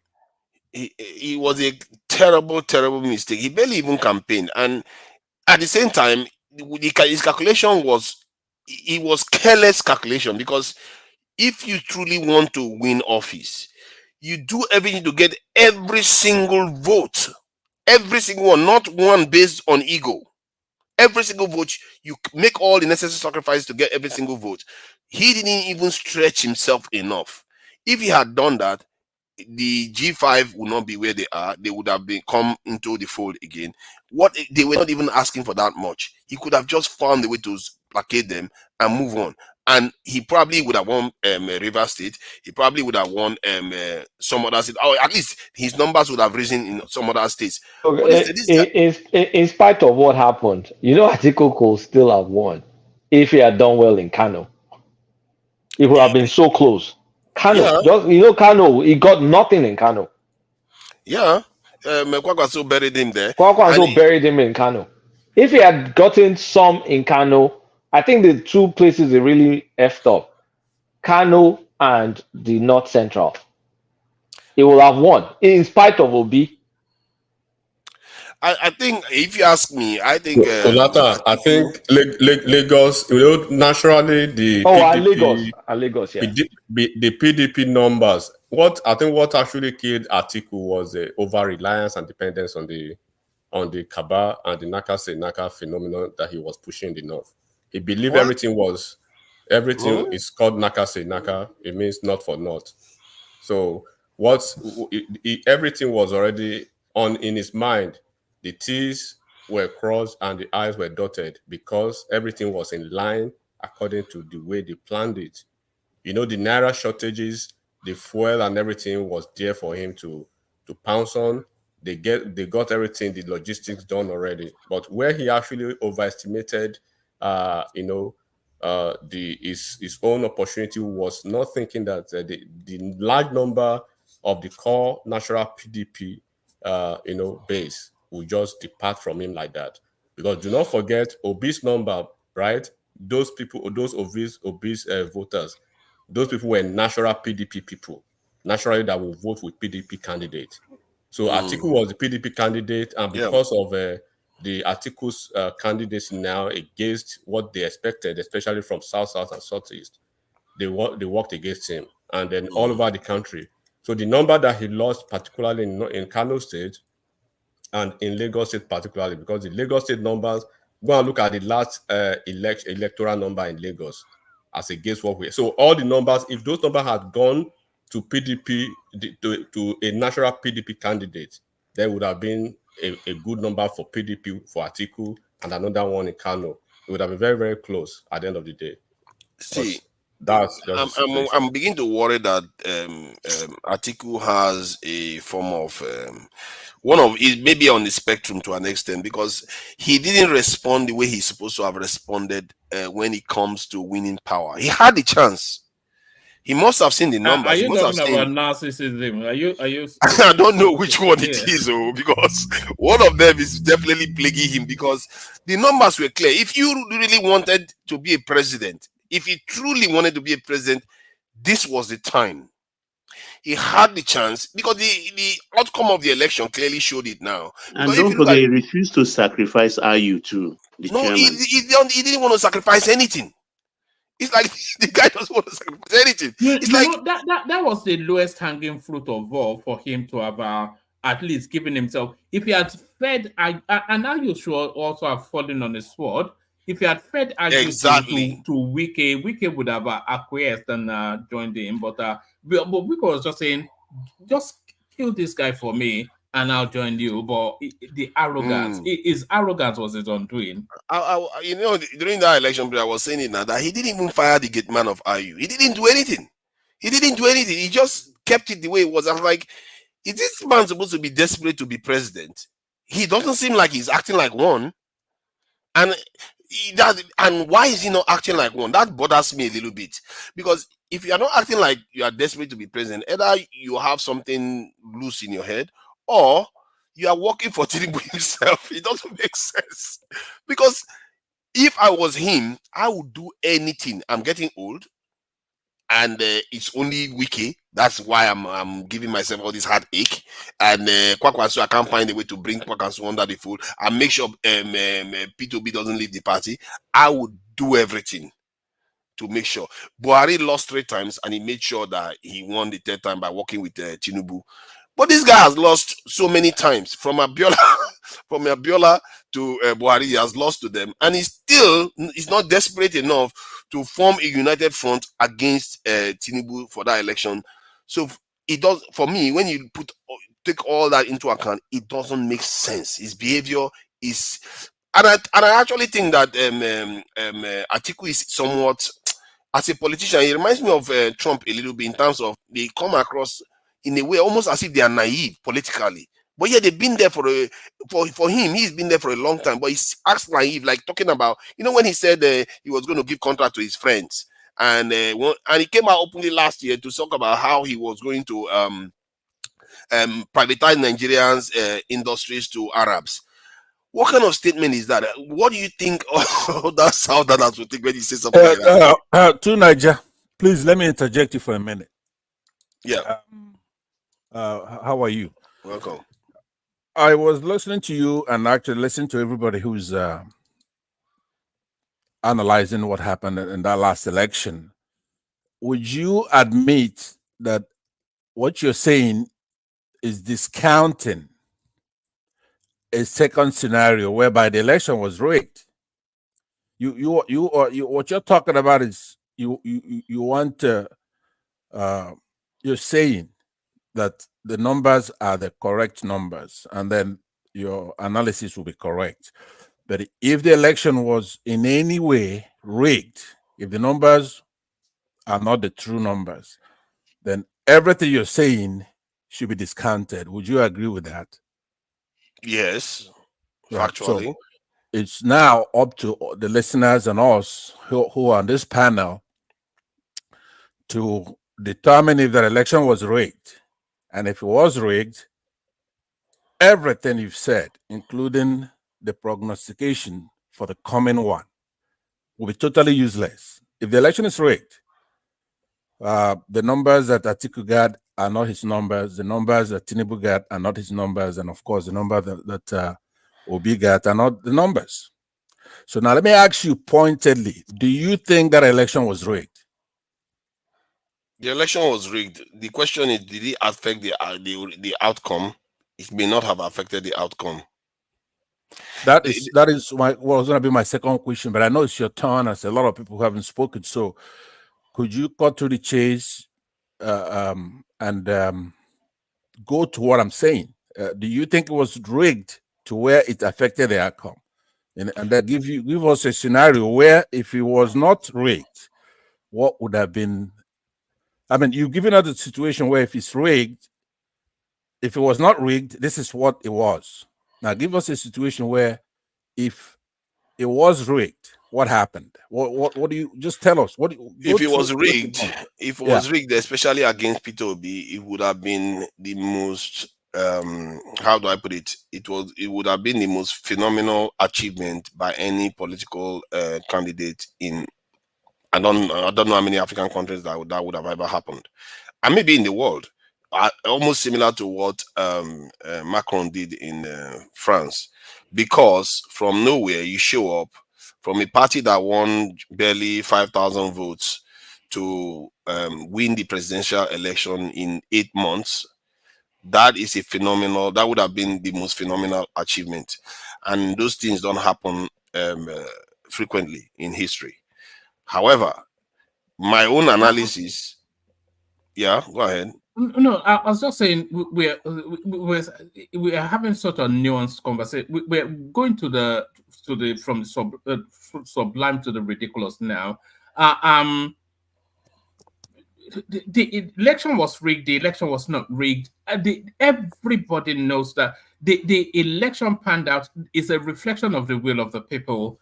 All the international bodies said so. The Americans came out to say one man. We've gone to court for people to go and prove that they rigged them, and we don't have proof. So can we just move on from this rubbish? It's getting rather bothersome now. Hold on, Pansa. If we carry that narrative of it was rigged, if we carry all it's like primary two, conversation. Can we relax? Let's hold on. Let's take one it man. easy. That's a good You But know, one man, and then one man. he wants us to let me start going out to just bring One out. man dina deku No, hold lata on, joko. because to you know Niger, where let it's me cap going. off my question for you, You and then want you to One man, start continue. one just thing, going one out thing to is to throw know. Please, shit order, again. order, I think order, what order, What please. happened in Kano State? What happened in Order, yeah. order, one man, order. We've done all that now. It's what Let you me should have spoken about is look, to what. Niger, they have no patience for me to continue. But what I want to say to you is that have you ever seen where somebody, a body like INEC, is going to rig an election and they rig it to where it does not affect the outcome? Yes, it's possible. And my reasoning is that if, like I was been saying, if you follow the dynamics of any election in any nation, where you have the incumbent party, which gives them an advantage in any election, then during that the presidency of that incumbent, several governors from the other party defected to their own party, giving them even further advantage. Then towards the election, the other party decided to split in 4 ways. Which you have Kwankwaso, you have the traditional PDP, and you have P2B. Then within the then you also have the G5. So that makes 4 different sections of the party that has been split. And then they all go into that election. It shows that that 4 segment of that party that split up got 60% of the vote, at least. Then the incumbent party got 36% of the vote and won. Would you consider that in any nation unrealistic? That is why it's easy for anybody to go to any international platform and make an argument and say, you know what, the outcome of this election is how it's supposed to be. It shouldn't be any other way. And besides, there is no convincing evidence that it was rigged so massively that it It's affected just the a outcome. ridiculous conversation, isn't it? Let's go back to the conversation we're having. It's quite maddening. It's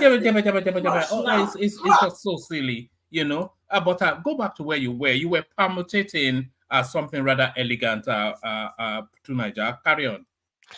Yeah, which one was I permutating again? I forgot it now. He was asking me a bit of a question, but my thinking is that I think we were talking about the alignments that can possibly unseat Tinubu, and I was going to lead you to this major mega party that they are musing, and I was going to ask you to Niger that if that merger takes place, it might not be the totality of the, just as we saw a breakaway faction from the PDP 2015.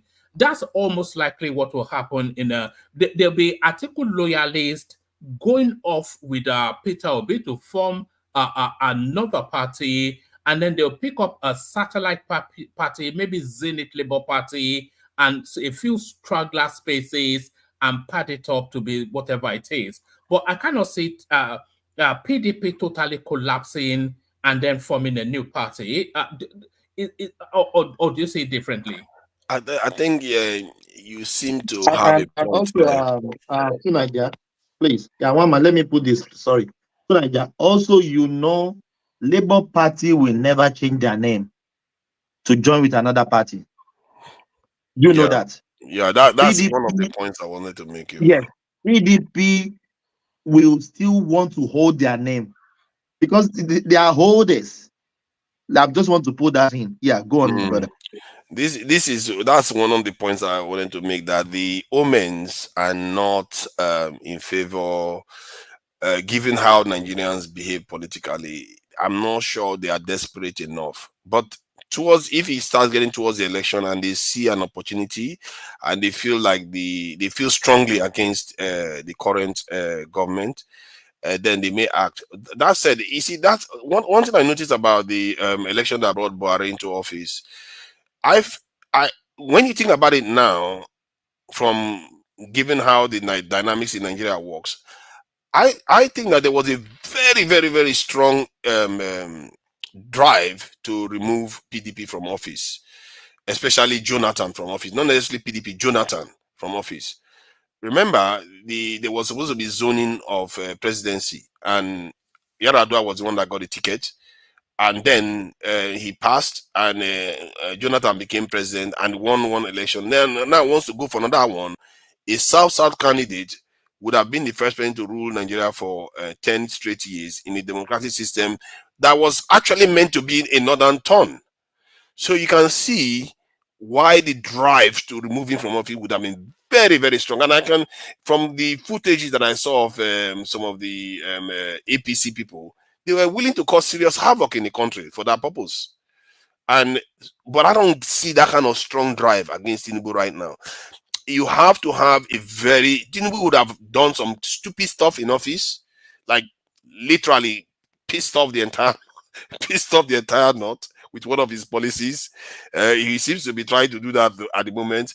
But from the project in the south, I don't see that harming him, the Lagos to Calabar road harming him.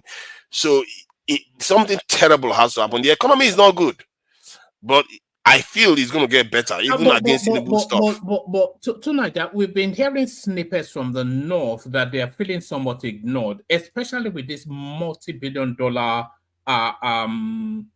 project, Lagos Calabar. So do you think he has to equal weight some sort of project in the north to sort of say, yeah? I don't think that is enough to anger them. That's the Sokoto Badagry one now. No, he's not going to be strong enough to anger them against him. What drove them against Jonathan was a lot stronger, and then Buhari, the whole thing came together. Buhari lost straight 3 times. I cannot say that for Peter Obi or Kwakwaso and all the rest. So they all still have their own, backs up. But politics, as I stated in the comment earlier on, 10 years can happen in a week. Everybody's everybody's mind can concentrate very quickly to get rid of a specific candidate. But the omens right now still favor Tinubu. You see, if not for this Cardoso guy, or whether it's Tinubu and him working together like a gang trying to sabotage the Nigerian economy. Tonight, stop that nonsense. I'm telling you, can you just stop it? Stop it. I'm serious. I'm really serious. Stop saying anything you don't understand about Cardoso. These guys are sabotaging the Nigerian economy. They are sabotaging it. There's no need for the economy to be like this. The economy would have been rising right now. As we speak, it would have been rising. So, if not for that, I said it earlier, even before he became president or anything, that whoever becomes president is likely to be one of the greatest presidents of Nigeria because of all the stuff aligning in their favor. But instead, he seems to be squandering them. So, who knows what was going to happen? You said economy should have been rising with the empty treasury left behind by. Yes, it would have been rising. How many treasuries have money? You don't understand how economy works. See, all countries owe more money than Nigeria do. Let's not mince words here. They owe money, and why do you think they are still rising? If you know how to manage economies, it will rise no matter how much you owe, how much you have. Debt is different from reserves. That's why you're confusing all this stuff together. Jesus Christ. Either way, it's a matter of reallocating your priorities. His priority first was to pay foreigners and devalue the Nigerian currency by more than 100% in less than 6 months. That is crazy policy. Who does that? If you do that in the West, you are going to be removed from office before 2 weeks. You are going to be removed from office immediately. But yet, our government, they feel like they can do whatever they like, and Nigeria people should absorb it. And you see people that call themselves economists defending it. This is some crazy stuff. So, like I said, the omens were favoring them. If they decide to sabotage it and unite the opposition against them, it's up to them. But I don't think, based on the calibers of like Thomas said, that Labour Party is not going to change its name. Kwakwaso is not ready to bow down to anybody. And Atiku is willing. I think the PDP has lost enough to start thinking twice. But all of them have to be able to have the same drive to remove this government from office. And right now, as it stands, I'm not seeing it. That's my own take. Describe a scenario that oust Tinubu from a realistic scenario, not visual pie in the sky, whatever it is. That is if only and what not. If King Jong-un sends nuclear bomb. Yes, no. Describe a realistic scenario or permutation, because I can see permutations that removes Tinubu from office. A slim chance, but a chance anyway. But can you describe a scenario that removes him 2027? The way he could come off There are quite a few ways. He has to, one, bring himself back to square one. That's by alienating some northern sections of the country. As it stands, it's going to be tough, especially in the south, given this project. If this project carries on, he's going to have the benefit of the doubt there. To remove him from office, he really literally has to torpedo the economy terribly, and the refineries don't come on stream. And Dangote refinery, nobody sees any gains from it. With the electric price increase, living standard getting worse, and if especially the refineries don't come on stream in 4 years' time, security doesn't improve any noticeably. I think Nigerians will kick him out. I think Nigerians from north to south they will look at their living standard, they will look at refineries not be for 4 years. They promised us it's going to start in the beginning. Sorry They for will be removed from office. So that means you to you politically it will be difficult to remove Tinubu, but only if he perform woefully, isn't it? Yes, it has to perform woefully. Like really, that's the economy has to remain like this and never improve for straight 4 years. The student loan doesn't work. Almost everything he's done, nothing works, and university lecturers go on strike too. Security problem remains the same way. And all this has happened under Buhari, and he could have made Buhari lose. That's why he wanted 36% of the vote. But on top of that, living standard has even gotten worse. Petrol price triple and everything else. If he goes into an election like this without all those things being a kind of people don't feel like things are going to be improving, he will lose. Can I follow up on that? Could I follow up on that question from Thomas? Yeah. No. We are listening. We are listening. Rot our brains. Thank you very much. To Niger, you were just giving your opinion. You have no background to actually foretell what's going to happen. Do you have any kind of training that will make you say what's going to happen? Yeah. Who say I have training? I'm just a critical, low-level thinker. That's all. I'm just giving my basic analysis. Okay, so today, do you see a situation? Let's say the election is held today. Sorry, Pansat. Carry on. But low-level thinker, I thought you were Machiavelli. What happened since? You are not Machiavelli anymore. I'm just giving my analysis now, whether it's true or not. That's all. Okay, let me say today, if that election is held today, Nigerians went to the poll to vote between P2B, Tinubu, and Atiku. And the election is not rigged, like you said, to the degree where it affects the election. Do you think that Tinubu will be elected today? Sorry, repeat that. I didn't catch that. Sorry. If the election is held today, since you have no way of knowing tomorrow, but let's use today, you know what's happening today. Do you think that if the election is held now, today, that Tinubu will be re-elected? Can I answer? I think today, that's a tough one. It's tough for you to tell today. No. Tough for you. So if you can't tell today, tomorrow, how can you tell? Today, tomorrow, 2031. 3 years from now, go the flog now they go. No. It seems to me that for you to even be able to have any kind of credibility from 2 or 3 years without being argumentative, I thought you should know today. You should be convinced. Don't worry about if you're gonna be wrong or whatever. What people are making friends here, right? I'm not popular here. I'm trying to think about it. I don't know. He said it's tough for him. You okay. So Solly, go ahead. No, hold on. Before I attempt at that question, because it's an interesting question to Niger. So if that election was held today, all the players in play 2023 still in play, but the circumstances as obtains now obtains. How do you think it will play out?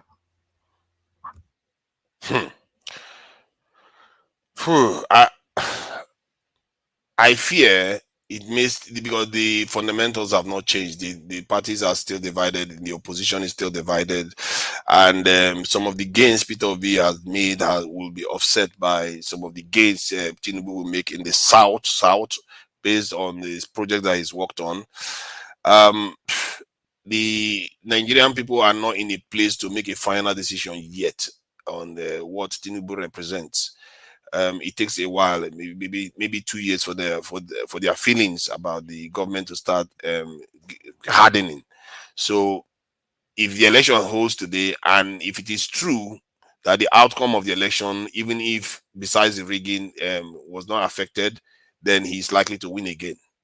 That is unbelievable, right? I agree with you, but I thought you would go the different direction. I wanted to present a counter narrative, but I will agree say as to well. him that you have absolutely no respect for Nigerians, and it's a disappointment. These To people, Nigerians. Did you hear what you wanted him to say, right? No, okay, it's okay. I don't want to overstay my welcome. What you fail to understand is that most Nigerians are against Tinubu, but he still won. That is what you fail to understand.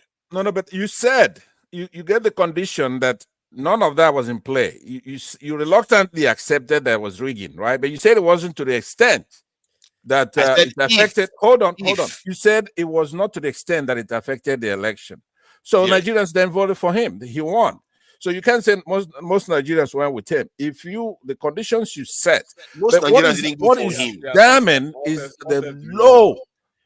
How low? Why are you not hearing? Most Nigerians didn't vote for him, but he still won. Don't you get it? Okay, then it was rigged. So say that it was rigged, where it affected the election. And then you're not listening. Hold on, Pansat. You are not listening to what Tunaja is saying. He said most Nigerians did not vote for him, which is true because he only got. I said only he got 30-something% of the votes, which is to tell you then that the majority of the voters voted in different directions.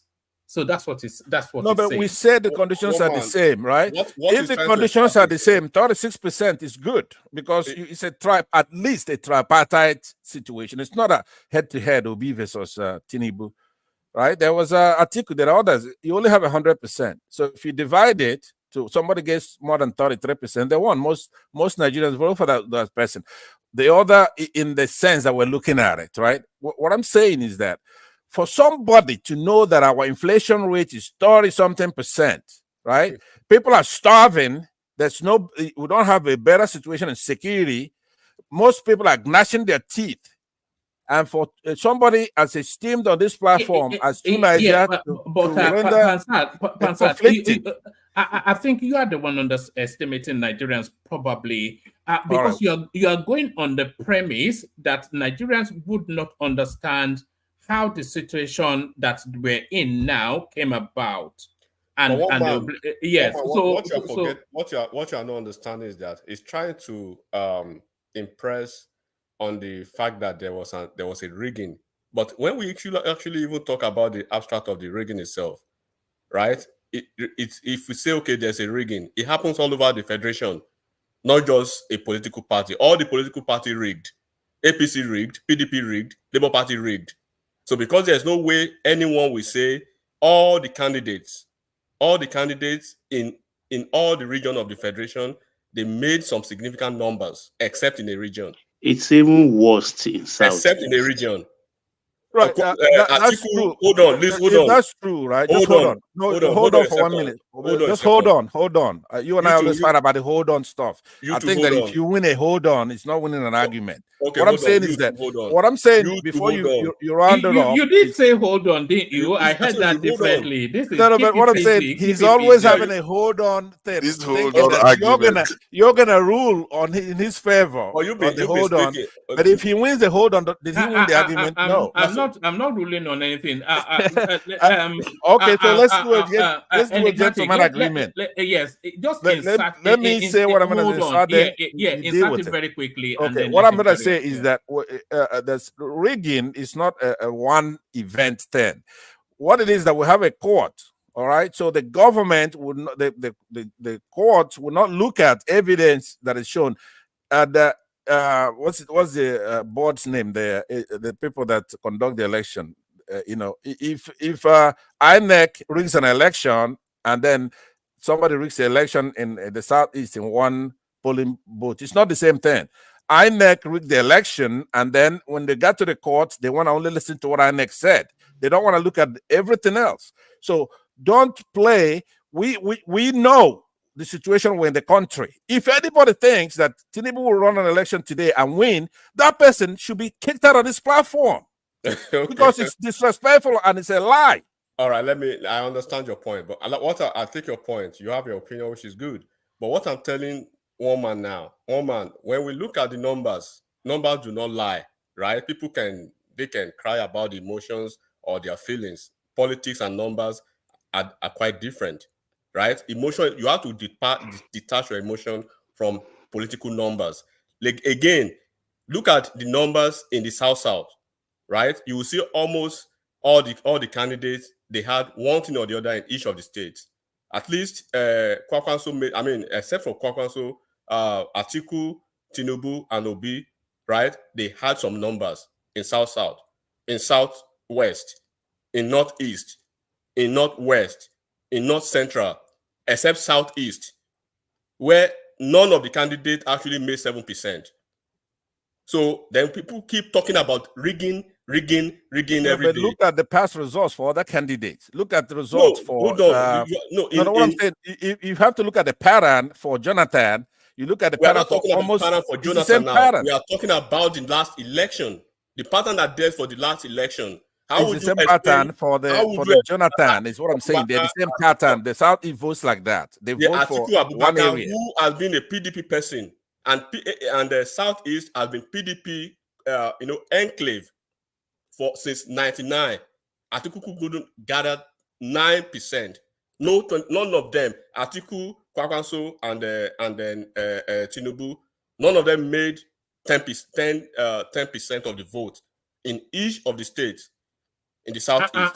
Would you agree with me? Most of the states were controlled by PDP. Would you agree? But when they go all elsewhere, Atiku won a whole state in Southwest. He won Osun State. Obi won Lagos State. Obi won Delta State, a traditional Delta State, PDP Delta State. He won. Then when you go to the North, he made some numbers, including the two other candidates. But when he came to a region, the region that is always saying rigging, and you think people will believe that? Life is good. Enigmatic. So you can go ahead and be rigging everything. But you have the data. Hold on now. You have the data. And who is the next person? With time, you've altered the data, right? Is the data analysis went to Niger lands, which we do in a minute. Okay, let me move on, please.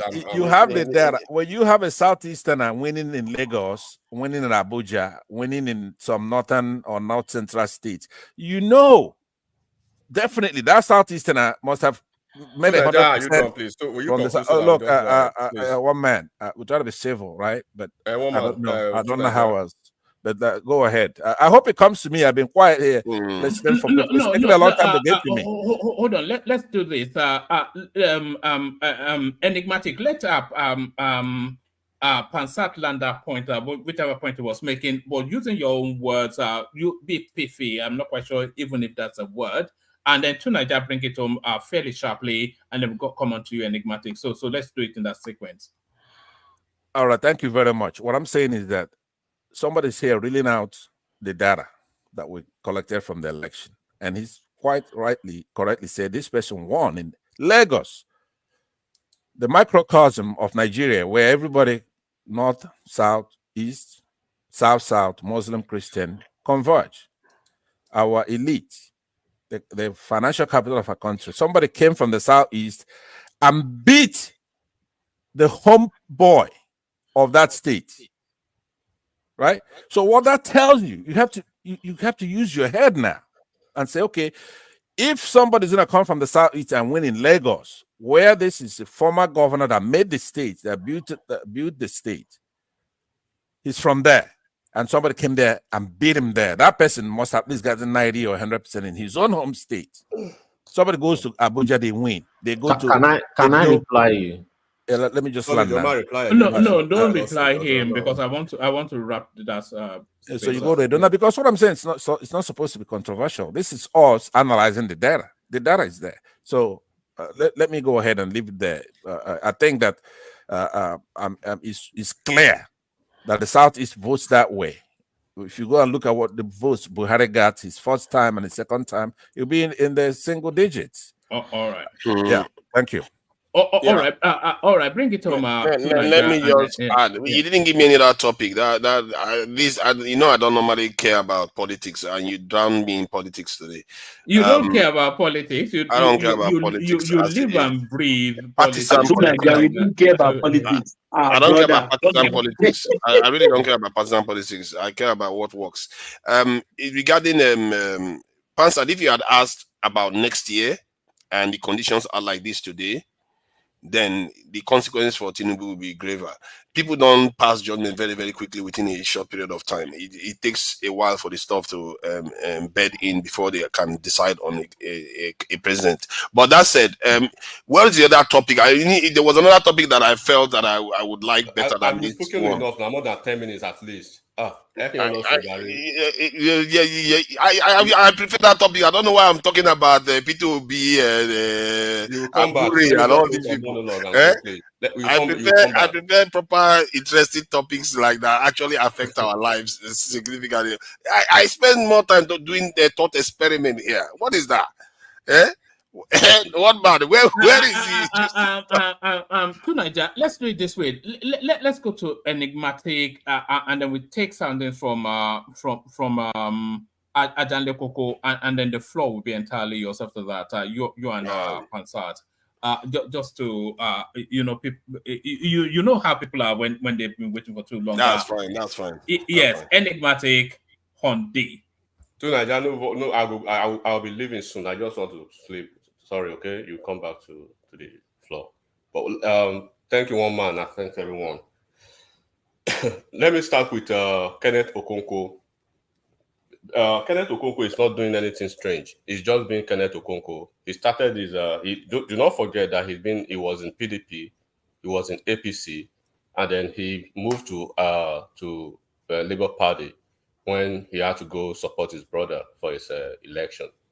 And then if he's moving out of a Labour Party now without even having to, speak about where he's going, PDP or APC, it's just a typical Niger politician, so nothing strange. So, and you can see movement here and there.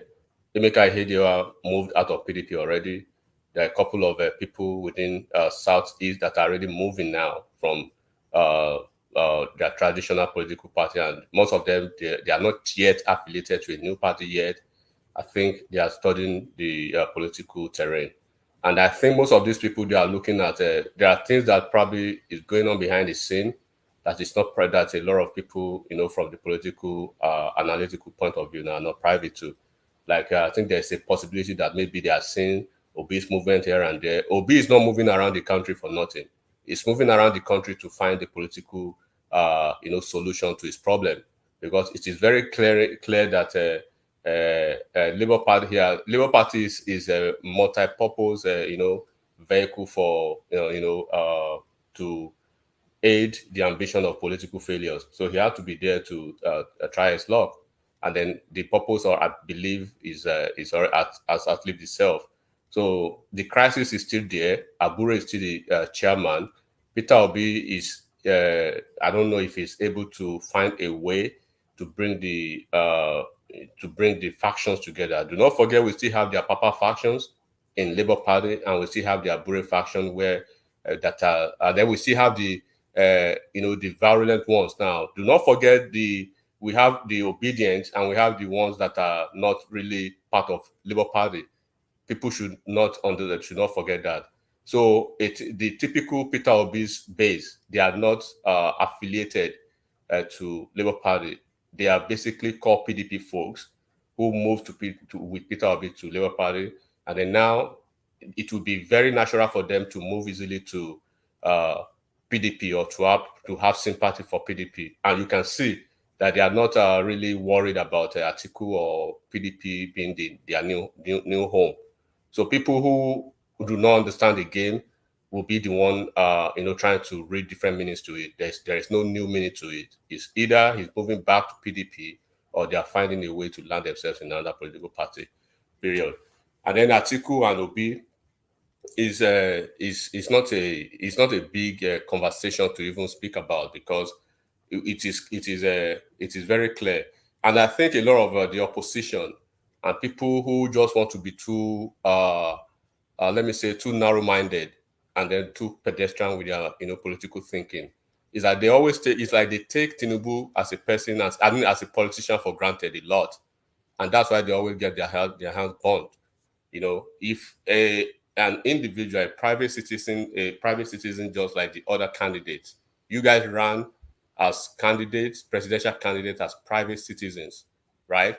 Atiku had more support than Tinubu during the election through the Buhari's Aso Rock. So Atiku had enormous support and magnificent, significant support from people in Aso Rock than the way they gave Tinubu. Tinubu had no support from them. So it was more or less like an outsider. You could see the action of the National Party chairman announcing a different candidate. You could see the Aso Rock cabal, including almost the entire ministers, almost 90% of them. None of them supported him. And then it was so obvious. Look at the Naira redesign, situation. Look at the fuel situation. Just look at everything that was thrown in his way. So he was actually, his back was against the wall, and regardless of that, and the coordinated campaign of calumny, the churches were thoroughly against him. And what did he not go through? So as a private citizen, just like Atiku Abubakar, like Kwakwanso, like Peter himself, and himself, so they ran for the same election and he won, regardless of that strong opposition from the incumbent party that did not support him. So now the man is the president now, right? And then people could say, okay, they want to judge within a year. What has he done? Is he doing anything? But when people saying, what has he done? Is he doing anything? Do not forget that what has he done? He has Wike as a minister. Is Wike working or not? He has Tunji Ojo as a minister. Is Tunji Ojo working or not? Cardoso, people could have different opinion about what he's doing, but is he working or not, right? So when you say what is he doing, each of those ministers that are working, those are the ones that you could see. And then from what I heard recently, I don't know if it is true, there's a possibility that a large chunk of the ministers will be shown the door out of their cabinet. So that is part of that. So then, the opposition coming through now. Do you have inside info on the likely exiters? Let's put it that way. The people likely to be kicked out. It won't be too wise to do it here, one man. But it's a lot of people will be leaving but I know for a fact Wike, Tunji Ojo, and certainly this guy. I forgot his name now. The top three are part of them, but a lot of them, I can say more than, if it is the way it is, at least you may be seeing 60% of the cabinet being shown the door. That's for now, as it is. But it's still within the realm of speculation. So let's leave it at that. But I think magic is not speculation, no. Okay, it's happening. It's not speculation. I know really, but I know for a fact that is that going to be part of the anniversary sort of? Yeah. Okay. Yeah. Right. Yeah. So I know that if you ask me who I don't want to see in the administration again, I know Dave Umai is staying. I know Tunji Ojo is staying. I know Wike is staying. So those three, let me just leave it at that. And I know that this guy from his brother is staying. Yeah. So let's leave it at that for now. One man. So then, talking about do you know these people? I'll be surprised if Wale Edun gets kicked out. No. Wale Edun, they will have a different review of his portfolio. He has a lot on his plate, so that they will try to find a way to whittle down that responsibility so that he can focus on fully on the fiscal part of the of his assignment. Then maybe this guy will have a lot of assignment going forward. What's his name? The FRS guy, that OAU guy, that caller Zacchaeus. He will have a lot of assignment going through now, and then they are bringing in some three guys that will cushion the effect of those responsibilities that will be relieved of Edo. So, but I won't really go much with that. But I've given you a snippet of what could be coming up very soon. So, and people are talking about I keep saying it. I will say it again. Regardless of how people want to skin it or whatever it is, politics is about strategy, right? Politics is about finding a way to alliance. And I've said it one time, and I want everybody, you particularly, and people who can think rationally now without their pedantic emotion, to understand that as it is, the political landscape of Nigeria and the political dynamism of Nigeria, one man. If you are looking at the Southeast to play any role in in a feasible presidential successful run, the candidate that will be primed for that, they won't like those candidates in the Southeast. It is the Southeast that they will even kill those people before they get there. For instance, Dave Umahi is someone that the national parties now, I'm not talking about PDP or APC, either the PDP or APC will coalesce around him, right? Or Soludo, the way it is going forward, or certain Alex Oti now, restricting it to Southeast. But they won't like this guy. Already they are killing Soludo on a daily basis. They are already killing Umahi on a daily basis. And if Alex Oti wants to play the politics as is expected to be a president or to be considered a VP at the national level, he will have to move from a fringe party like Labour Party, where he's already been a demigod now. If he moves to APC, it's a problem for him because they naturally hate APC. They have a fetish for PDP a little bit until PDP burned them. But if it goes to APC, they won't want that. Then how would you want to be president if you cannot play across the board? So you cannot try to say you are being narrow-minded and you want to be president in Nigeria. So the closest candidates that they will have to be even close, to even have a chance smelling anything Aso Rock, right? A remote, let me say, chance of being a VP in 2031, as it is now, all things being equal, ceteris paribus will be Dave Umahi. But they won't like his politics. And if Soludo joins him, they've already killed Soludo almost halfway.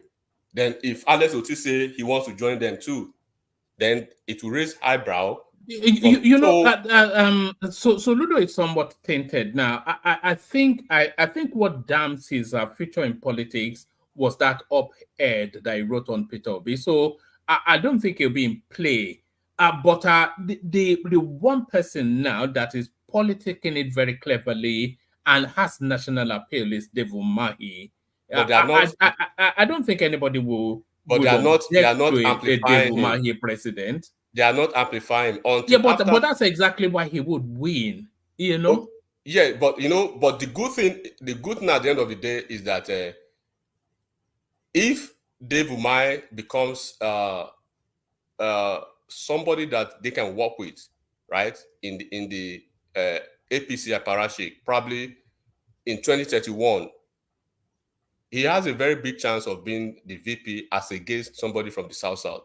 Because either you like it or not, South, they are they are ready, they are primed, they are positioned for that VP position because they know it will come to the VP position will be coming to South and Southeast. And if they are not starting to play the game right, South with what they are doing now, they are ready to pick the VP ticket. Do you think Dave Umahi is politicking towards that? Absolutely. Yes. Absolutely. He's doing that. And do you think Wiki is keeping a watching brief on him? Well, man, 3 people are looking at. I wouldn't. Wiki is a big contender. If he's all things being equal, I'm using that now, cautiously. Wiki is a big contender from South.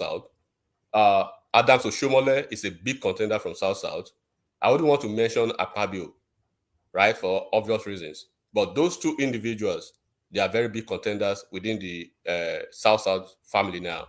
There's a top person I would have mentioned, but I won't mention that one. But from the southeast, the person that has that national gravitas now, that has the let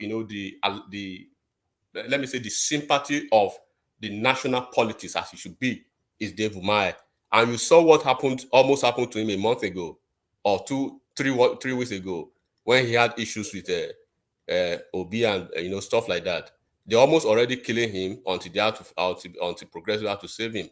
But the good thing at the end of the day that you should know, one man, is that even any candidate that they consider suitable within from like PDP and from like APC that they want to use as VP from the Southeast, let me say like Umahi, it does not need the vote of the Southeast to emerge.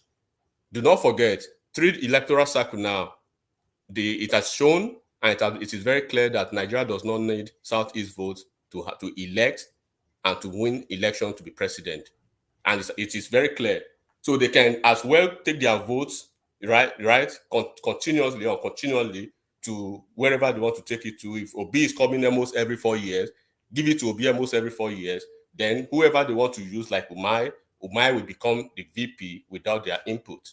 That is what will happen, because it is very clear. The data is there, the numbers are there. The first term of Buhari, he didn't win. He won, he became president. Second term, he didn't win, he became president. In 2023, which was the very, very glaring, in fact, Tinubu was below the waters, but he's the president, and it's going to happen again second term. Tinubu is going to lose again in Southeast, and he'll still be president, right? Even when in 2031, when APC transfer power to the north, the northern candidate will still lose in the Southeast. That northern candidate will still become the president. So it's already a pattern now that they don't need the Southeast votes to become president. So it will be very good for Umahi to keep doing what he's doing. So it will remain relevant because at a point I want to see if it is possible when it comes to the wires, Southeast versus South-South in APC VP contest. I want to see if there's a possibility that Umahi could get the numbers, or Umahi could get the VP ticket. Enigmatic, sorry to say this, but when it's head-to-head, Southeast versus South-South, I think in party primaries, I think South-South will always win. And the reason is simply the South-South will have more money. You think it's about money? It's a lot of it is going to be about money. Let me interject. Well, I think it's going to be more about the political sophistry of the regions, because what I just painted to you is that if APC is considering, we are not going to pick a Southeast person as VP because we're not going to win. That would not be a factor, because either ways, right, they won't win. But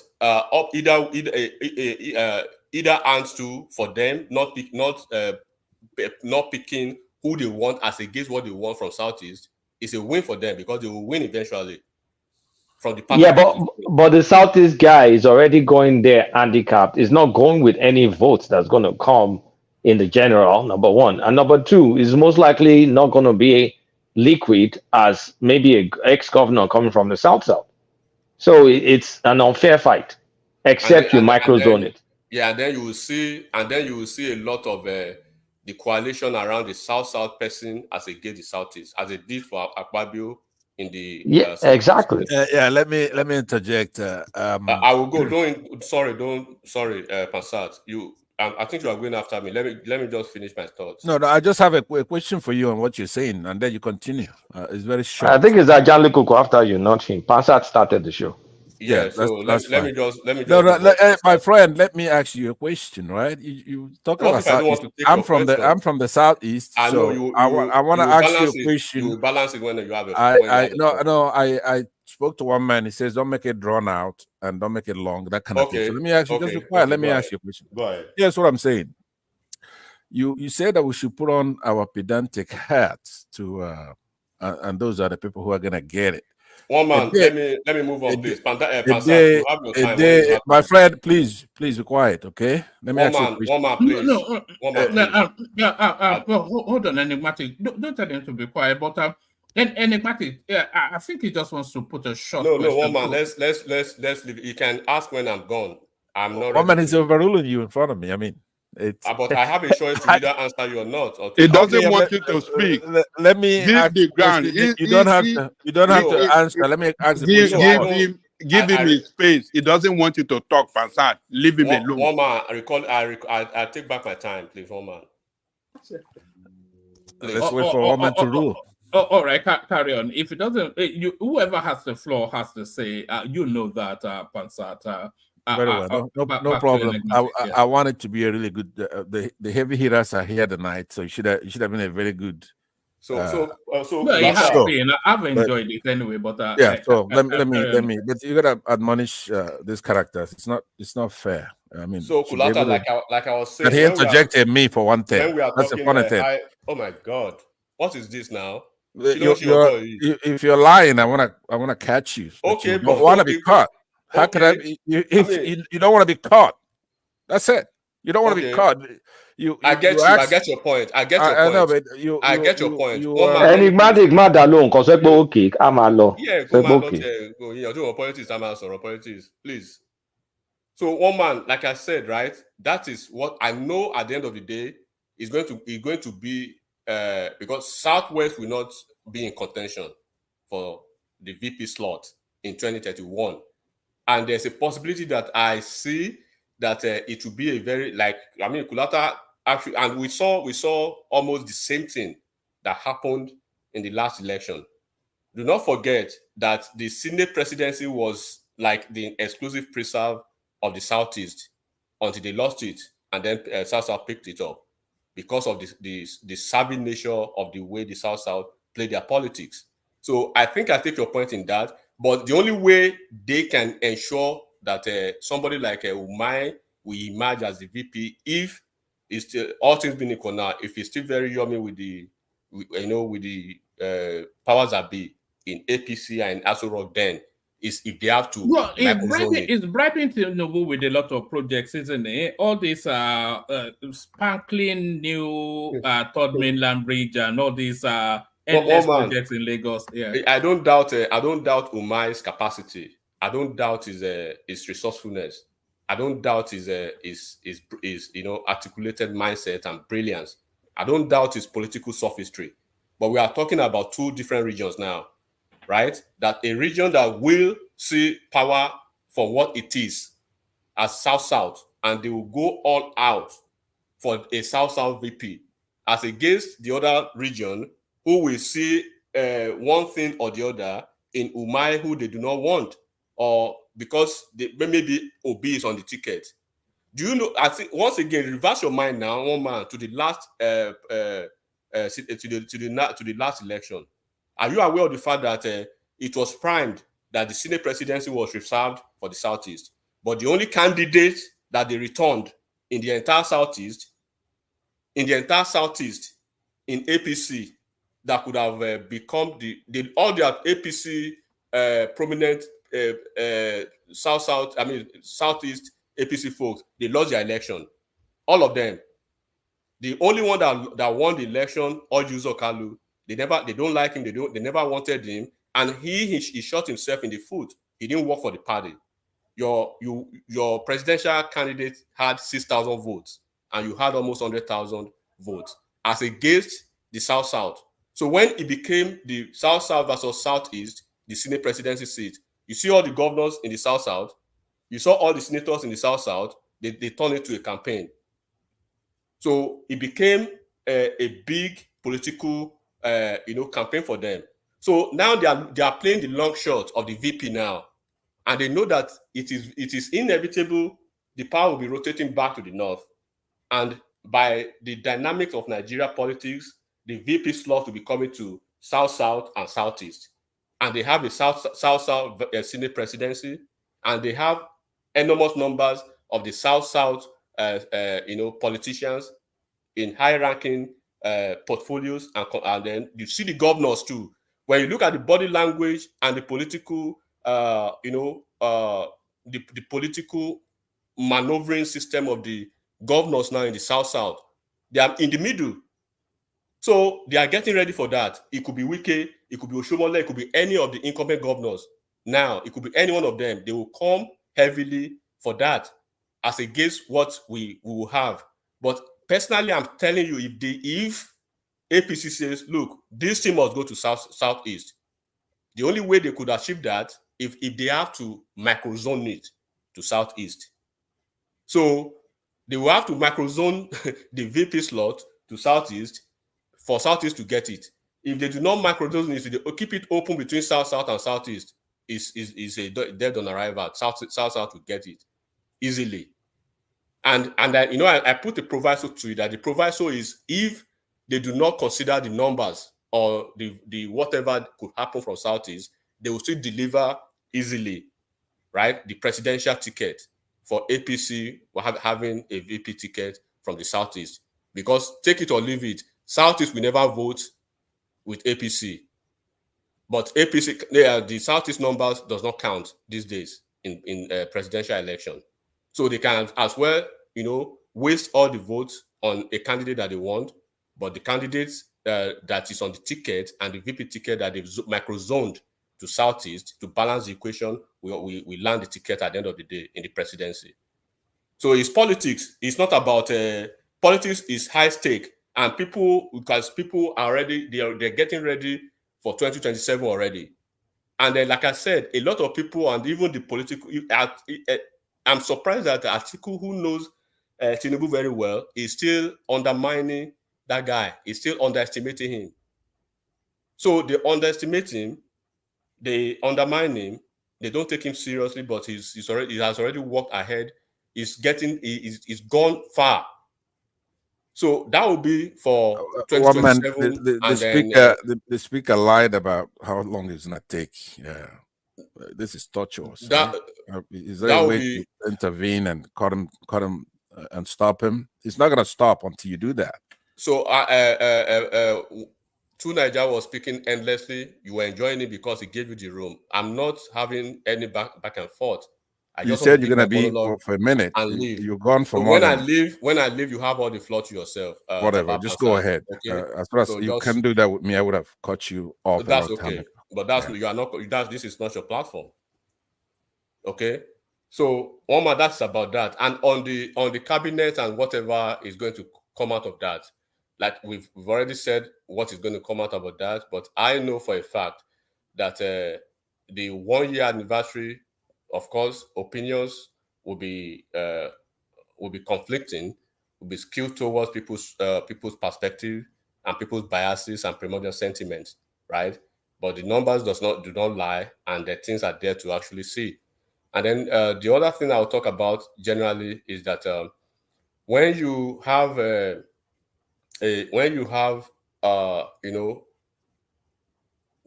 political alliance, do not forget that the political alliance that brought Buhari to power and that kicked out Jonathan, you could consider them maybe strange bedfellows, but they never had a divergent agenda. The agenda was solitary, was uniform: kick Jonathan and PDP out of power. But these people right here, these are people that do not really, they lack the trust and unity within themselves, right? And without that foundation of mutual respect and trust, it will quite be challenging to overcome the disagreements and the workability, the effectiveness of having even to say they want to kick out an incumbent president. And then do not forget that incumbent presidents are different, right? I always say it: if you're an incumbent president and you lost an election, you wanted to lose it. Jonathan lost the election because he wanted to lose it. Look at the constitution and the composition of his PDP, the PDP NWC. Then you are an Ijaw man, right? A South person, a minority. Go and look at the composition of PDP. Then one man. Look at the composition of his cabinet. Who is who in very powerful positions, right? You are trying to contest against a very powerful northern person, but the composition of your national working committee in your party is filled with northerners, right? The most powerful positions in your cabinet, right? You gave it to region that do not have the political sagacity to play any role in putting you into office, and you broke political agreements and then promises. And then I think it was this former Bauchi State governor was PDP chairman when Jonathan was running for a second term, and Bauchi, that guy's relationship with what's his name, with Buhari himself, is an in-law to Buhari, for Christ's sake. And you see all those things, and you want to win. You basically alienated the entire North Central and the Southwest when you wanted to run for a second term. So, and are you aware of the fact that 4 different times prominent first-class obas from the Southwest, they visited Jonathan about the way he was not following certain things, and there's some politicians from the Southwest, before they finally say, okay, this is what we're going to do. But it was too late for him to actually find a way back because the game has gone so far. So Buhari messed up, but he won in the second term. He won a very strong Atiku. I think Atiku had his best political fortune, presidential run against Buhari in the second term, in Buhari's second term election. That was his only window in all of the times that he has had that time, and that probably will be his only window. A lot of people will argue that he actually won that election. I think he won the election. One man, I think Atiku won that election, and he did everything right that he could have done. Buhari was in the waters. Buhari messed up everything, but Buhari won at the end of the day, right? So it was Jonathan that chose to lose his second term. Nobody lost for just like Oyetola, who lost against Adedansa. What is Adedansa doing in Osun State now? But Oyetola is a very is a very clumsy politician, right? So when you lose as an incumbent, the indices are there, and the triggers are there already that you are going to lose if you are not careful. So does this guy look like somebody who wants to lose an election? Does it look, as an outsider, you saw what he fought against, he won. And look at the opposition that are trying even to unseat him.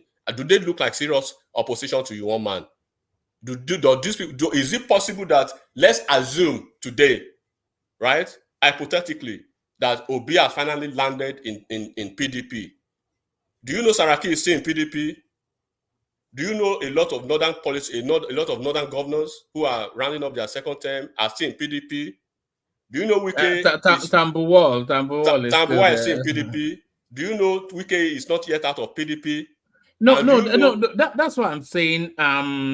It may well it cannot go back to the PDP for all the reasons you've just said, and the PDP is not going to merge with Labour Party for all of the reasons that we all know. So what you might well find is that Atiku plus loyalists will leave PDP. And maybe they will say the new PDP or something. They'll still try and hold on to that party name in some hybrid fashion, and then go and convert with that, because all they need is 2 big names, Atiku, Obi, and then but they cannot. PDP will never merge with Labour Party. Even irrespective, right, of all these hurdles and the complexities within the PDP, as I said earlier, hypothetically, Obi lands successfully in PDP, has successfully decamped to PDP, and the Obidios and the hallucinators, they finally, took back their vomit, and they say, okay, we are going back to PDP with Obi, right? And Obi is provided the VP ticket. What do you think will happen? Because Obi didn't want him to be, they say, okay, all of us will take Obi, we'll work with Obi, all the governors, all the Sarakis, all those big boys, okay, Obi, you are welcome on board, but on a condition, you are going to be the VP. You are only going to have the VP ticket. No chance at all, not negotiable for the presidential ticket. So what do you think will happen, one man? So because he has been boxed to a corner that he can't politically maneuver his way, because he has a very truculent and virulent, these headless mobs who does not know politics. They don't know the dynamism of politics. The politician in Obi would gladly take a VP position of Atiku or against Bala Mohammed or against a Saraki. He will gladly jump at it, but he won't be able to do that because he has no room to maneuver, because he's been boxed. So where is the opposition?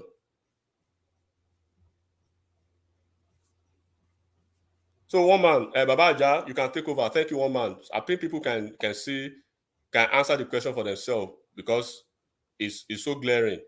And then may Nigeria continue to improve. May Nigeria continue to excellent delivery. Inshallah. It's just really an academic exercise. Really, all these conversations that we have, there is nothing. There is no pathway that unseats Tinubu. There's none now. There's just let the opposition let them find. Look at the states the PDP is in. Are they in any state? They can't even hold a party together. Never mind win an election. Look at Labour Party with an armed robber as the chairman of the party and some dithering guy from Oka, their star player. It just I can't see it now. As small as Labour Party is, right? This budget cannot provide leadership in Labour Party. It's just, and people are. It's almost like a parallel. It's almost like it's like two worlds running in parallel, holding their own truth. Sometimes you listen and you wonder, what's going on there? But the ridiculousness of it. They get it so so twisted that but there are so many great folks, right, within that region who PDP will easily take them in, APC will easily take them in, but they won't like those people. And this guy will continue, like I said earlier, man, he's going to take the baton from Atiku. He will continue. He will be the perpetual presidential failure now going forward. He will contest in the next 4 years. He will lose less numbers. He will come back in the next 4 years, lose next, and he will contest maybe against Shetima or Ribadu or whoever PDP is floating in 2031 again. So he will until they find a way to push him some, and then at the end of the day, it's just very glaring. The opposite. First of all, for you to say you want to unseat an incumbent, you must have a united opposition. We don't have that now. We don't have a united opposition. It's either Peter Obi or nothing. So if PDP says Obi be our VP, it's either he takes the presidential ticket or nothing. Who is going to give Obi presidential ticket in PDP? Babaja, please carry on. Because even the Obi PDP narrative is not so much. I'm not sure that Bala Mohammed is especially interested. I'm not sure that Bukola Saraki especially cares. I'm not quite sure that Sheyi Makinde is even knowing. It's essentially just Atiku Abubakar narrative, isn't it? It's not a PDP narrative. These are convergence of PDP, Labour Party. It's an Atiku Abubakar narrative, not the party's narrative. And Atiku is not so naive politically, one man. That Atiku knows his chances in 2027, right? He knows what will happen. They are all politicians. They are politically smart, right? They are really politically smart. But it is people who probably who want to think over their head, and they want to maybe stigmatize an individual making a political, analytical statement, that they will say, oh, because he's saying this, it should be this, or he hates this. No, it's not about hatred now. We are talking number. We are talking the political language of Nigeria. You know, I really hate that language that you hate this or you. It stifles intellectual discourse and it reduces it to the lowest irreducible. I mean, Obi is done, man. Politically, Obi's political career Obi was done is done. February 2023. I don't know why it's still there making noise. Obi's political career is done. The person they should be championing his cause. If they are really politically savvy, if they know what they want, if they have a remote chance of getting close even to the VP, right, from Southeast, should be people like Umai and Soludo, but they are killing them already before their time. So Obi shouldn't even be in the discourse. Obi is politically done. Politically, his career is over. Yeah, he made a lot of money in the last presidential campaign. All the remittances from the overseas, he didn't remit everything. That's what he's using. He made a lot of money. He's a businessman. He should continue that way. He should continue to play his social media presidency role. But even getting close to 2027, one man from that Southeast, a lot of big political apparatchiks will stand up to him because it's like he's setting them up against all these, all these small people who don't know politics. I mean, how would you be rubbishing the antecedents of a certain Soludo, for Christ's sake? How would you be rubbishing Umai's antecedent? Those are his opponents now. But let me ask a question. If PDP and Labour Party do merger, and Obi enters inside that party now, if he kills Atiku and he kills Wike politically, do you think he can then be the leader of the party? How is he going to kill those? Tell me how he's going to kill them. First of all, you ask yourself, how is he going to kill them? Well, we know that Wike and Atiku, they have another fight coming between now and 2027. Yeah, I'm asking you now. Tell me how you think Wike is going to. First of that, the question for Wike is the easier one now. I came from this standpoint that even in Labour Party, has he been able to provide leadership as we speak? I'm not talking that side, Gotti, because I want to know. No, for you to have your part, like before APC came together to kick out an incumbent, right?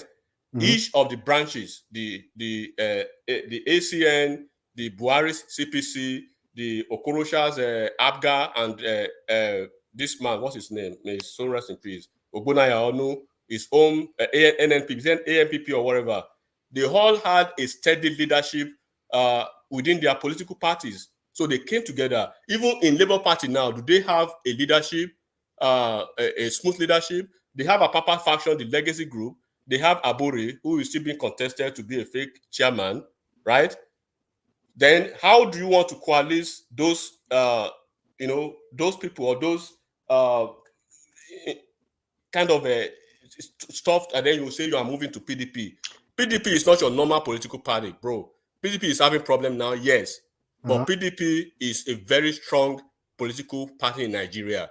So anyone who is coming to such a political party to say you want to kill Atiku, you want to kill Saraki, you want to kill Wike, you want to kill all the PDP governors.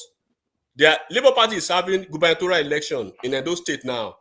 Anyone will be expecting that they are going all out for their gubernatorial candidate to at least have another governor. They are not doing that. So, do you know how many governors they have currently in PDP? How do you want to kill all those? Let me answer this. You see, I'm not even talking about the Sarakis, the Bala Muhammads, and all the other people in PDP. I think that if Obi has the potential, I mean, we haven't seen the strength from him, but he has potential to kill Wike and kill Atiku politically. Wike is the easier one now. That's very simple to me. Do you know why I say that? Okay. All he has to do for the week to solve the Wike one is just team up with Fubara, because Fubara is not going to allow APC to win that state in 2027. It's not happening. It means you are not ready. Let me tell you, that Fubara you just even mentioned, it's like you just killed the whole conversation. Look, let me tell you what will happen, right? If Fubara, do you know in Rivers State now, they have a Fubara PDP, right? They have a Wike PDP. They have an Atiku PDP, and APC is there, and APC is adopting Wike's Wike's part of the PDP now, right? If Fubara is a savvy politician and he wants to return for second term, what do you think he's going to do?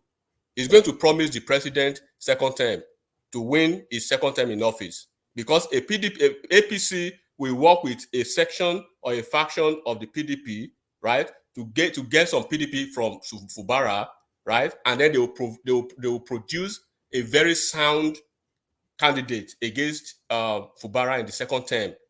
So a very good governor now, like Fubara, and like a very good politician now who knows politics very well, will be playing 50-50 game with the national, with the presidency, so that they will find a way to curb Wike's excesses and find a way to play with the presidency, promising them what the Wike did, right, in the last election. Mr. President, Rivers State will deliver it for you, provided that you can save me, you can shield us, and then do this. So you're asking Tinubu, but then he can't pick two of them now. That means he will have to pick one. No, he's already picking Wike now. You will leave that to Tinubu. Tinubu knows how to handle that. What Tinubu will do in that regard, as we are talking politics now, what Fubara will have to do is ensure that he has the ears of. Do not forget that Wike, as an outsider, right, beat Ameshi's candidate, an incumbent governor. Amechi was the incumbent governor of Rivers State when he floated Dakuku Peter side. He has all the money, he had all the power, incumbent power. But what Wike did was that Wike had the support from Jonathan, because Jonathan was having issues with Amechi then, and then Odili was not cool with Amechi. So they gave Wike protection from the federal government. Wike was able to win Dakuku Peter side. The same game, rinse and wash. Fubara should play that. But does Fubara have the political gravitas to play that kind of game? I think he's gaining support now. I think Wike, he knows that he does not have the control over Rivers State. I'm not trying he's to getting talk weaker. About what? Okay, you are talking about. Let me say one more point. And Wike and Tinubu, we know that Wike is going to go for this PDP ticket again. So there's going to be a fight between him and Tinubu in 2027. Okay. Yeah, he's going to go for the PDP. He's still in PDP now. He didn't switch party. I take your position, but that's not. Okay. That's not so you have to bear that in mind as well. That's not possible. He himself has already said that he's not. That's not possible. I'm telling you now tonight, Wike will not pick a ticket in against Asiwaju. Go and write wait. What you said? Wike said what? That he wasn't going to go up against Tinubu. That's how he said that he has no interest in politics before he did that rigmarole in Rivers State. He didn't do any rigmarole. He played his part of the game. Look, he said that he had no interest in politics, and we were like, that he wants to go on race. Hey, you can't trust that now. Of course, he's going to go again. That's why he's fighting for. I'm telling you now. Come on. I'm telling you for a fact, Wike will not pick any ticket against Tinubu in 2027. Write it down today. Then what is he fighting Fubara for? What do you think is the point there? He's not fighting Fubara because of president. Do you think he's fighting Fubara for presidency? It is Fubara that is fighting himself. Fubara is fighting. Is Wike distracted from what he's fighting because of the resources? Now he wants that resources. What resources for what? Are you aware that Wike is the governor on him? So is the governor of FCT. Partially, he's the governor. Do you know that? Don't you know? I mean, River State allocation. Do you know how big it is? What is the budget of FCT compared to FCT? Sorry, let me come in the middle a little bit. Okay. What Wike is fighting for is political structures for 2027. Wike political structure for PDP or APC? For APC. Then what's the point of him being in PDP then? It's politics. Look at this guy. What are you talking about? Come on. Go back to Ondo State. Go back to Ondo State. You check how Mimiko, right? Mimiko, the first Labour Party governor, how he defeated Agagu, a PDP strongman, a governor, incumbent governor that had the support of OBJ. That was eventually what sent Fayose out of Ekiti State, because Fayose was working with Mimiko. So what you are seeing in Rivers State now, right? Wike is trying to get to continue to have a structure in Rivers State that delivered Fubara. One, Fubara is not Wike is not fighting Fubara. Wike has his own budget as FCT minister. FCT minister is equally a governor, is controlling the whole FCT. They have almost everything you have in Rivers State and in every other state of the federation, right? Is replicated in FCT. They have their civil service commission, they have their commissioners, they have everything. So Wike is a governor on his own. But the And then finance is not the same. and he has the support of the president. Just last week, right? The presidency just sent an act to the Senate, right, to amend the budgetary allocation to FCT. Now FCT we have almost 2 trillion extra added to their annual budget. So I understand that the sentiments of it, but when you are talking politics in the raw sense of it, you have to detach sentiments. Fubara is doing what he's supposed to do as a governor, and I just gave you a cheat sheet of what he could do to land himself easily for a second term with whatever Wike does or he doesn't do. If he finds a way to do rinse and wash of what Wike did against Amaechi, right? Amaechi never wanted Wike. Amaechi did not work for Wike. Wike was an outsider that fought himself to power through the presidency because Amaechi was supporting the Kuku Peter side. So if he can take that cue and do what Wike did, but is Fubara doing that?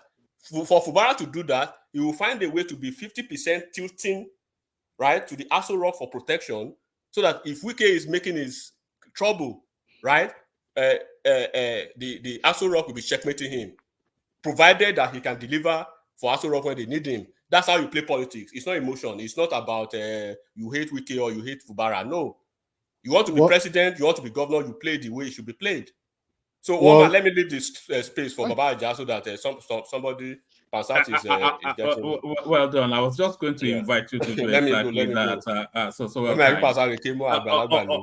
All right, brilliant. I wonder if Ajale Koko is ready for us now. Ajale Koko. I'm ready.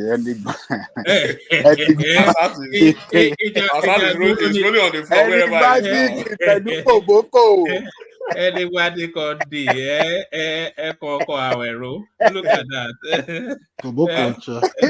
Pastor is an elderly man. Don't let elderly man rule. It's too late in wherever he is. You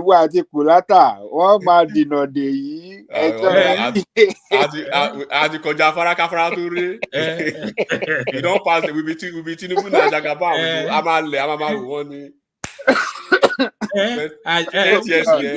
Kí lórí yẹn sọ náà Àjànàkú yọ lókèrè ẹ lọ mọrẹ dání. Èmi kọjá ẹ̀rọ táwọn bọ̀ máa ìyàwó náà ó gbégbà báwo ṣe ṣe. Wọ́n ètì Wike torí pé wọ́n ò mọ nǹkan kan. Ó dàgbò àwọn obedient ní Rivers State wọ́n ètì ẹ̀ wọ́n ò pé tí ọmọ ti ṣiṣẹ́ lọ. Oh God! All right, so there it is, enigmatic Honda. That's the mighty man himself. The mighty man himself, a man of even probably greater might, Adanle Koko. Abaja, good night. Take care of yourself. Yeah, enigmatic. Thank you. Yes, sir. Good night. Yeah. So, one man, greetings to our listeners around the world. Click on the like button, share and subscribe if you haven't done so. So, what's going on? What's at the topic? We try to avoid it, but we never fail to end up there again. Peter Obi, of course, and his politicking are still trying to cling on desperately to that piety that is now selling as a current. I've never known a politician to try to straddle piety as a selling point, but its piousness now tested. He's endorsing the criminally minded chairman of the Labour Party, Julius Abure, who everybody universally knows is a crook, but he's saying he's nailing his colors to his mast. But so smelly is Julius Abure that even a Lagos playboy like Kenneth Okonkwo tells us that it's too smelly and is leaving the party. So the divergent views of Kenneth Okonkwo, the spokesperson of the Obidate presidential campaign, versus the opposite polar position of his erstwhile principal. So That's the subject of our discussion at Ajalekoko. Look, one man, for Obi to speak in support of Abure, it clearly shows that Obi is not a man of integrity. A lot of people will be shocked, particularly people that are not politically oriented, people that does not follow politics well, people that are just looking for change in the last election, that jump after Obi, for the reason of the way he looks like a gentleman, the way he talks, and the way he presented himself, the way he carried himself. A lot of them will be shocked that why Obi siding or giving support to Abure when it is obvious that Abure is a very corrupt man. A lot of leaders in the party have disassociated themselves from him. The treasurer of the party disassociated, even, he accused him of corrupt practices, embezzlement of funds and stuff like that, with document to back it. So Obi is just showing to people his real color. A desperate politician like other politicians. You see, we have to give it to this platform. A lot of people, this is the place you can get the best of the best political,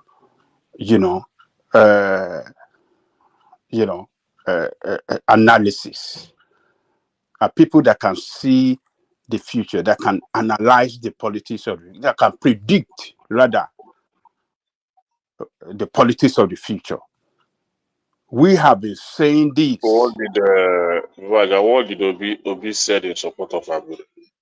Let me continue to talk now. I want you to mention the words he said in support of Abure before you continue to talk, so that I can understand what you are saying. I'm not understand what you are saying. I just want to hear the words of Obi in support of Abure from you. Then I will now understand what you are saying. Siki one. What he said in support of Abure is backing his leadership. Ajalekoko, let me speed through this to bring Ekene up to speed. Peter Obi makes position known as Kenneth Okonkwo dumps Julius Abure-led Labour Party. The Labour Party presidential candidate in the 2023 general election, Peter Obi, has declared his unwavering support for the party's National Working Committee, which is led by Julius Abure. Obi said this was important to secure the party's future. During a solidarity visit to the party leadership at the national headquarters in Abuja on Tuesday, Obi stressed the necessity of safeguarding the party's existence and encouraged unity amongst disgruntled party members.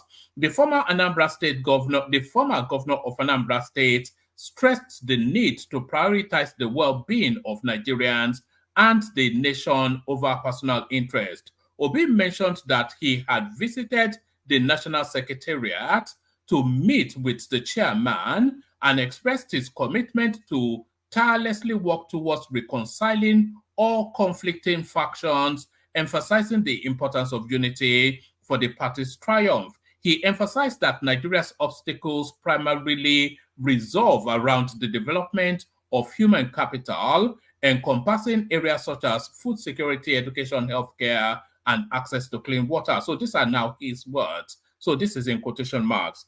for now, let us talk about how we are going to survive, because we politicians always focus on the next election and not on human beings.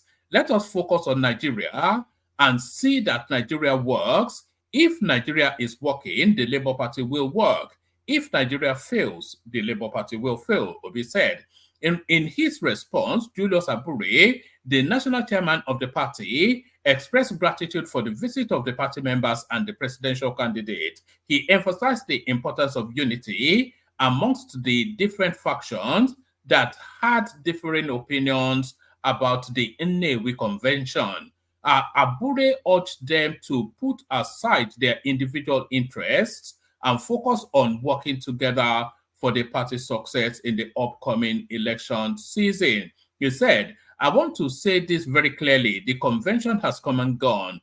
All those who are still angry with us over the Nnewi Convention, we want to appeal to them to come together to work with us to build the party for a new Nigeria that has a vision. I believe very strongly that personal interest should be put aside and pursue a new Nigeria that will work for us. So that's essentially the gist of it. So everything is said there is true.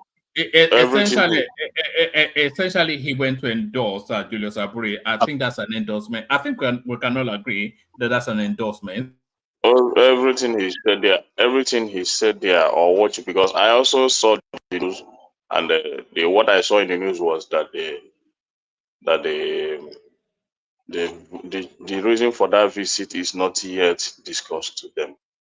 That's what I saw in the news. But even to go with what your own news is talking about, why is Babaja crucifying Peter?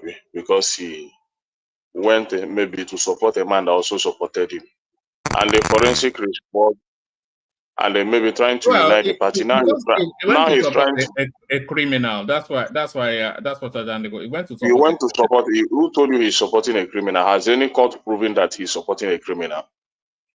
Did any court prove that he is supporting a criminal?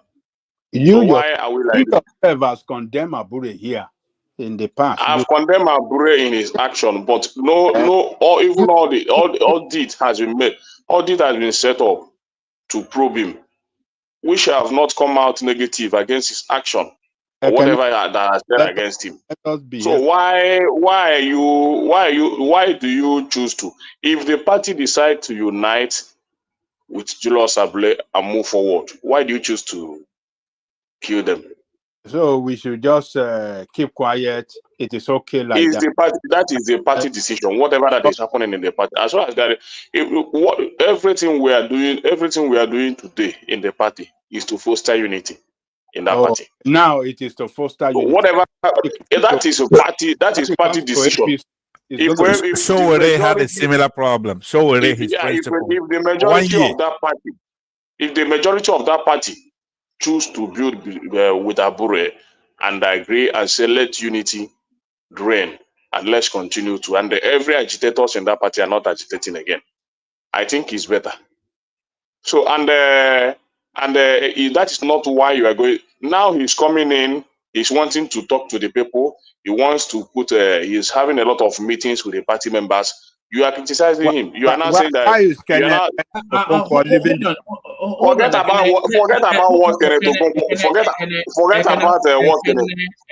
Hold on. Let me play you a clip that will shed a bit more light on maybe how you want to understand this. These recent elections. It's unfortunate that because the two things happened. First of all, one party took over the labor movement, which is one of my favorite movements also. And then it became a regional party, more than, whereas it was a marvelous breach into the established two camps. Peter Obi achieved something remarkable there, that he broke that mold. Yes.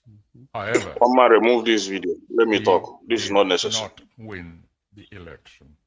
In addition, my own organization as a monitoring unit. You know the one I'm talking about. And so I could say categorically that Peter Obi's party came third, not even second. And that the leadership knew it. Well, they wanted to do what we call in Yoruba, Abure. So there it is right there. So that's what we're like. Abure is what we is. Let it be whatever. I know that. The only thing I'm happy is that I know that people like you, Babaja, and a lot of people here never want unity in the Labour Party. So you are just speaking for politics' sake. So, and me, I'm a party man. I'm a Labour Party member. And I support everything that will bring unity in my party. I'm not speaking as now let me speak like a party man. I'm not speaking as people like you. I'm speaking like a party man in Ojo local government. You understand? So anything that will bring unity in my party is what I support. Yeah. Can every our party today. But if we choose to, if a lot of reconciliation is going on, both here in Ojo, not even only in federal level, we even have a serious issue in local level, which we are dealing with. And thank God we're getting to that level. Because for me, I also think Obi should even be careful with a lot of things going around him with PDPs and all this APC trying to confuse him to come out and join PDP or whatever. Yeah, I know the deception in politics. They might decide to lure him out tomorrow and deny him the ticket.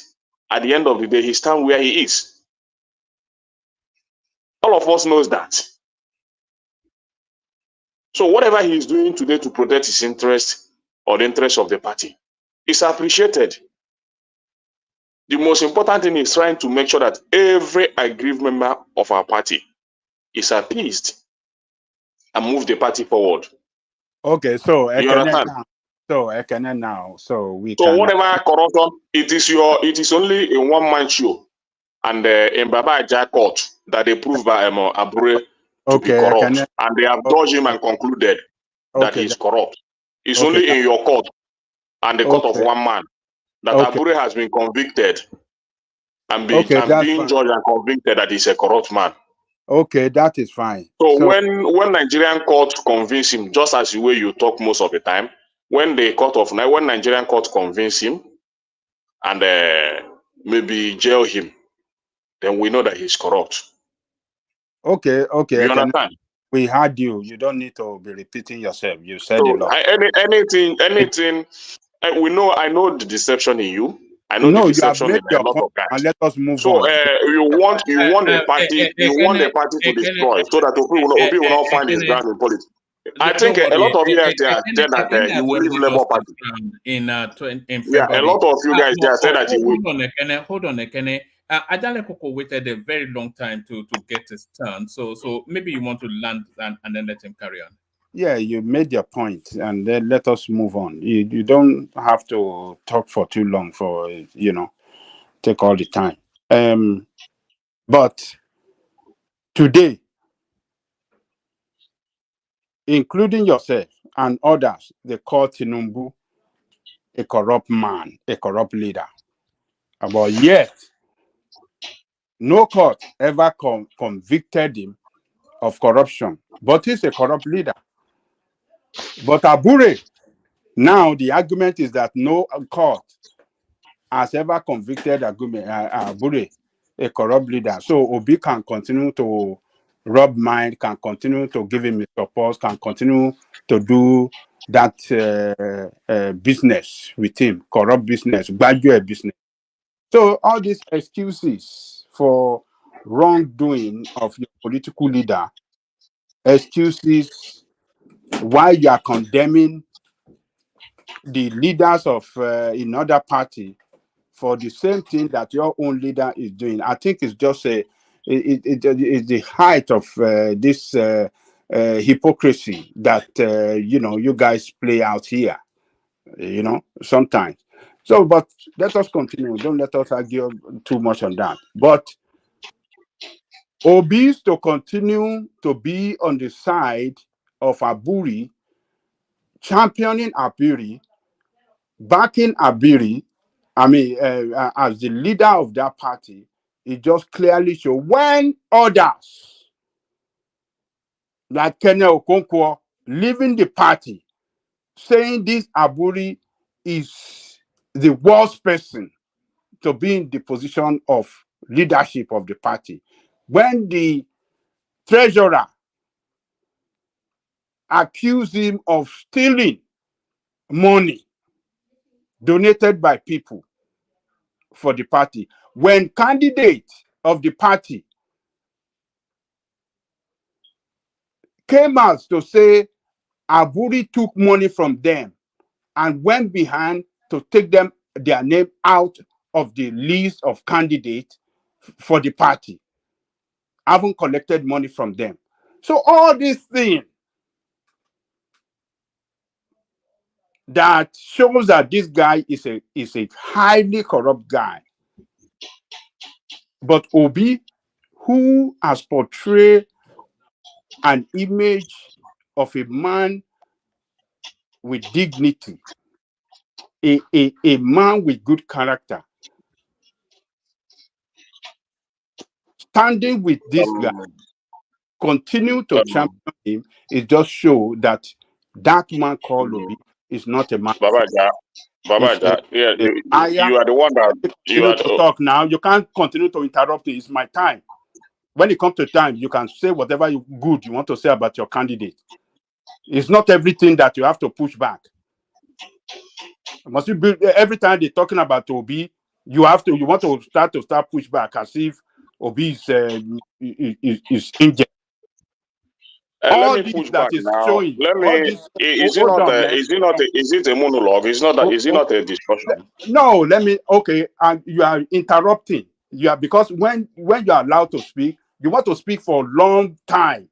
You don't know how to, come out with your point and then move back. You want to continue to talk. No, it's too much. And every time you want to continue to do that, particularly when they're speaking about Obi. What's the big deal about Obi? What is different than Obi? What is the big deal about the one that you are supporting? What's the big deal about it? Just leave me. If Obi is not a big deal, if Obi is not a big deal, then stop talking about him. If it's not a big deal. Ekene, please. No, let's discuss it now. If it's not a big deal, let's stop discussing. It's a big deal. And that's why we are talking about it. I don't want your interjection because it's not interjection. You are interrupting. This is interruption you are doing. It's not interjection. So there's no difference between the way he's playing his politics with APC and PDP. PDP that you people have tagged as corrupt party men that come together every time, cover themselves. Ganduje is a corrupt guy. We saw him taking money, putting it in his pocket. He's the leader of APC. You guys have called him several names here. The president parley with him. They are corrupt people. That's the definition you're giving to them. But now, your own man is doing the same thing with a highly corrupt man. But yet, no, it is good for peace of the party, for peace to reign the party, for the party. But nobody saw him put money in his pocket. That's the difference. Can't you tell the difference between the two? Just don't interrupt what I'm saying, you're saying they're the same. It's not the same. Just don't interrupt me, please. Just hold your horses. Don't interrupt me. So this is the thing that is going on. And this is why some of us that have seen this hypocrisy, this double standard that you guys play, we continue to tell you, you are just siding your own corrupt politician on the political leaning that you follow or you patronize. That is just the game. So today, Kenneth Okonkwo has unshackled himself. It doesn't want to continue with nonsense, lie, propaganda, and it Badue. Today, you're not like Okonkwo is no more. You don't like him. Indefensible. You now like Kenneth Okonkwo, and Okonkwo never said he left the party. He said Abure left now Okonkwo, and you'll be surprised that Okonkwo will still be there. Now Okonkwo is a bad. You now like Okonkwo today. You are now praising him. Let me talk. Okonkwo is a bad person today because the guy has unshackled himself. He doesn't want to continue with rubbish and nonsense. So, would you say that he has emancipated himself from mental slavery? One man, that is what this guy have done. That is what he have done. He doesn't want to remain defending indefensible, defending lie, defending corruption, defending bad character, defending what is not good to be seen with human being. He has done it for the past 1 year. So Okonkwo cannot play the game, cannot continue to play the game any longer. So he's stepping out, going in the direction that we don't know. Whether he's going back to his APC because he was from APC. The same thing that Buala did. Buala was an APC man. He ran to PDP. PDP failed. He went back to APC. Tomorrow, we're going to know. What's going to happen to Okonkwo tomorrow?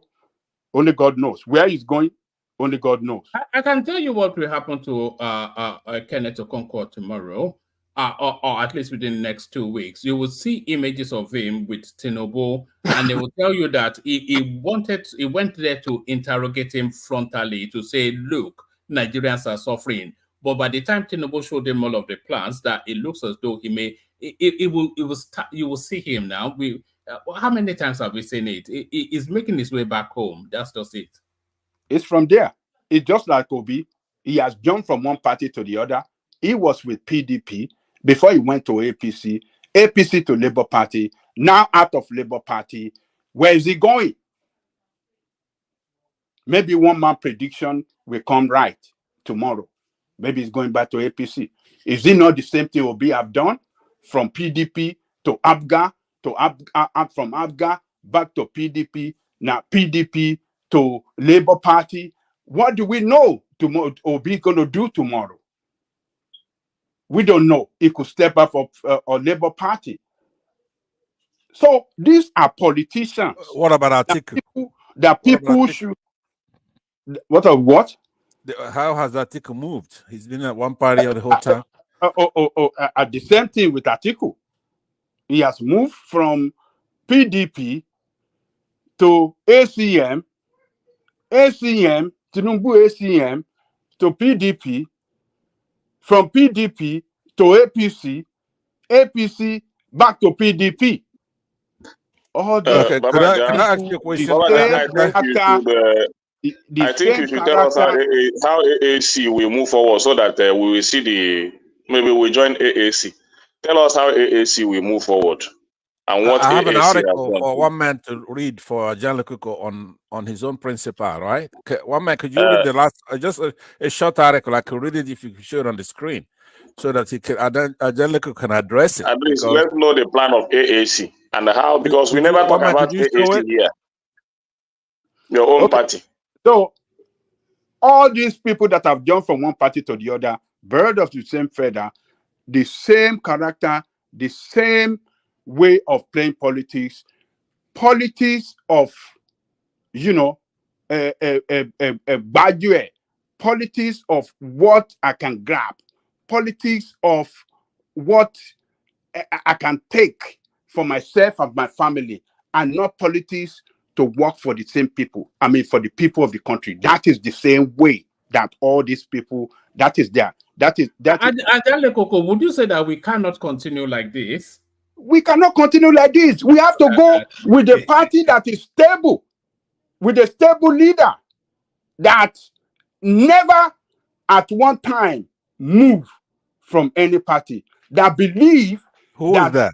that Who would that be? let me land. I'm saying, give us the name now, the person. Can you let me land? Let me land. The leader that believe that, look, we must not do things the same way these corrupt politicians, Obi, Atiku, Tinubu, all of them are doing. Let us do it different. Let us have our own party that will not bribe people to vote, party that will not engage in violence, party that want to follow the law, party with people of character, party with ideology, party that want to work for the progress of the people. That is AAC. And who is that leader?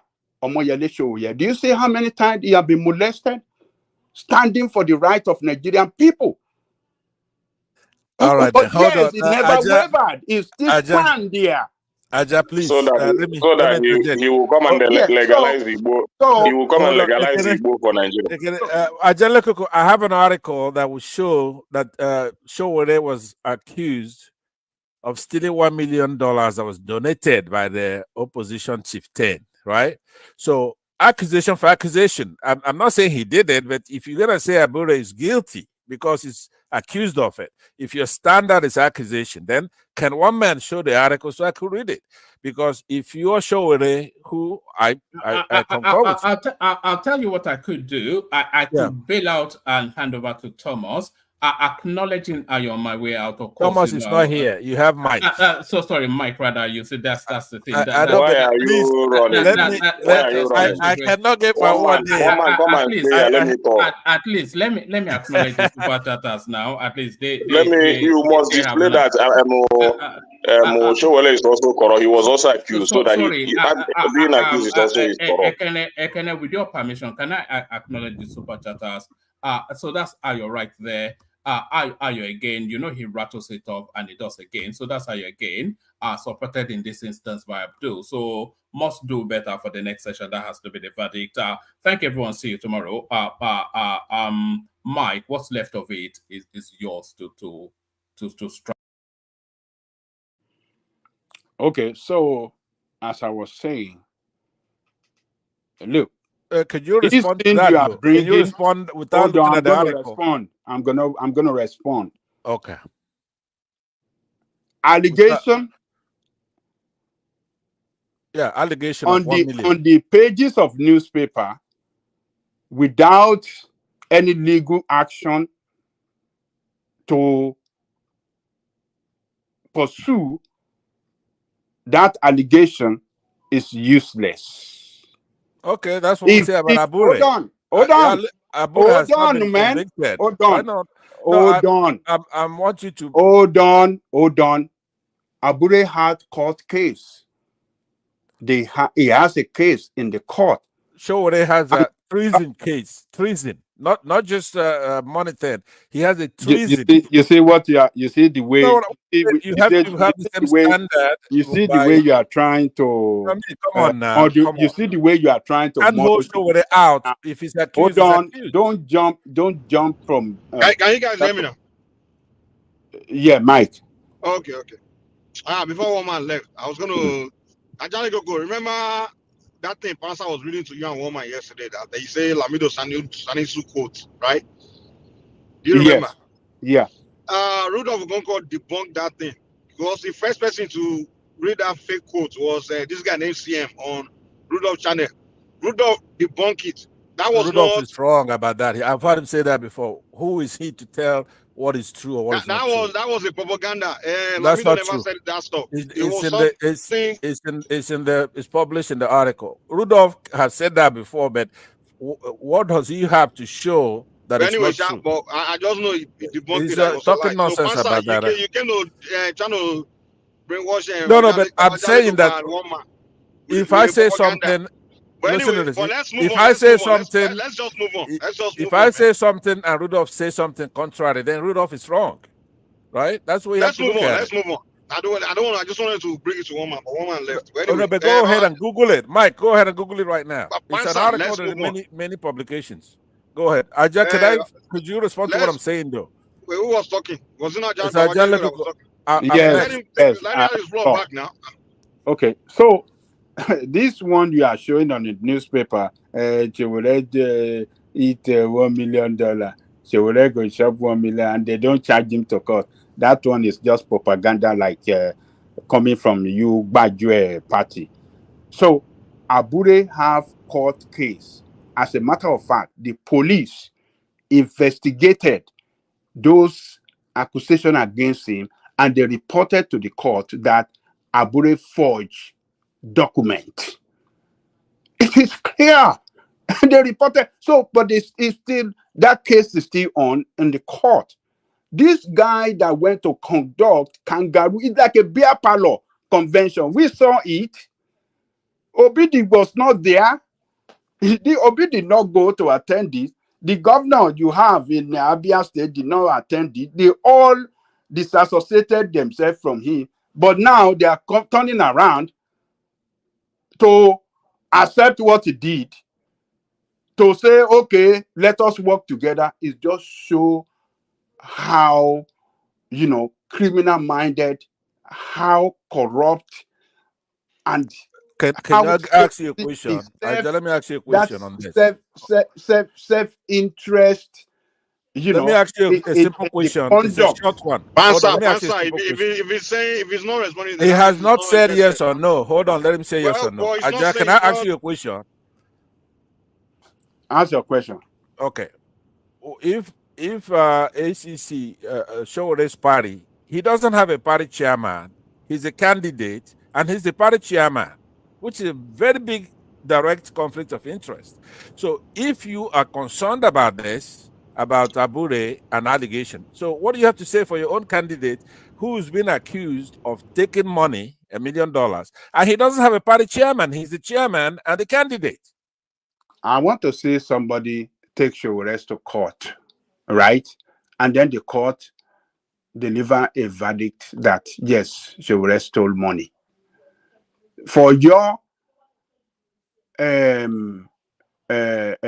propaganda, the propaganda newspaper that cannot take Showores to court over that allegation, it just shows that it's a complete, and I'm just surprised that you can believe this kind of nonsense, because this is nonsense. You know yourself. So what is his party chairman's name? What is his party chairman name? Who is the name of the party chairman of Showore? Who is the secretary and who is the publicity secretary of his party? He's just there collecting money as the party chairman, eating the party money. And nobody is questioning. He doesn't have any organ to question him. He's the party chairman, he's the secretary, he's the all this and he's all that.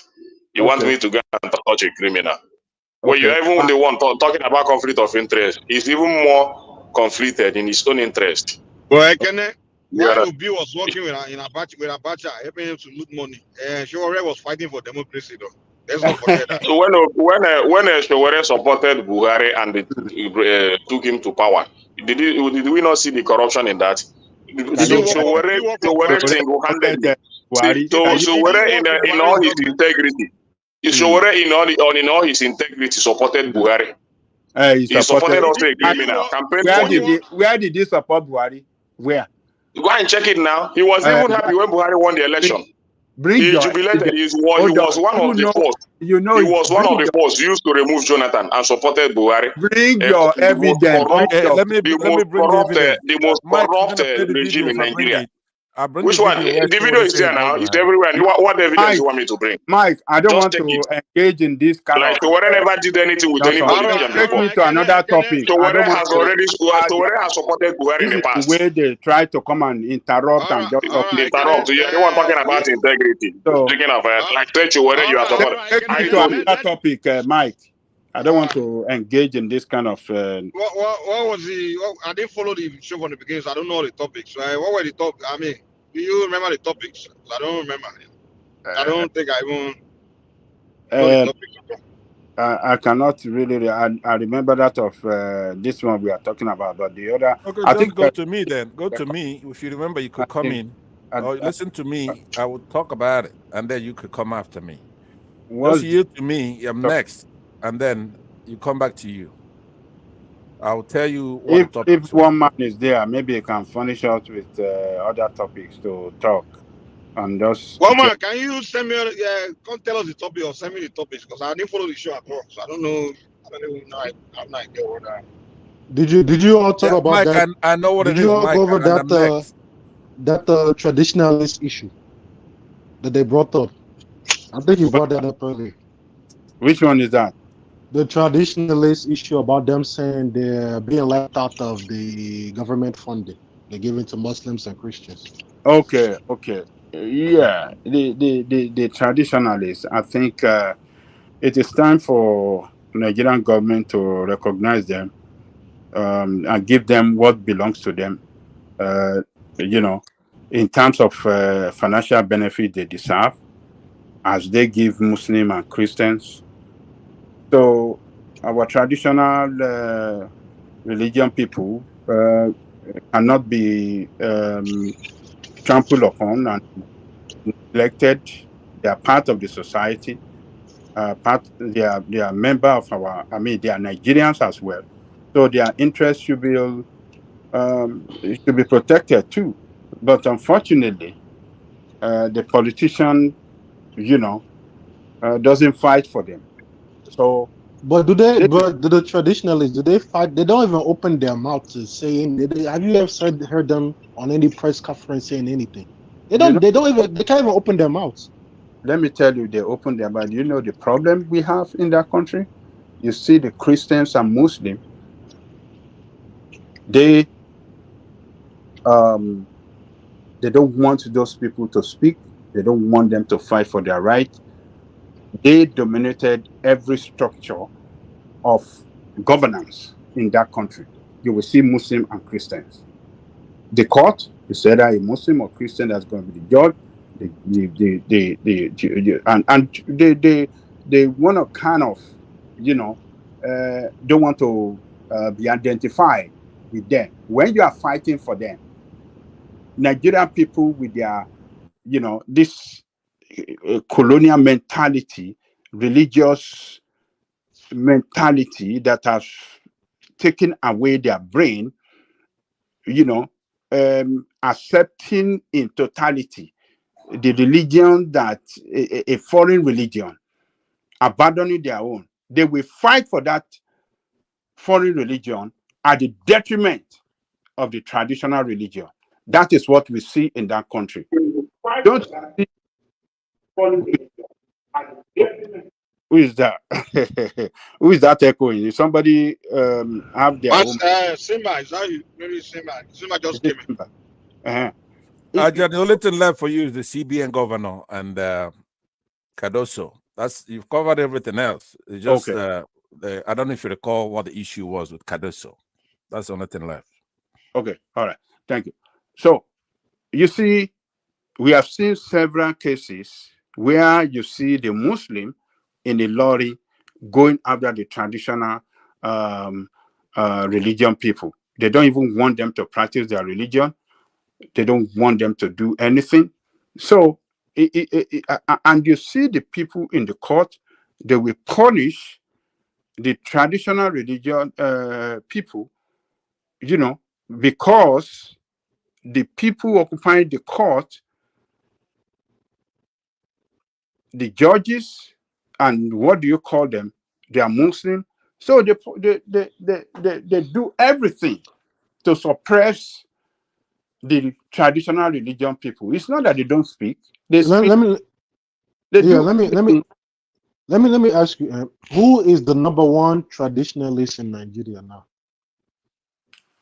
We cannot really pick out one because it's only of Ife now. Who's number one? Maybe in Yoruba land. I don't know the whole country because when the most notable one. What do you say? The most notable one is Sonny of Ife now. But is only of Ife a traditionalist over by virtue that is only of Ife that you are talking that is a traditionalist? What I'm saying is, was he a traditionalist before he became the all right, I'm belling, guys. Thank you very much. Bye-bye. I think the major issue here is that the so-called traditionalists are not united. They're not. They're not. They don't even open their mouth to talk. That's the. No. They cannot talk because when you say is that name that you give them traditionally is vague, because there are so many religions, so to say, even under that traditional religion. And it varies from tribe to tribe, from ethnic group to ethnic group. In Yoruba land alone, we have more than 10 or many of them, Ogun worshippers, Sango worshipper, Egungun worshipper, and all those things. All of them cannot come out and say and unite to voice out in one word. And that's why you cannot say there is a leader for them. They can't have a leader. That's the question is, what do they need from you? So come out and talk to you. No, the issue is this. Let me tell you this. They don't even listen to them now. They don't even come out. The major problem that we have is a government that's recognizing religion in Nigeria and started funding religion. I could remember this thing started even pre-independence, because it is already stated in the Islamic book that they should go for Hajj. But there's nothing that says, okay, the Christians should go for pilgrimage. There is nothing like that in the Bible. But because some of our leaders then were Christian, they also agitated for Christianity, that okay, they too, they want to be going to Jerusalem, and what is good for the goose is good for the gander. So then that was what the traditionalists doing. The traditionalists didn't have the issue is this. Okay, the traditionalists, where would they say they are going now? Okay, in what way are they saying they should fund them also? Simba, the traditionalists, we have more festival than you, both you Christian and Muslim combined. It's not about, this thing is not about festival. Wait. We just finished Ogun festival in where I'm from just now. We do festivals all the time. You understand? So what it is our festivals are no government don't participate. You understand? That's the thing. But when it comes to you guys, Christian, Christmas, and all these things, government is they are involved. And just like what Jaleko said, most of the people that become government officials are typically Christians and Muslims. If a traditional person now say wants to run for office, they will use that traditional things to blackmail him and say, "Oh, you guys want to, or you Christians, you want to go and vote for Juju man, or you Muslims." That's why the traditional person can never rule Nigeria. It's always going to be. Mike, is it possible for the traditionalists to have a uniform platform? You understand? For them to also make their own point. Yeah, I see what you're saying. Yeah, but it makes sense in this day and age. Yeah, it makes sense. Traditional, we are beginning to kind of look into see how we can do that, because you have to understand traditional worship. It's really more of a personal thing. Like it's more of, if you look at the structure, it's not something where everybody do the same thing. In the traditional worship, it's more that's not a, let me interject, and that's not a excuse in this day and age, because traditional worship, you have the personal one and you have the general one. So the one you can promote to the public. So like you said, you mentioned these festivals that traditionalists do. That's everybody can come, anybody anywhere can come and enjoy. So that is as more of a general something. So it's not this stopping the traditionalists. No, what I was even trying to explain is, what I was trying to explain is that I said the Christians are more of an organized religion where they use Bible, and those one use Quran, and then they tell all their members. They use those books, and one person will be ahead and just be telling everybody what to do, what to believe, what is what, and everybody have to be in uniform. You understand? But whereas in traditional system, it's more of individual and it's own God. You understand? I disagree, because let's say, because all of these traditionalists, like let's say all of these deities, they have their own main chief, they have their main shrine, they have the subsection shrine, the branch shrine, and they have that main shrine. That main shrine there, you're going to see the leader of the deity there, the representative there. That's the representative we're talking about now. So if all these representatives, hold on. Let me clarify. In traditional worship, it doesn't work that way. you can have the biggest shrine. Doesn't mean you are in charge of everybody. Doesn't mean you can tell everybody work because you're saying. Because even the royal of Yoruba land, the only of people cannot go to Owu as smart as and say, yeah, I'm over you, as smart as Owu is. So it's not about size or about your followership that determines who controls what. So it's very different. So you can't use that in the traditional. What I'm talking about is picking a reasonable representative to represent you in discussions with the government, with the people, and everything. You can't tell me that they're gonna leave the main guys and then go to the lower ones. They do actually have. Let me give you a couple of examples. So in my state, they just agreed to have an association now for Babalawo. Actually, because go ahead. Sorry, Babati. Actually, sorry. He's right. We do have structure. Like in every time Yoruba, there's an Araba. Araba is the head of all the priests. You understand? We do have those structures. Yeah. It's no different between him and the bishops. Yeah, we do have the structure. Yeah, we do have those structures. So it's just like, for example, in Oshun, when Arikeshala was there, you recognize the traditional worshipper, has close relationship with the traditional worshippers, and then he declared the Sheshe Day in Oshun State. You know, so because first of all, the traditions all bring most of the tourism to Oshun, because a lot of people come to the festivals in Oshun, a lot of foreigners, and they bring a lot of money. You know, so he kind of realized that his government was getting a lot of revenue from the tourism in Oshun from all the foreigners that come there.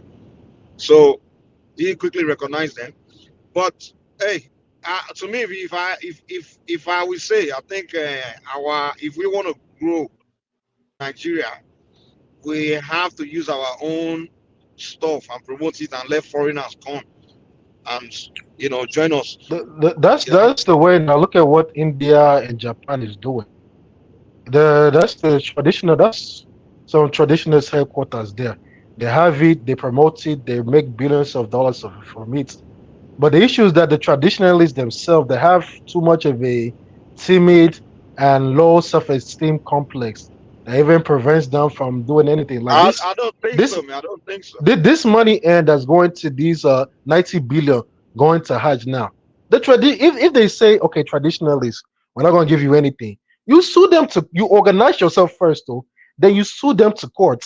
At least whether you win or lose this first time, you may win. Maybe if you try five the fifth time, and people will start hearing they'll put you on the news. That is not the way you do things now. That's not the way you do things. One, do they even have a plan? Do they even have a plan in the first place? Do they even have a structure?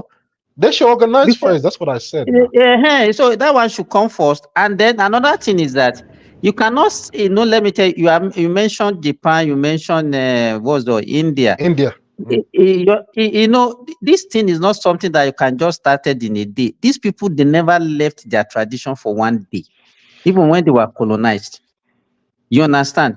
Our own, we've abandoned everything about us. Then you want now to us to be picking them in pieces. It's going to be very difficult. Yeah, but that is the responsibility of the traditionalists. Now they should be doing that. But it's like they just hide in one corner. They don't make noise. They don't do it. They don't talk. They don't speak. Then they don't even complain. Even this complaining, they don't do it. Instead of the way we are talking this one, I think the best way. I don't think we need to even be agitating for them to even be getting their own billion. What we should be agitating for is that government should not have any business doing with religion.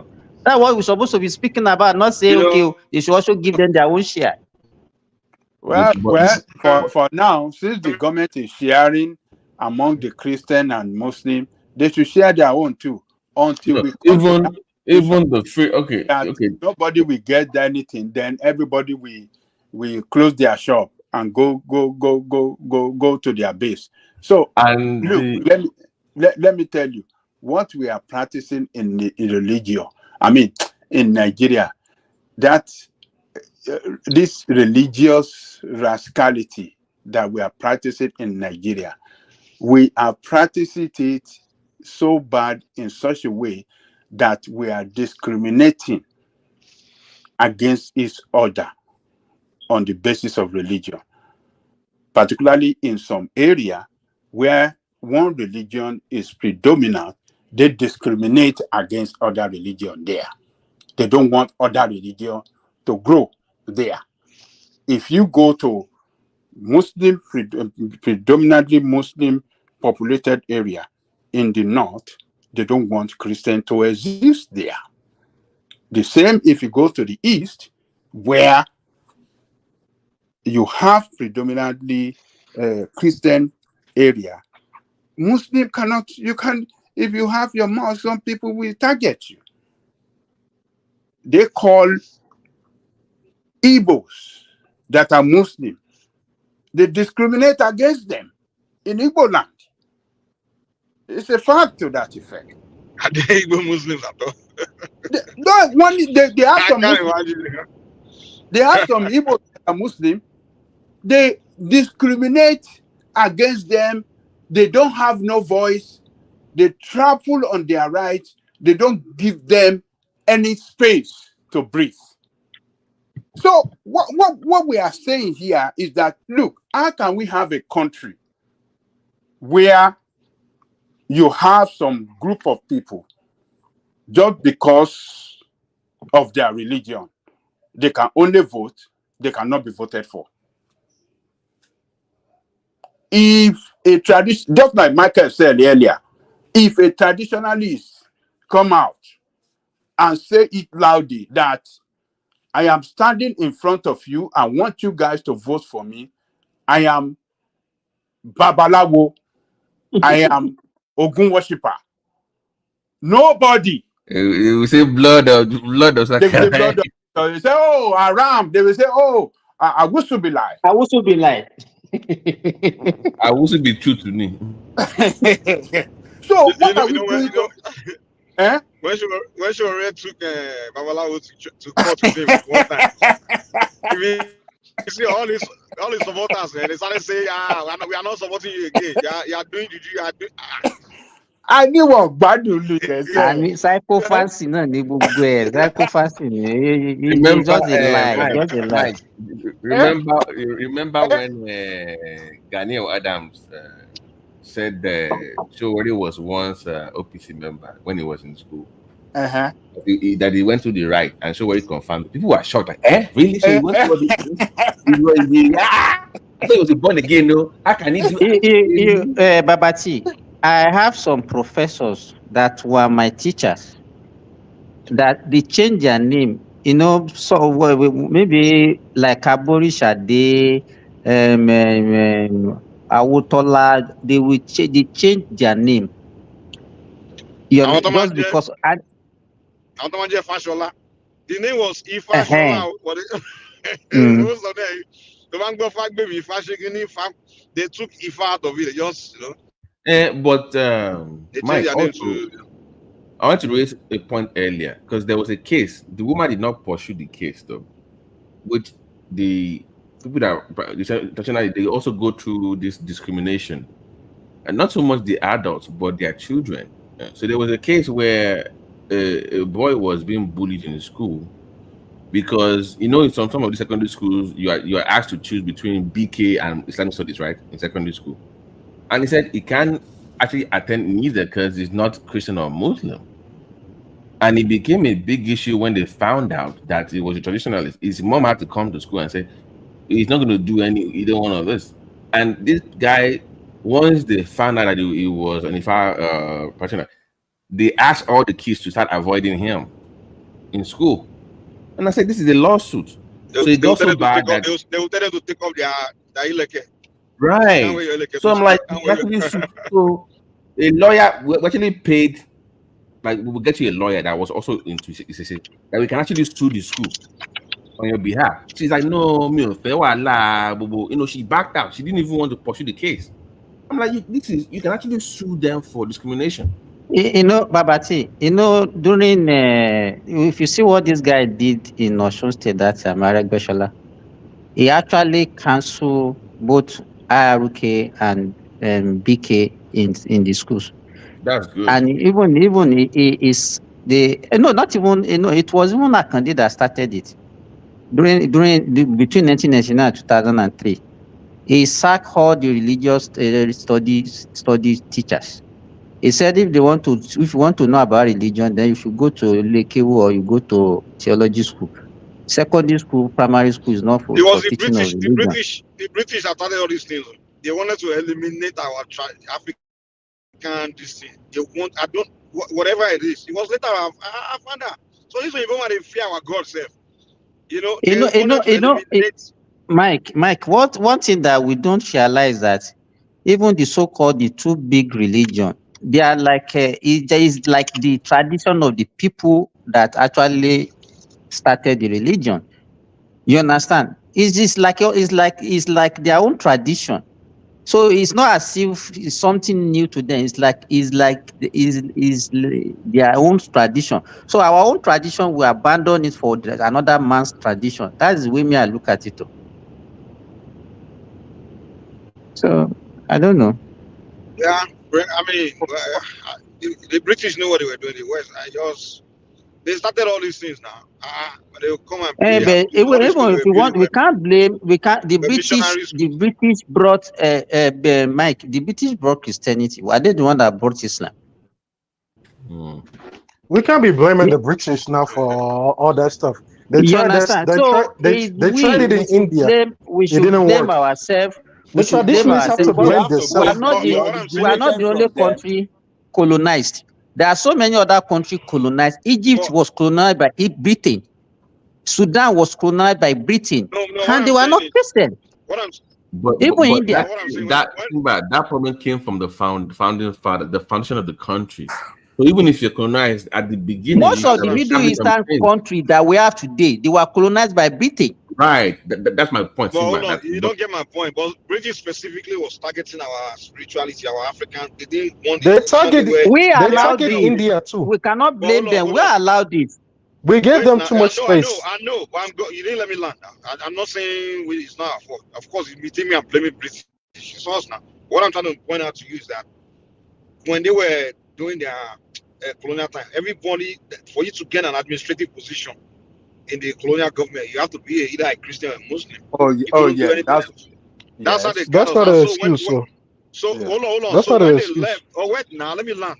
When they left, the people now continue that tradition. You understand?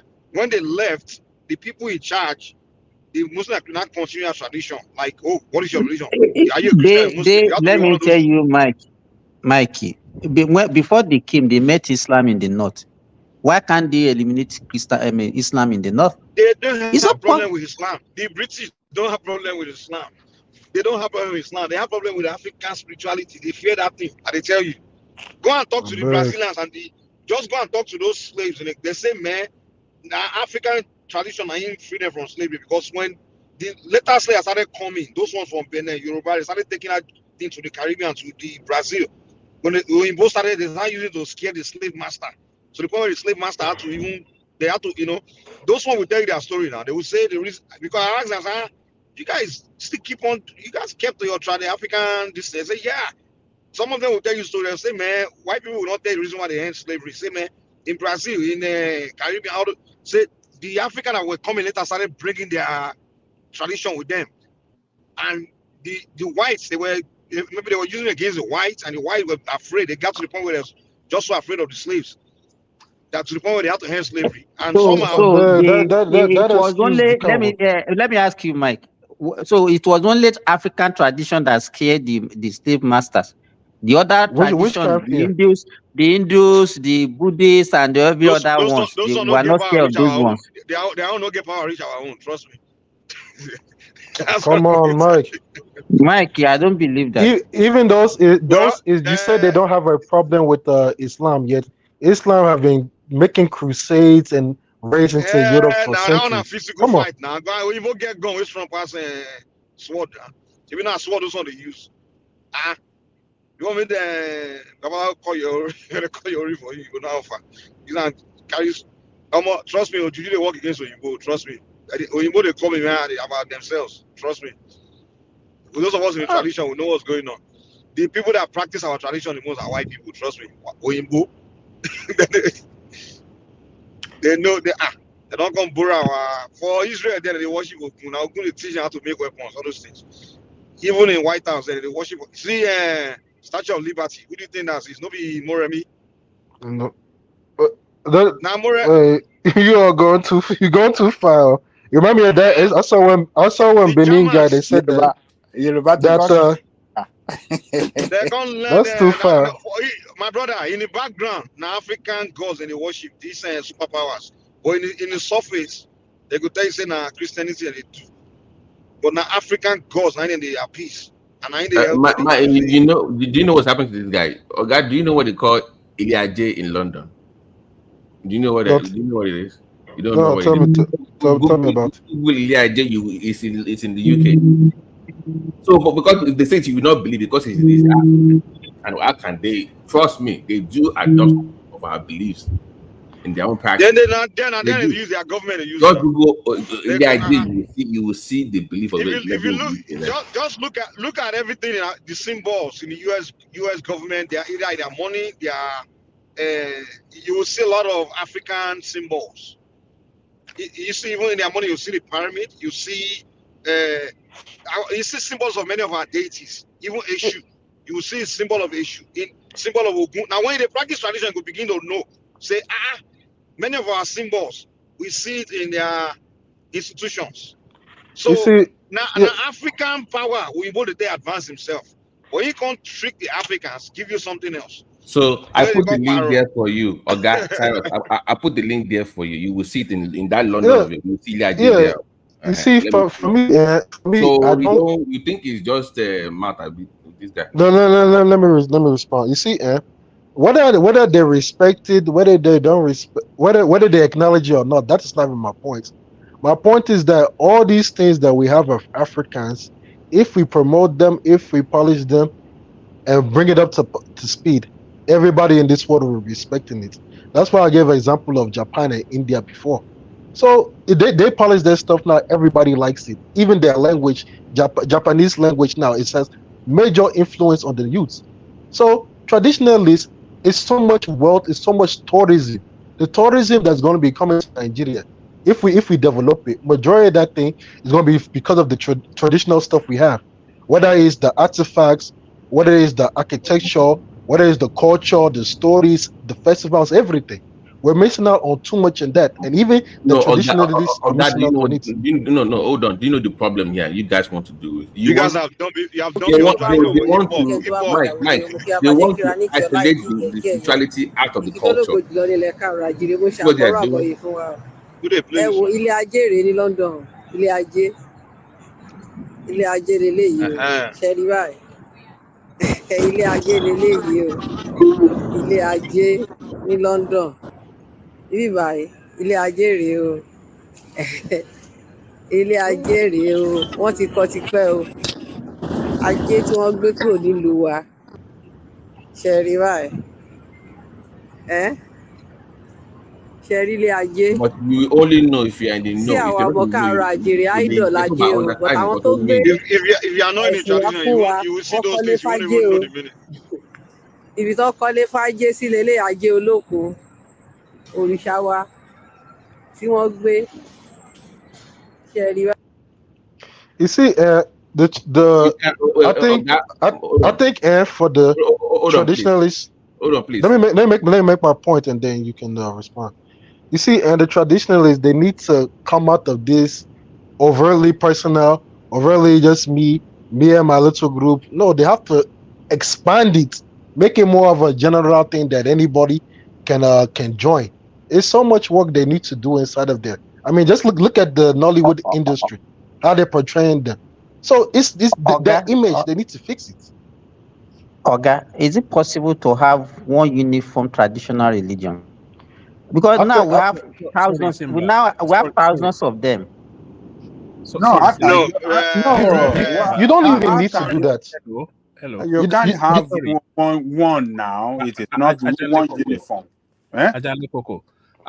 We don't know that is Iliaje outside of that woman telling us that it is. So there's nothing. There is many more. One man, please. There's a reason I put the clip there.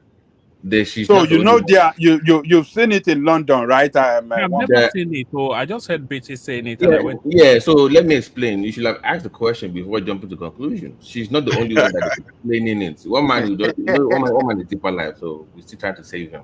But that she's not the only one that is saying it or that said it. You Ìgbà can wo there's ni wọ́n máa tún di deeper life? Mo rò pé he's a Jehovah man of Witness many ni. religions. So don't mind. I'm trying Okay. to prove my point. But back to my original point that I was making. Jehovah Witness, the one man now. So I think the Pentecostal church. Ajẹ́rìí ni. Yeah, there you go. One man. But guys, this is my point. Those that discuss the monetary aspect of the culture, saying that you cannot separate the spirituality out of the Yoruba culture.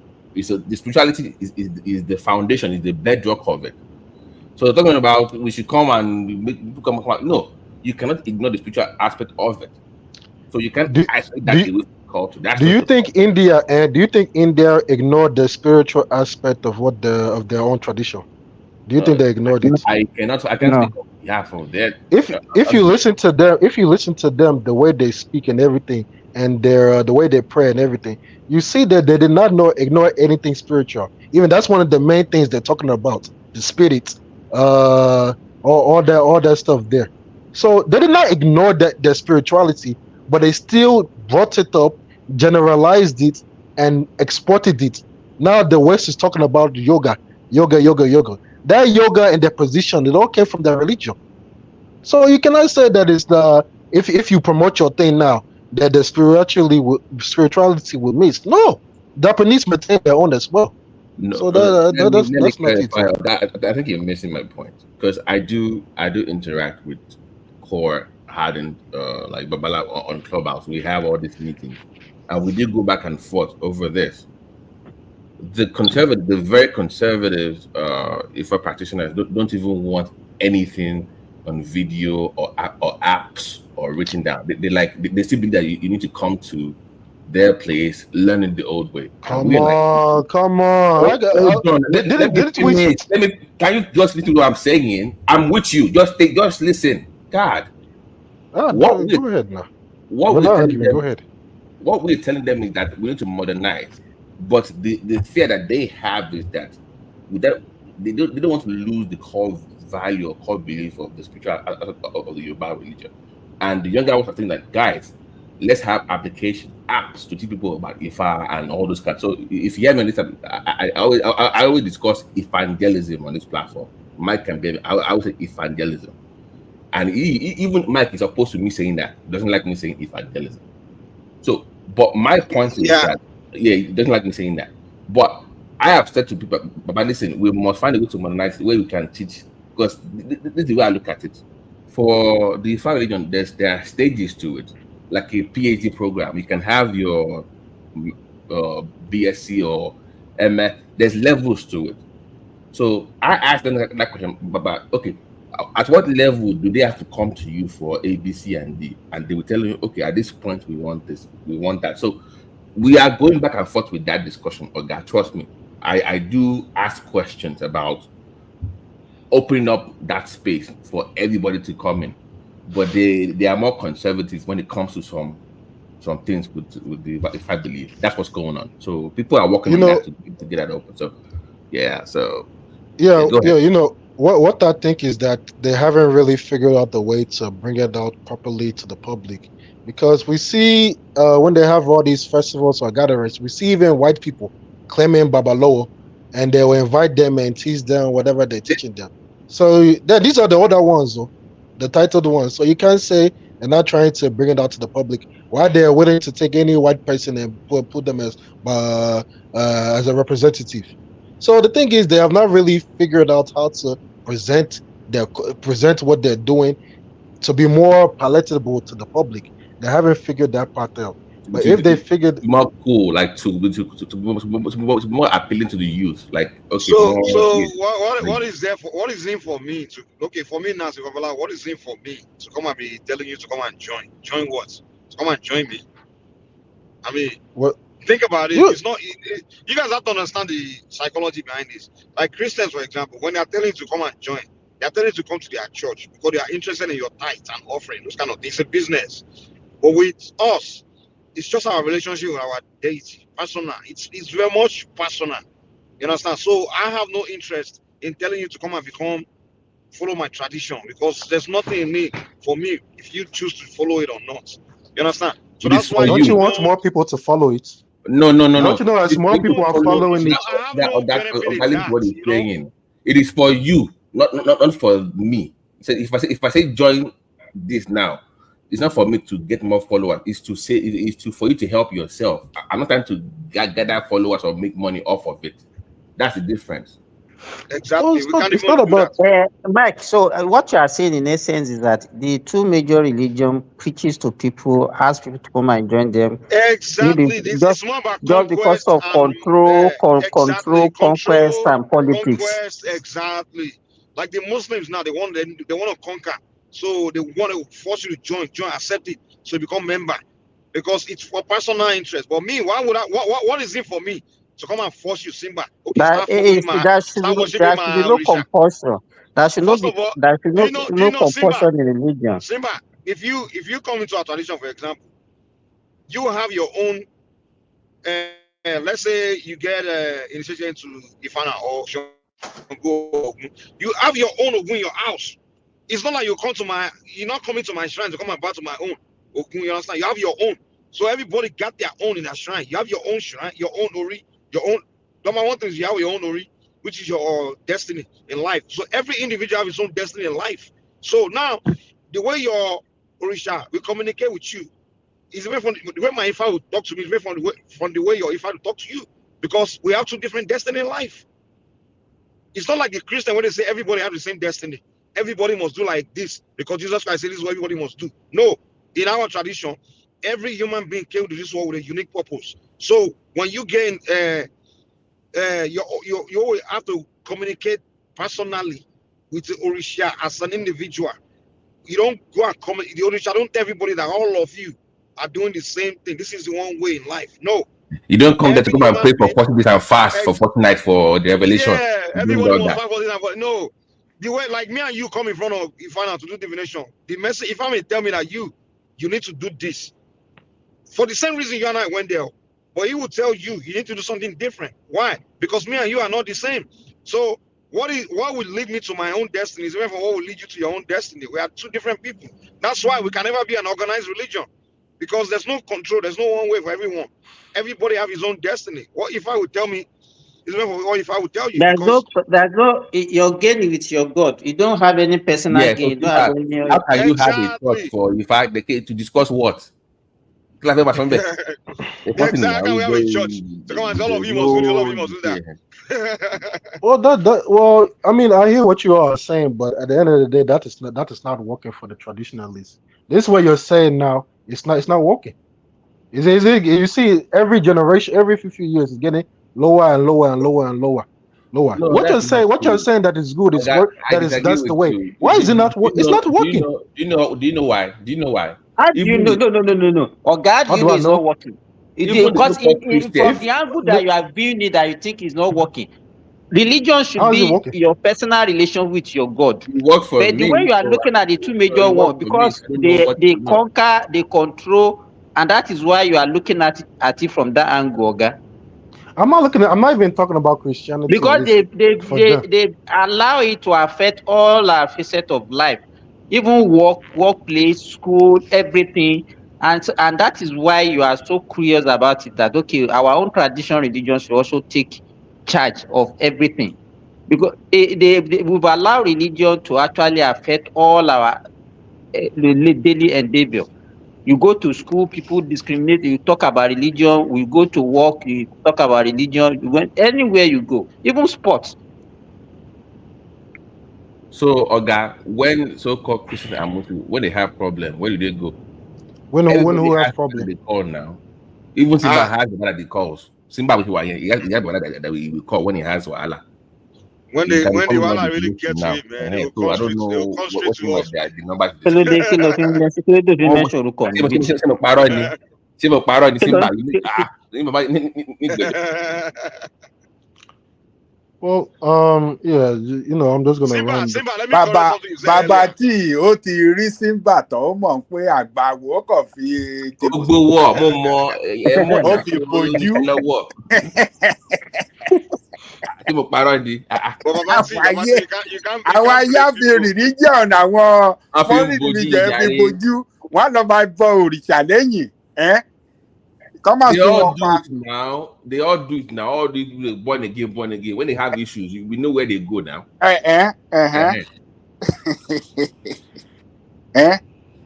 Simba dẹ̀ dákẹ́ síbẹ̀ ó rí i pé bàbá tí ti ká àwọn bàbá aláwo. Ó ń parọ́ mọ́ mi ni o, ajẹ́lé. Ó ti ń parọ́ mọ́ mi ni o. Simba, let me tell you, let me tell you this. Actually, because this religion have been long in existence. Even how many people are actually convinced? Most of us are born into it, and we'll just continue what we met our parents practicing. Do you understand? So it's not by conviction anyway. Well, what I'm saying is that all I'm saying is that for the traditionalists, their current position is a lot of it has to do with what the things they are not doing, the things they are not speaking, and the things they are not acting. All they have to do is just look at the ones who are doing better or have more of a platform in the world, like the Indians or the Japanese or even the Philippines, that side, and they should incorporate it into Nigeria. But if you have the leaders or the representative, the main notable people of your religion not talking, I mean, how far can you go? If there's an issue, they don't talk. But the Christian ones, if it's a kind speaks, the Muslim side, they have your own. When it comes to the traditionalist one, they don't speak anything.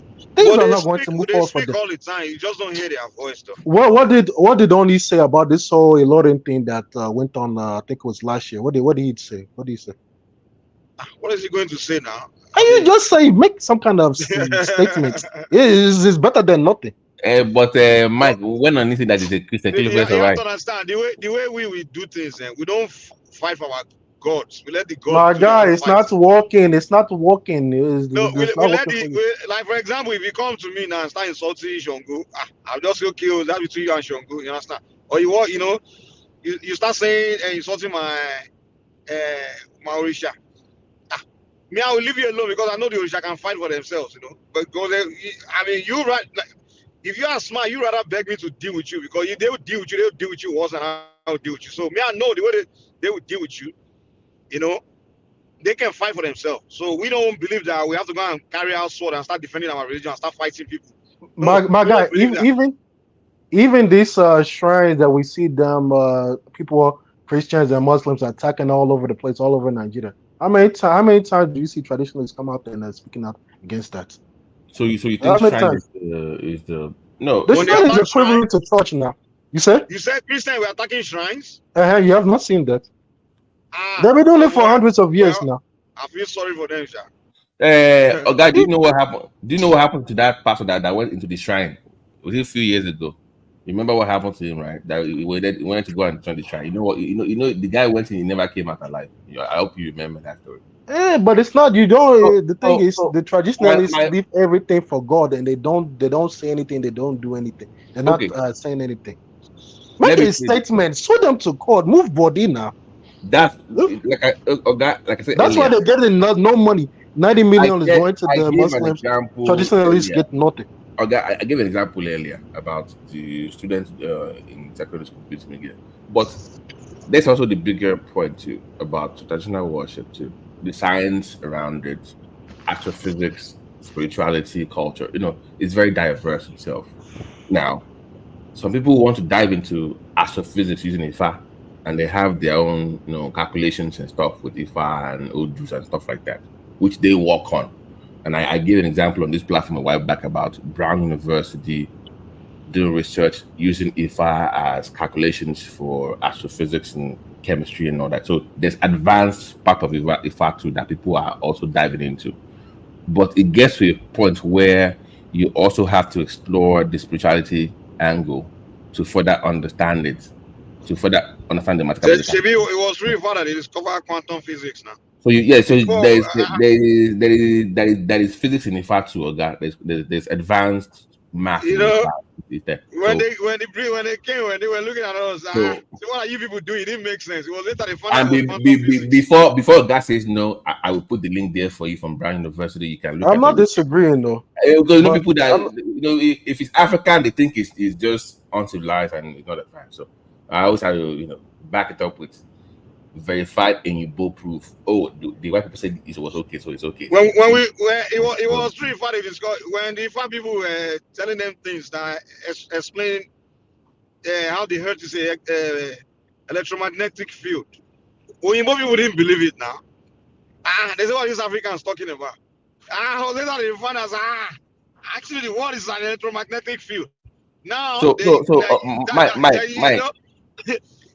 Mike. So based on my year of travel, just going around the world, Cairo, Israel, and my research, on my own personal note, I don't think humans actually advanced. I think we regressed when it comes to technology. To be honest with you, but see, so do you know the advanced what's stuff they funny? had Like back then, you can't even do it now. And I'm like, wait a minute, how come they knew this like 300, 400, 500 years ago, and we can't even do this now? And yet we think we are more civilized than they were. Go ahead, Mike. Sorry. Even the astrophysics, like the knowledge, like they got from the Dogons, all those Africans, like the amount of things Europeans have learned from Africans, guy, is far more superior than the few things that they came to give us. That they would now, like we say, we want to come now. I don't know how to do this one. The amount of their advanced discovery is when they came to the Africans. Mike, but here's the question. They got all But these they will things never, from us. never talk about what they learned from us. Others, they will never No, I like know. put it out there. I agree Tell you with you, everything how Mike. they came. I agree with you on that. But here's the problem I have, and I have to side with Oga on this one. We have all this tech. I mean, in healthcare, in medicine, I would do some good work with herbs that is even more advanced when it comes to some ailments. But how come we have all this knowledge, but we were not able to make use for ourselves into this world, where they were able to take it to over there and make something of it, but yet we have it in Africa, but we cannot make we can't even do. I was even arguing with some. I want to say the other day. I'm like, wait a minute. Okay, you have all these herbs, you have all this stuff. How about we pay money for actual research where we can do studies, trials about herbs, right? Dosing. Okay, what does it contain? How do because for you to make it to that level, you must actually have clinical trials for your herbs. We should be at that level right now, where but who's going to we don't sponsor the invest in this research thing. now? Exactly. Yeah, that's the problem now. So that's how the money to be going to go. Okay, give me that money. Hold on now. Your politician believe it's witchcraft. Your governors and presidents are Christians and Muslims. They see people with those knowledge as witchcraft people, juju people. They don't want nothing to do with them. So now who's going to invest in the research and all those things? And the rest of the population have abandoned those people. Nobody want to have anything to do with traditionalists. So now people are still going to traditionalists have. Huh? But they're still going now. Even those politicians you're talking, don't they? They go when they are foolish people now. They go when they believe it's only there for them to do jazz. They just see it as jazz. They don't see it as anything else. And why are the traditionalists even giving them way in the first place? This is a part of the issue that traditionalists bring on themselves now. Why are they even giving them any leg in the first place? All these people that can they take from them, then they go and use the same thing against them. All these pastors, all these religious leaders, all these governors, they go there for whatever reason, and then they come and use the same thing against them. Then tomorrow they come and do the same thing. Tomorrow they do the same thing. Look, you see, if traditionalists, if they want to do just, then I want to end. It's getting late for me. So for me to conclude, if the traditionalists are serious, they know that they know they're not serious. But if they're serious, they know what to do. They say that if you want to know how to get to the stream, you follow the broken clay pots on the road. So they know the way to do what they have to do, but their timidity and their low self-esteem and their just acceptance of how the condition is, that they can't change anything. That is what's biting them. If they want to continue like this, that'll be the end though. These are not even going to continue. They'll just pack all of them in one place and then that is it. So I don't know why you think traditionalists have low self-esteem. They don't talk now. Why do you see them promoting it? What did they come and talk to you about now? Tell us about it. You see the way Christians are coming out. In short, leave the Christians alone. Mike, you see the way that Christian is coming to preach to you. Forget Christians. Forget the Christians. Forget the Christians. Look at the Hindus. The way the Hindu traditionalists are coming out every day, coming out and promoting they're not preaching to people now. The Hindus are not going around telling people come and join us. They don't do that. They're promoting it in English, or you think they don't want people to join them? And they don't. No. They don't go around. Whatever the reason is, they come out and they promote the good aspects of their culture. You can name, if you go and listen to Sanguru. That man is a polytheistic. The way he defend polytheism, you just be more. At least even if you don't agree with him, you be more respectful. Let me tell you what it is. But what are the traditionalists doing? You don't know any. You can't call one Babalowo that everybody know that is popular and is morally upright. Because you're not interested in knowing them now. No, tell me now. Tell me who's the guy? Do you even know them? Do I know? Who? Oh, you don't. You know you don't want to tell us. You want to hide behind that now. Who is? They say now where you look now you go see now. You see. This is your problem now. I know the Archbishop of I know Bishop Kuka. We know different mega pastors, the top ones, bishops, and all these denominations. But if I ask you now, who's the main number one Babalo of Moremi or Oya or Shun? You don't know. You're promoting something you're not. You seem like you're not even discussing. Come on, traditionalists are like. Well, tell us now. Let's let go. me tell you now. Let me tell you. Tell us. Let's go and at least give them some money, some goats or something. Let me tell you. So Mike mentioned the Araba, the title, right? So the current one is called Awotunde Abure, and that's the one approved by the officer. So that's the one that when it comes to Ifao, is the head globally. So that's the one they have now by the king that approved, that made him that. So if you Google, I put his name in the private chat, so you can look him up. Let me ask you this, Have you ever seen a Babalowo who just some guy or some woman who became a Babalowo, a priest, a chief priest, or a priest, just a priest in general, and they have a general celebration where they invite everybody and to come and enjoy with them? Have you heard of that? That became one. Yeah. Like, it's still traditional people who are they do their training, then they get I have a cousin Onifade, that's his last name. That became he went that route, and it was a big thing when he became that. So, he had a party. No, it's a cousin of mine. His last name is Onifade, so don't let me give up his first name. Yeah, but I'm saying that the person, did he have a party? Did he do a general celebration of it? No, it was like it wasn't like a huge thing, but it was like he went through the process and everything. They would do like a ceremony, whatever, but it's not like a family and friends come and invite him. No, I mean, no, not really family and friends, but the circle of ritual. I mean, no, because you see the problem. This is the problem we're talking about. You are not even happy at coming. Hold on.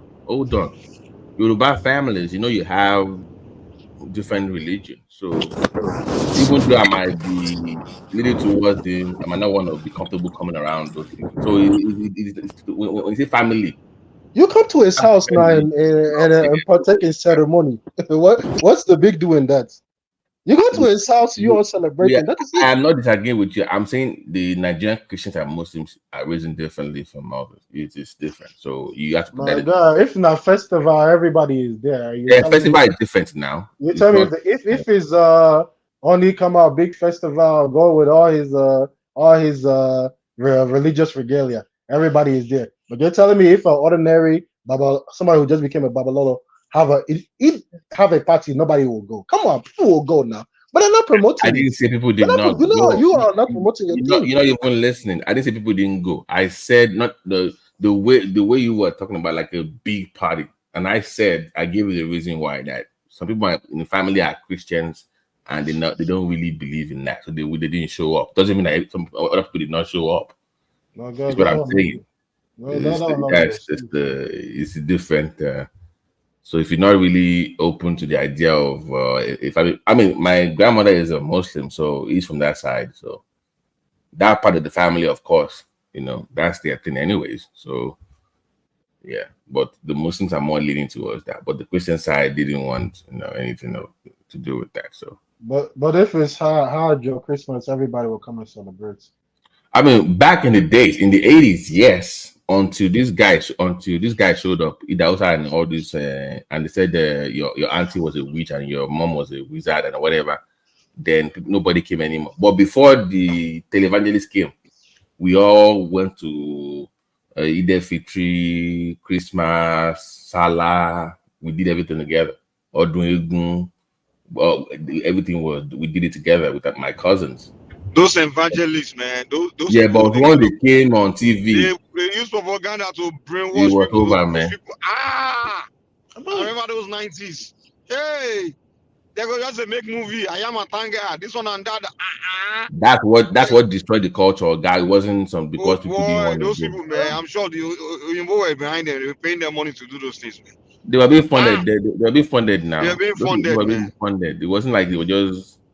The same way they are funding in Uganda or all this stuff about, they fund all these guys. It was this guy, Jorda, Idaosa. It was this they were the young guys back then. They're gonna burn your family shrine. So many people bring all the gods, bring all your Isha to church. We will burn them, we destroy it. Everybody will burning their Tuari, they burning their gods. And that's a very those people. That's a very dangerous thing to do, man. They will not give them new names. You'll be from Shodikpe. You will become Oluwade. You just change your name. You become Joseph. Name. Your name is you're John now. Joseph. My God, man. And those people, they mess up their lives because those family deity will be disturbing them. You see many Nigerians, man. There are so many Nigerians. How many of them are like many people now that are looking back?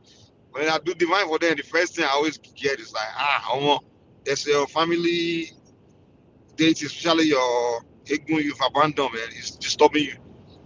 That's why so many Nigerians have problems today because their family deity that they've left, it is there. They're not going anywhere. They are there, and they will disturb you until you guys actually pay attention to them. Like get them back because that's something you had in your family for thousands of years. All of a sudden, you think we just abandon them? They will disturb you. Yeah. So my to conclude, then the traditionalists, what I would tell them is that there's a saying that if you call what something that's supposed to be important to you, if you call it just a a tin can, the children will just use it to play and kick ball and do anything. But if you value something that you have, if you value it and you promote it shamelessly, without any regard, you don't care, you come out bold with your full chest, with your full spirit and promote it. Even if people don't like what you're saying, don't like anything about it, you begin to gain respect that way. So the traditionalists should finally come and give us some general story now. Come and tell us story about this, story about that. Write book, read book, make children's book. Come on, you. They have everything. They have it now. Oh God. Look at what the Indians are doing. The Indians who are traditionalists. Go and look at them and then come and compare it to nothing happening here. Go on Amazon right now. There are tons of books that you can read. You can even get apps about. Go on App Play Store. There, so it's based on your own level of interest now. You have to promote your thing now. If you promote it, even some people can use ad revenue and promote it on Facebook or Twitter. You promote your thing now. That's the thing. I think what you wanted to start doing now is start knocking on your door like Jehovah's Witness. No, they don't need to go that far. No, they don't need to go that far. But you see this effort that the Christians are putting, 1 hour, 2 hours, 3 hours, live stream, praise and worship. making music. Come on, man. That's because they Oh are God, spending, they you are know, collecting their I'm money now. surprised. They have okay. Do you have Clubhouse? Do you have the app Clubhouse? Okay. I know Clubhouse, but I don't think you can't replay Every that day, stuff, right? listen. Every day you can go to like 5 classes of FIFA, 4 hours a day is there for you. Any question you need to ask, they will just go there. They welcome you. You can ask any questions. They will give you everything you need. It's there. If I ask, but if I ask you a question, can you answer it? Not to the level that they are. I ask you a common question. Who is the head of this part? You I are none of gave you you are the come out with. answer just now. I put the link for you in the comment section now. Did you listen? Look at the right there. I put the name right there for you. I put the name there for you. You were not listening. So my point to you is that if you want to know about everything as a beginner, whatever, come to Clubhouse. I will give you some names. If I 401, you can join different. Even right now, right now they're even doing some things for people now. You can go there, listen to what they have to say, ask questions. There are places you can go. Well, my thing is, those main guys, they need to come out and just say, just talk. How much are you paying us to come out? You said they're not talking on YouTube now. We don't see them. They're hiding in their shrine. They're there 24/7. 24/7. They're there. Come on and talk to the people Let now. me Promote find your you. thing.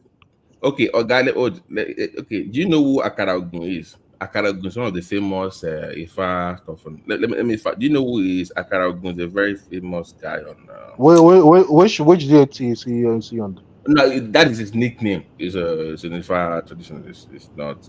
That's not his. Let me find. It's not a priest. Yeah, it's in. Okay, hold on, give me 1 second. Let me find some. Go ahead. Keep talking. Let me find some names for you so you can look them up. I'm saying like give They are like we know available. if we come to pastor now, we can name these pastors. Pam. Yeah, Even all the new ones coming up, we know them. But your own now, you cannot give me the new ones that are coming out who are promoting your Just thing. give you. Do you even listen? I'm trying to find you some links here so you can look them up. I got to give you links, right? Yes, I'm gonna put some links there for you to look them up and follow up. I'm just I'm not here for partiality or anything like that. You know, everybody should be given that respect in that country. You know, Christian, Muslim, traditionalists, as long as you're African, you should be given that respect. But you cannot. So, can you hear that? This is live. So, can you hear me? This is live right now. So. I mean, it's. I can't even say that that cannot belly for somebody now. That's not. That's what all the Christians are doing. 20 crusade coming out. Listen, if the traditionalists don't want to do nothing, that one not their concern. That one concern them. But you see, the ones who the people who are coming out. Okay, hold on. You said, do they have platforms where these things are communicated to the public? And I'm just trying to give you one. This one is called Ominira Modua. This is you have your popular family Legbede, Ifashegun, and those guys are Ogidi. They are cool guys that they can teach you anything you want to know. And I'm asking you, if you want to know about it, do you want to just at least listen to what they have to say? Go there and listen. It's not. I mean that's not. So what are you talking about? I'm giving but it's you. not enough. It's not enough. So you, it's so not, you, the okay, organization. So now Mike, you want to move the goalpost now? You said it's not enough. I don't know. No, that's one now. That's one or two. If you There's bring many, like what there are many channels you could go. If you want, I'll give you names. You can go there. They are out there. Just look for it. You will see it. My God, that's not what I'm That's not what I'm talking about. You see how Japan, if you just type in any Japanese deity, anyone, then even I sometimes I go and do research there. You type in Susanoo, the god of storm in Japan. So if you type African deity, you don't get anything. Is that what you're saying? Man, listen, let me make my point before you interject. So you type in Susanoo now, you see the picture. You're gonna see picture 1. You're gonna see Wikipedia page with information. 2, 3, you're gonna see they're not even gonna see the shrine though. You're gonna see the general area where people can come and pay homage to that their deity, and they make millions. You see they're making big money there. Not just one though. They do it for all their hundreds or how many they have so many. So if I asked you, if I pick any So deity if now, you type Ogun, I don't go come up. that's the popular ones now. But this Type which one is not popular that you can give type me so it's more than, I'm pretty sure it's over Okay, at that least one is for 1,000 Shango. now. That is Shango right there. Okay, type Shango. Shango is, those are the popular ones now. Okay. The one the Japanese Oh, deity, is that not popular? okay. Sure. Hold on. Shango that you called now. Where his main shrine, is it decorated? Is it presentable? My Shango shrine. Come to my Shango shrine. You like it, man. My God, now I'm not talking about no small thing. I'm talking about big. I'm talking about big thing. People that you will attract people to come and give some money, give some stuff. If you go to your Attract foreigners. If you know where you find big Shango shrine, if you go to Alafia for your, or you go to Oba Bini, for Oba Bini, they get big Shango shrine for Oba Palace, and for Alafia for your too, they have a big Shango shrine there. Well, they should. Is it open to the public? Is it open to the public? Now, The links I provided for you are for beginners. Okay, I put some 4 links on YouTube there for beginners. So if you as a beginner, if you want to learn anything, just follow those channels. Okay, so hope that helps. And if you have any questions, you see, I've already looked at all these things just to see if they're doing something or not. The only thing you're gonna see is it's your level of interest in it that counts. It's not you want it to be designed. I want you see the depth that all the Japanese and Indians are given to their own. The depth, the way they'll be telling story about one of their deity. There'll be story. That's what I want. That's part of what I want to see. I want to see structures. I want to see you building your thing enough, that white foreigners, the same way they're going to India and Japan to see their own stuff. I think it's your politician that I need to be talking to. Not be politician we go do not the traditionalists themselves. All this money they've been eating for how many hundreds of years? What have they been doing with it? They just put it in the bank. Money? The traditionalists now, they don't have any money. Where are we eating money from? Where do we embezzle your money? I'm not talking about embezzling. I'm talking about donations and all that kind of thing. Donation from who? How much you guys donate to them?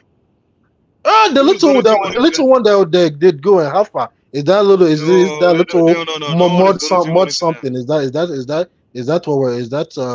standard? That little you guys donate all your money to pastors and imams. The one you're getting in call. What have you been doing with it? Well, you don't give us anything. What are you talking about?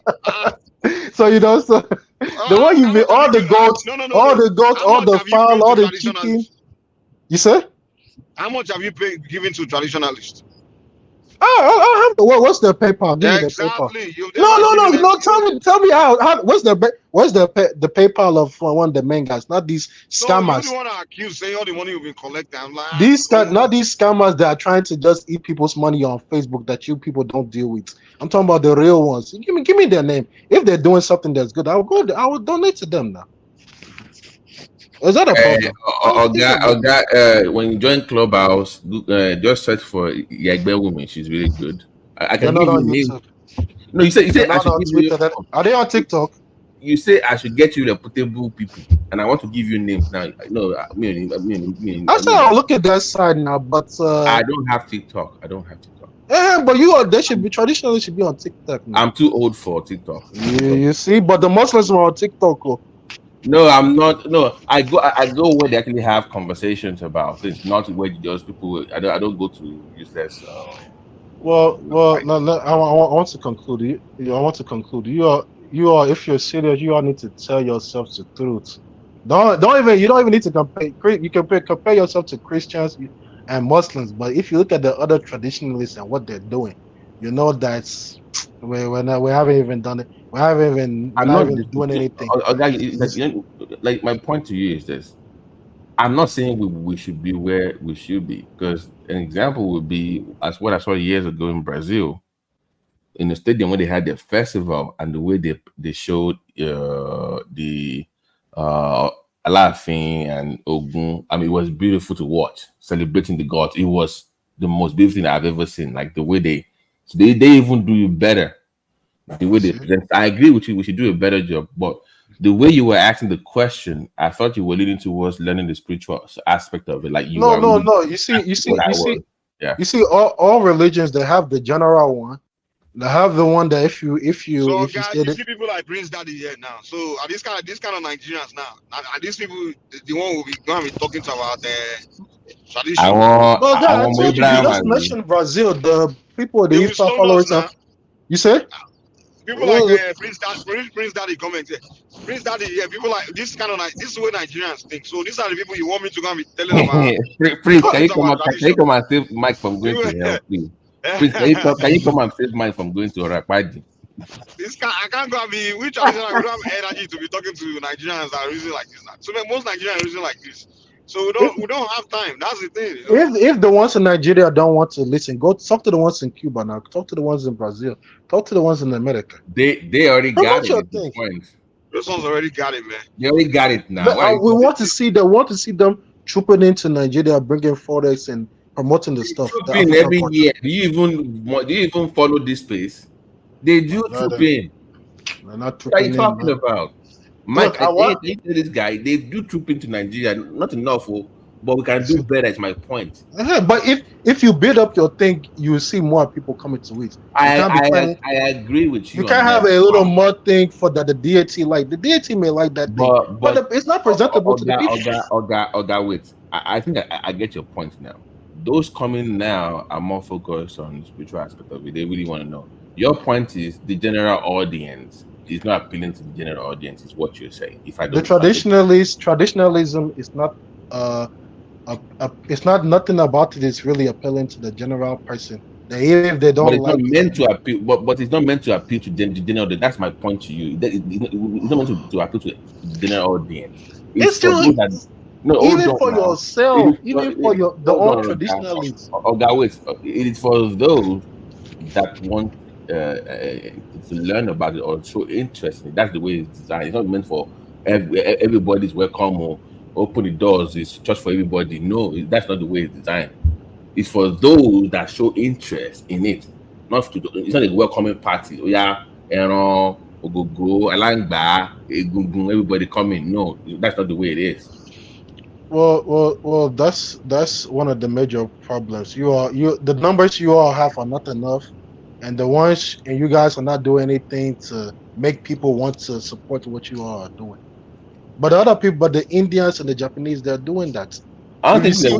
You see white people now promoting Indian religion. You see them promoting Japanese. I don't think they are begging for numbers. Are we begging for numbers? You don't have to beg now, but you can't tell me this small little number now from where it was to how it is now. You should relax. The religion is not about looking for numbers. So I don't know why you are trying to make us appeal. It's about respect. Okay, do you have enough people that we are not begging for respect, man. But you missed out on this 90 billion now. You missed out on it. We missed out on what? 90 billion they gave to the Muslims. Don't need money, man. You don't need money, but you're collecting goat and cow and all this stuff there. We see they don't use money to buy those things. Come on, man. That's the point. Where we just have everybody welcome. They don't want that. Don't be everybody, but at least get some numbers there. Make your thing presentable. Make it appealing. You can't do that one. Appealing to who? Your everybody. That's my point. But you see, we don't care about everybody. Is the point? It's not that you're missing the point. It's not for everybody. You see. If you look at if somebody like all these wedding people who dressed up and dress up the man, dress up the woman. It's not only for them. It's for other people to see how they look as well. Two of them are married though, but they get very dressed up for that day. But then in your own now you say, oh, it doesn't matter, just come out anyhow. No, that's not how people do things. So I get the part of the packaging part. Okay, go ahead, Kenny. I think you wanted to. Yeah, good morning. Kenny there? Yeah, I came in. Yeah, go ahead, Kenny. Yeah, okay. Yeah, I came in just because of what this guy is asking. You know, I follow this our tradition deeply. There's this guy. People don't really take him serious, but he actually doing something great with traditional religion. His name is Oba Solomon. Probably maybe you guys know him. He actually built a shrine or he modernized Bayavi, the Oba, prophet yes, slash yeah, yes. and he's a very funny guy though. He's a Yeah, very funny guy.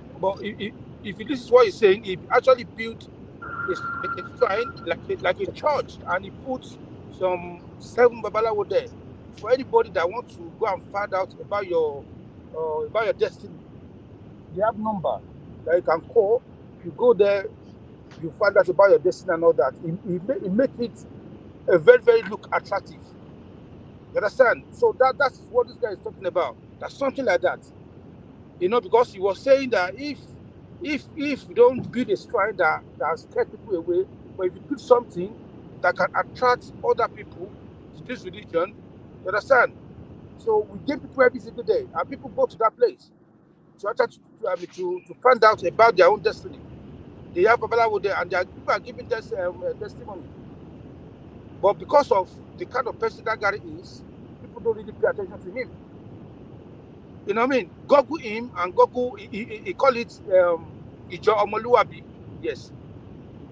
He call it Ijo Omoluabi. He didn't give it some kind of bad name or anything, because Omoluabi is for Yoruba people.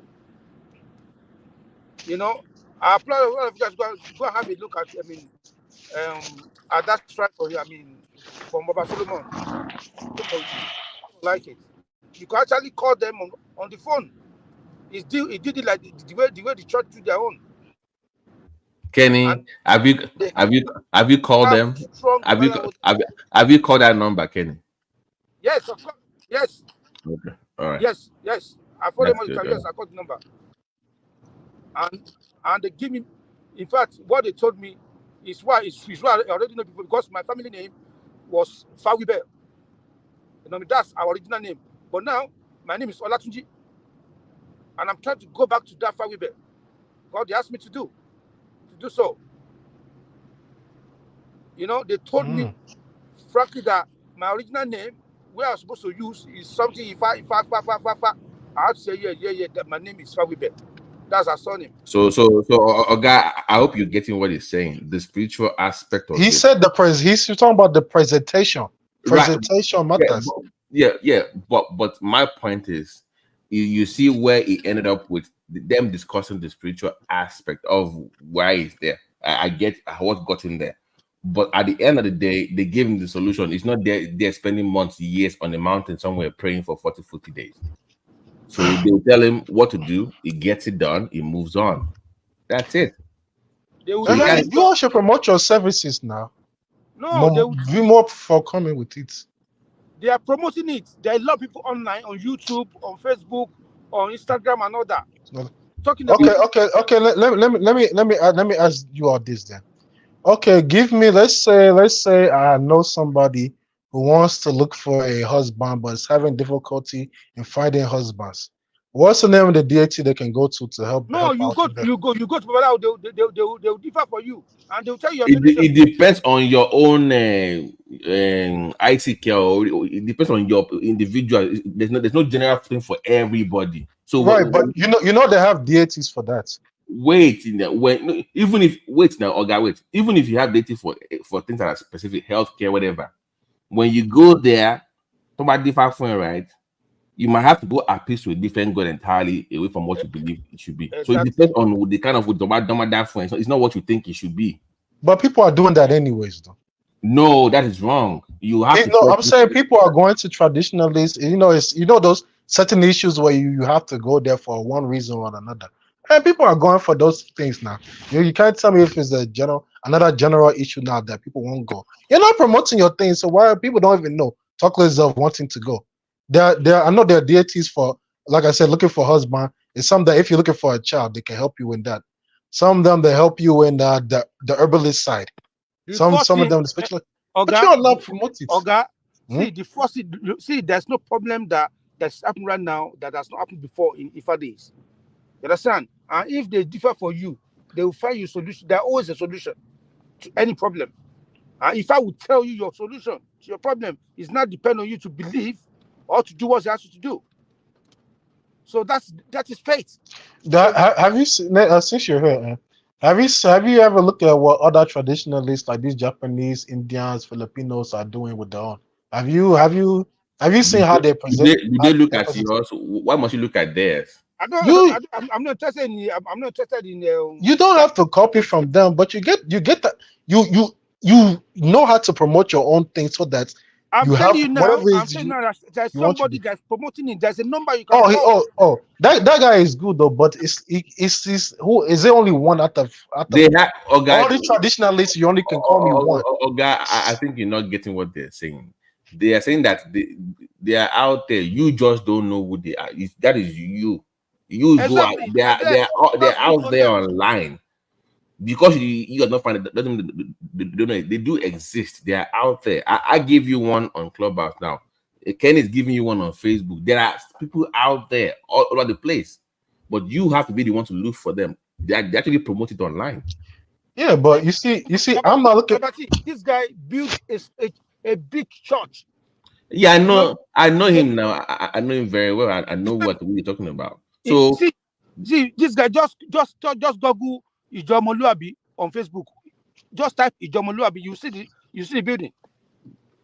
And they had Babalawo there. Strong people, strong Babalawo that know this thing. They know the onions, and they will not lie to you, because the guy told them that no, I want the truth. I want people to know that this thing works. This thing is a tradition. You understand? And they are doing a very good job. People are calling from America, from everywhere, calling them online, and they are solving their problem. Well, that I would say that's the way that the traditionalists need to follow. They need to come out and start speaking about the good things about their thing. They already out. But if it's the thing where they're staying there, that the shrine 24/7, we don't even know how they look like, their face, how they look like. No. They don't come out online. No. Not the small ones or the main ones. No. Say you don't know. I think that say you don't say we don't know. Say you don't know. Okay, I asked you who's the main guy of these thing. You don't know them. But if I call pastor, you know them. Hold on. For the 10th time, I will put the guy's name on the Bible because you don't even listen. For the 100th time. Hold on now. For the 100th time, I told you were asking about the traditionalists, Ifa whatever globally, and Mike told you the title is an Araba, and I found his name. I put it in the comment party section. I even told you the name. I put it there. I explained to you. Yet you're still asking me the same question for the 10th time. What you said is just it's one person, right? You said the overall. That was what you asked me now. You said who is the overall for that? And I gave you the name. I gave you how it got there. I even put the name in the private section. Yes. Yeah. Maybe you didn't understand me. What I'm talking about is just the main guys coming out. Some people who are presentable, who are the guy was in Miami last year. He travels to main place. Look up his itinerary. They even put it online for you. He goes around globally all over the world. He was in Miami last year. That's good. Babasi, Yes, as well. He's a professor, right? Okay. He's a professor. Oga, this is my point. You don't know. Don't say we don't know. That is just a you problem, not we. Okay. So those two, let's just say it's 4 or 5. That's more. That is enough. That many. Like you're satisfied with that. There are many of them. If I go online right now and type in the bishop of this place anywhere in Africa of any denomination, if the name will come out, either the picture will come out or something about them will come out. If I type in now the chief priest of Oya now, or one of these, the ones that maybe not so popular ones, nothing will come out online. Even the deities themselves. Hold on, please. You type it now. Hold on. Type in right now on Google Arabaifa right now. Just do it right now. Okay. Just do it. Because you will see.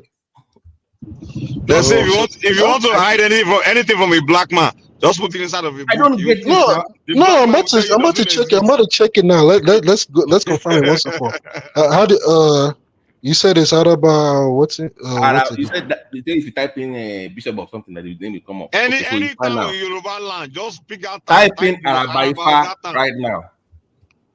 Arabaifa. Okay. Let me see. Okay, let me go to his images. You will see all his stuff there. If I am Ogundino, you will see that is even William and Mary University. You will see him there. That is American University. You will see Temple University. You will see that's Temple University. You will see Temple University. You will see Charity and Smith. It's all over the place because you are not looking. That is just a good problem once again. Not everybody's problem. Hold on. You see this person now. Like I said, this is what we need. Even though it's not, we can do better. Either you all can do better. This is what we need. But what I'm saying is, you can't call one or two persons and say, "Oh, that's a good job." Okay, give me the Shango. Give me the Shango one. Let me look him up now. There is if I okay, hold on. Let's slow down. Let me put a different link in there for you to go because we have to be.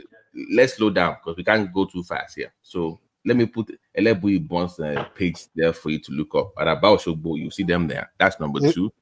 Okay. Hold on. Let's just go slowly because they are out there. The one argument is we don't have enough promotion. On that one, I agree, but they do exist.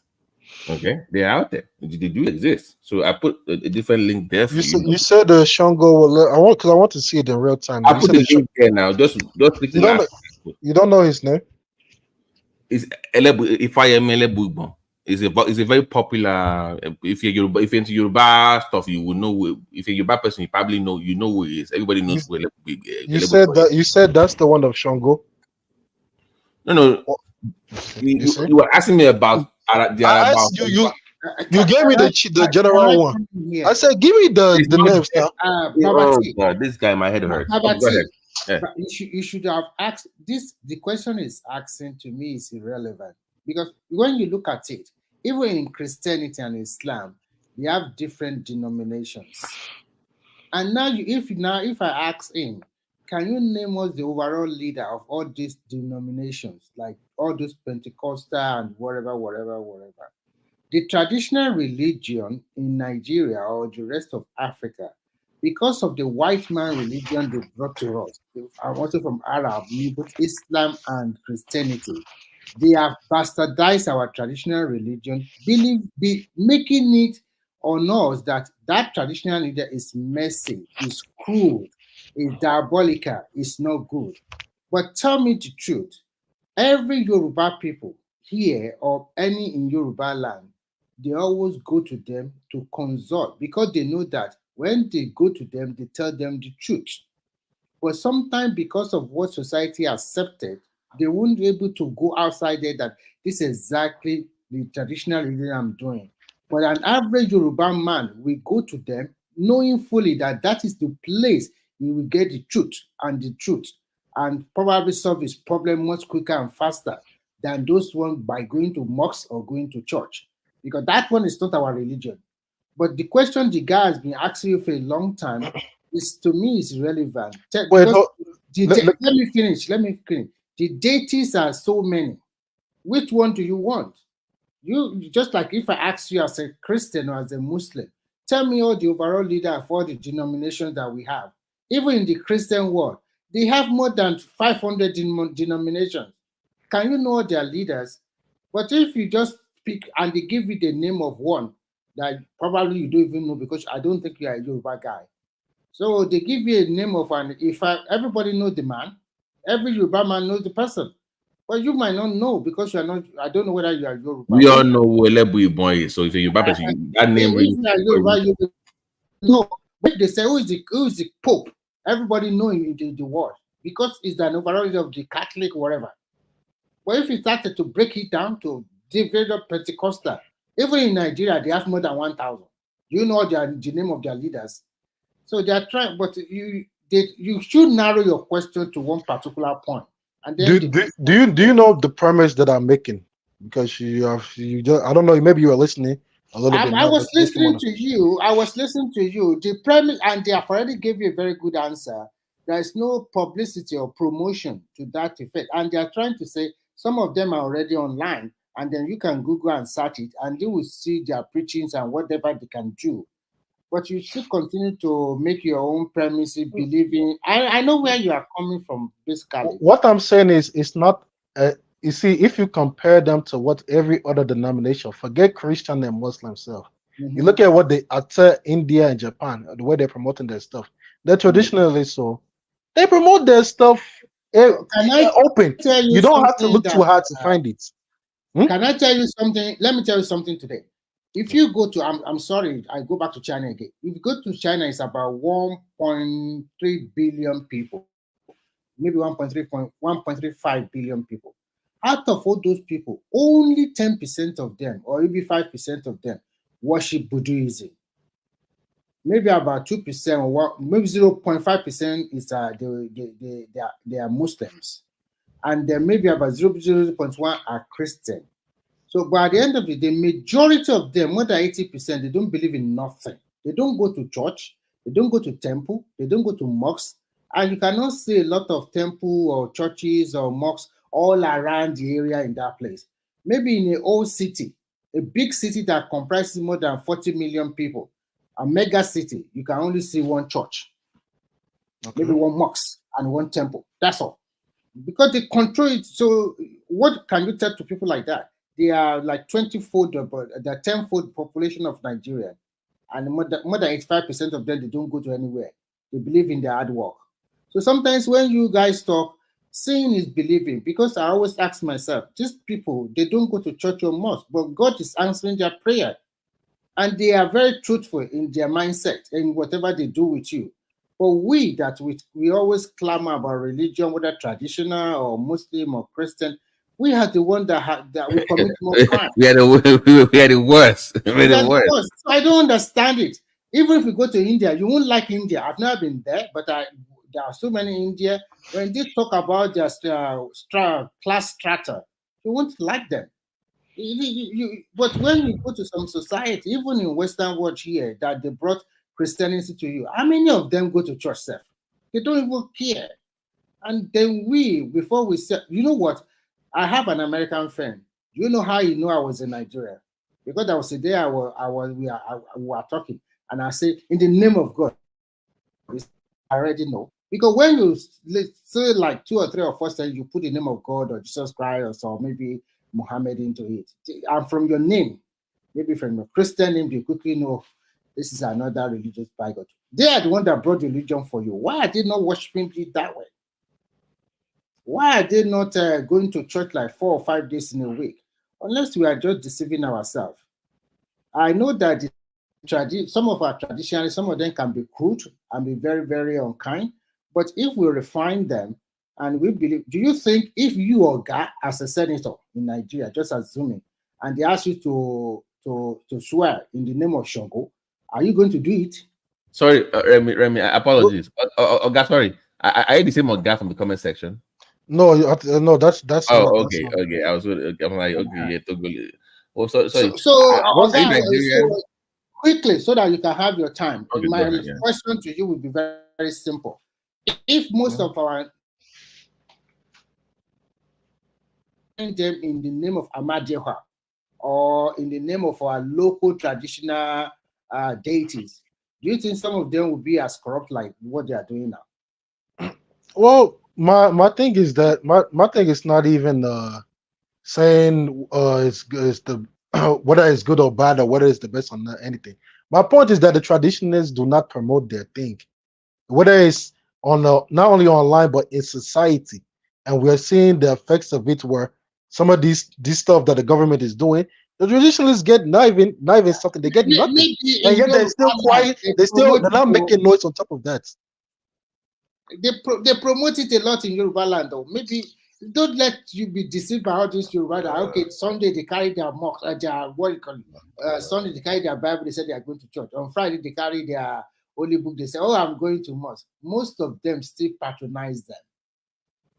And I think the same thing probably if That's you're the point I was trying to or make to maybe Andre, that even though people say that they are Christian and Muslim, most of them do practice. They won't come out in the open to say say it, yes, obviously. it's But because of trust what the me, society. they still do. That is why in Yoruba culture they will tell you that culture over religion. If you're a Yoruba person, you know what I'm talking about. In Yoruba area of Nigeria, culture still supersedes religion. So, and that is why in Yoruba land, sometimes you see, you cannot see the difference between, I'm not talking about those ones that they are very core Muslim or core Christian, but average Yoruba, we get along easily with a Christian or a Muslim. They don't, because they know that at the end of the day, we are worshiping the same God. Don't let those ones that are very core in their value, that they say that they don't want to talk to these people because it's not of my religion, or they don't want to eat with you. But majority of them, apart from whether Christian or Muslim, they still go to meet the traditionalists. Every one of them have their own traditionalists. Some of them even use everybody. They use Afa, they use pastor. They also use the traditional.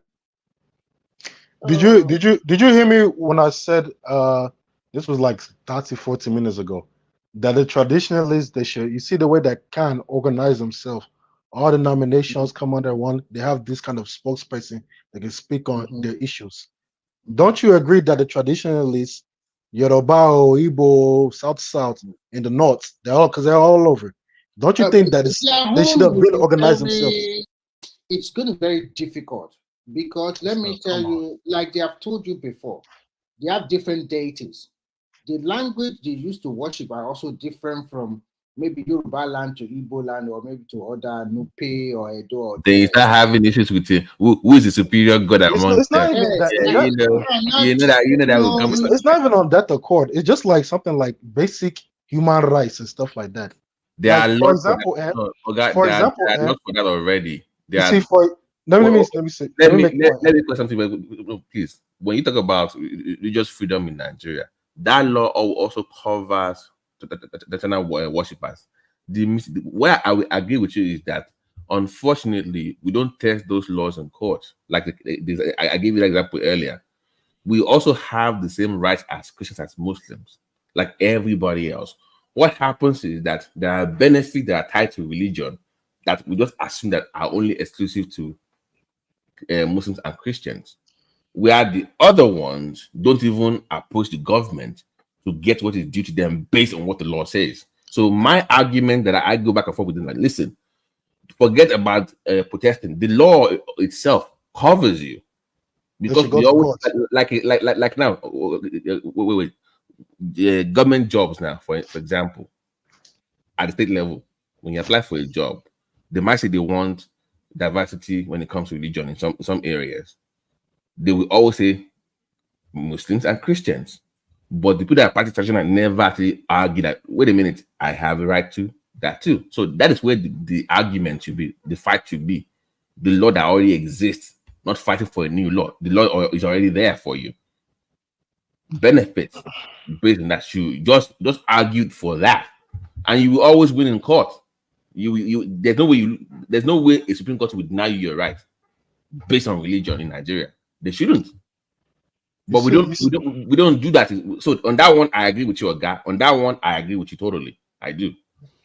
You see, one of the examples I will point out to as the traditionalists are just docile. They don't speak for their rights.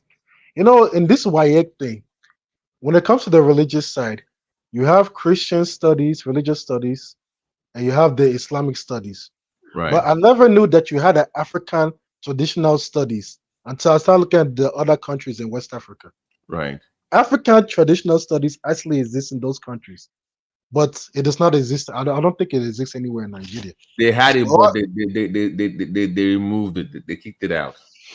No, but it's still to this day it's still there in other West African countries. It's still there. But so why didn't they go to court now? Fight for the rights. Do you know what happened? Do you know what happened? The traditionalists are not fighting for the right. That's what happened. No. Do you know what happened? Let me tell you what happened. Remember, most of these schools that are government schools today were once owned by churches and mosques, right? It's the same thing in this Western African countries we're wait talking now. about. So my school, for instance, was owned by the Anglican Church before they took it over. So they still left that part of it is still there, even though it's government owned. The reason that was done was to make it attractive for other religions. Like in my hometown now, there were more schools built by the Christians, the Methodists, and the Anglican. So how can we get the Muslims to come to school? Because they had more schools. Okay, we convert it. We made the school we make it circular, but that way it's conducive for everybody to come in. But the price you had to pay was because you couldn't do traditional. You lost that part of it. So it had that component of religion. That was part of it. That was the issue. The government was not building schools that allowed that. It was just Christian. It was maybe Ansaruddin that was exclusively Muslim. But if it was Anglican, Methodist, or Catholic Church school, they changed it to make it accessible to everyone, but just for the Muslims to come in, not for everybody else. What were the traditionalists? What did they do during that time? That's the problem. So you agree with me? I'm not disagreeing with you. No. We're actually disagreeing on some things. We could have done a better job. But like I said, people practice these things behind the scenes, but they're not comfortable coming out in the open to say that this is what they do. Because of those, the way the laws were, and pre-colonial era, we never really followed up, and the founding fathers never did a good job on that as well. Babati. Yeah. Do you know why Go ahead. Tinubu, when he was campaigning, do you know why he said Ella Fokumbale? Because he already do his own part. They told him what's going to happen.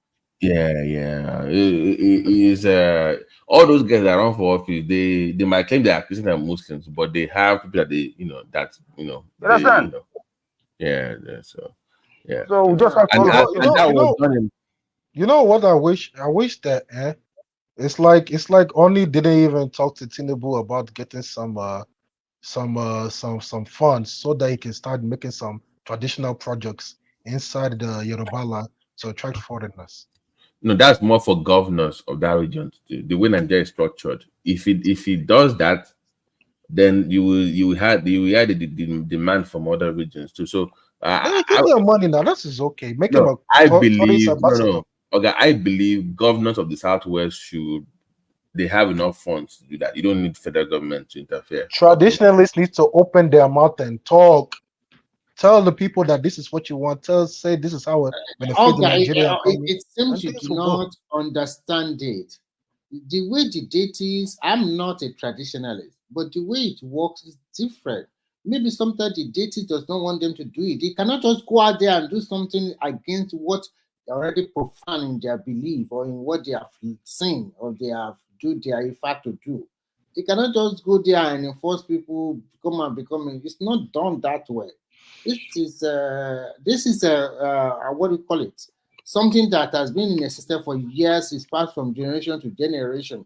It's different from the way you look at Christianity or Islam. It's different. So that means all the traditionalists in Nigeria who are quiet.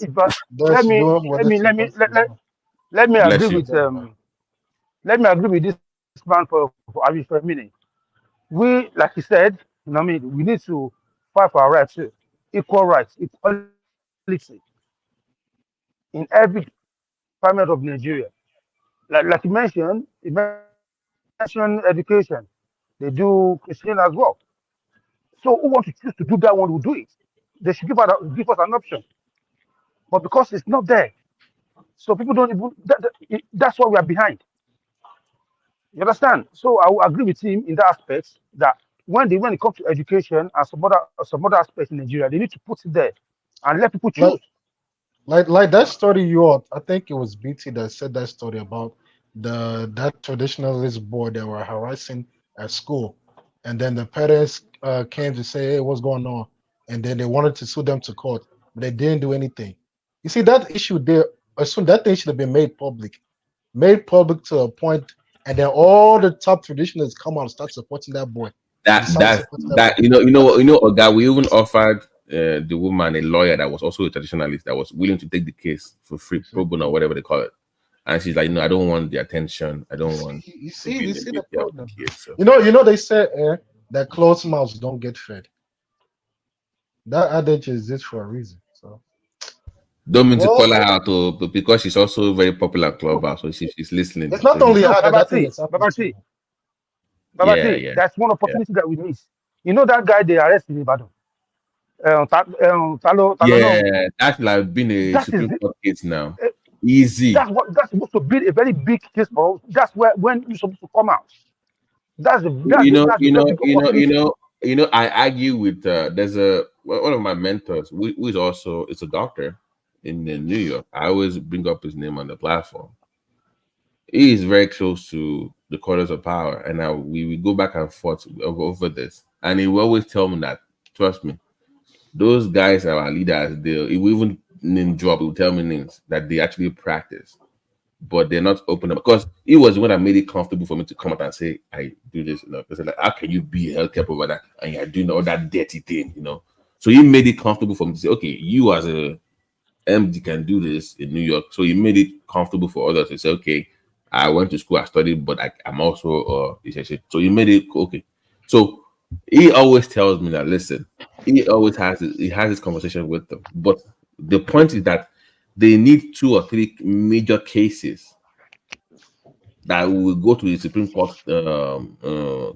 Court to establish something. We need those, that we will fund ourselves and say we will pay whatever just to establish, Yes. because not only do people get that education in schools, even businesses. If you open any store in Nigeria and you say you are in the firewall, even if you're selling beans or dodo, you say you're in the firewall, no, people they will not come to your place. Say, they must put, maybe they are putting something in that food, or they that distinction is always there. So people really want to come out. It's just like the society itself shies away from that. Oga, Another that thing, is another it thing, sounds like Babati. it sounds like you all have a lot of work to do. So you all should better get Money. started now. Get started. come join now. You can even put you can put you I can said learn. I support. See, if you see you saw white people going to India and doing the paying money, getting at least any tokens from there, going to Japan doing the same thing. You think as a black man, if you are doing something that's presentable, that's good for the country, bring it in for it. I won't give my 2 cents. Okay, by the way, sorry to but where are you from again? I I'm didn't I f- didn't get. I'm from Nigeria. Oh no, But what part of Nigeria? I'm not Yoruba. I'm from the east. From the east. I'm Oh, from the good, east. nice. You see, one of the things I like. You are actually. And Uh, Ghanese pretending they have their material now. They are no, very no, no, no, no, no, no, no, no, What I hold like on. about what one of the things that you are doing very well as Yoruba people is you guys like I said, we're not no traditionalists is really promoting their culture, but the little ones that you are doing, you are beating everybody in the whole of West Africa. That little culture you are promoting, you are beating everybody. That's one of the things I like about Yoruba people. That little one that they have they value it very, very well. I really like that about you. Yeah, so what we're doing also is they have a commission between the major Yoruba tribes globally. So you have the Cubans, the Brazilians, Argentinians, where they bounce around ideas. They come to Nigeria, they teach them some things. By the way, every 3 years, unknown to you, every 3 years they move the throne of Alafin to out of Yoruba land for about is it 3 weeks, Mike? They do that. They will move the actual throne to that place for them. I think it's every 3 years for the people in is it Cuba? No, the one in is it Brazil or the other one is it Colombia or something? They do that for them. So they are developing this. They have this commission already there. So they want to just bring them up to speed on some things because they do things differently over there. But they work Let me ask together. this question. Yeah. Let me ask this question too. When is the new Alafin coming up? Now you all don't want to, so it's nobody gonna be on that seat. Oga, that is the part that even I, it bothers me because even in your own It's part of getting embarrassing though. no, no, no, no. Embarrassing, Oga, let me finish now. Even you know what I'm about to say. when politics is now eroding cultural beliefs and practices, it's unfortunate. You get my point. Where ordinarily something that should have been done, but the Nigeria of today, politics is now interfering in what's supposed to be traditional, in a way of addressing things. So, But do you have any update on that? Or maybe this year you will get somebody there. Honestly, I have no updates. This is not me. I have no Oh. updates. I have nothing. Maybe Remy knows. I honestly don't know. Maybe Mike knows. I don't know. I don't have anything on. On what? They should have one by now, but I don't know, Remy. Do you know, On Remy? What? The Alaafin stool is still vacant. Yeah, it's still vacant. Yeah, We have not still had vacant another alarm. But that has to do with politics now, Abi, Remy. No, the way your state government is handling that thing is not good. Even the Olubad of Ibadan, he has not really sat on his seat on his Yeah, so that's more politics. I don't know the way he's doing his stuff. It's so slow and sometimes indecision, and sometimes I think it's also favor some things like that. Actually, to be frank, all those traditional what do you call it? The king something in Yoruba land. It has been politicized. We need to clean it up a lot. Ibadan is the only one that has a succession that is quite good. But unfortunately, the governor we have today, the way he's managing it, I don't know what he's doing there. Okay. Yeah, you can't keep having a case where you have kings under the government chairman. Yes, and you know the beauty of it. Just yesterday, the Court of Appeal said that the local government, what do you call it, the money that is due to the local government, the mistake that happened was that the federal allocation money was given to the state. It's a joint account. But when you get to the state should immediately send the local government money to the local government. But Why, Remy? And the Court of Appeal. No, Remy, wait, please. If it gets to the state and they have to give it to the government, why just give it to them? Why bother give it to the state in the first place? Yeah, that is why the governor took the governors to court. And yesterday the Court of Appeal said that they won just simply to say for easy that the money go to the state. As it reach the state should disburse the money to the local government immediately. I'm saying that. Oh, excuse. Let me go. I'll be listening in the background. I think this was at least a fruitful discussion. You are probably the coolest Igbo person I've ever talked to on this platform. Like you will not. The most level-headed person from the East I've ever spoken to on this platform. We have a saying. We have a saying in the Igbo land that somebody who is let me just translate it for you. Somebody who is well traveled is more wiser than a old man. So as you travel. Don't say that when Ikene is on this platform because he will bash you to death that because you are in diaspora, you are trying to lodge it on him like because he has not yet traveled. It's not even. Anyway, that proverb is still supersede him and it supersede us. So it don't matter. The intelligence in that proverb is even more than what any of us can say. He will tell you that you're not an Igbo. Okay, when two of us on that, when he comes here now, me and him will discuss that. Do you know? Before you go, God, do you know who I want to send the platform? You, Emeka, King Emeka, the guy from Alaba, and Joe. And Joe, that would be an interesting conversation to have. Sometimes I like man of prestige because sometimes he's very balanced. But God, do you call me often or do you come once in a while? Mostly I listen. You see, the thing here with mostly I just listen. Sometimes I chime in. Like even those what's the name? Those Sunday topics. Even though a lot of them are just anyhow. I like those relationship. African relationship. Okay. By the way, two things before you go. One of these days, can you wait now?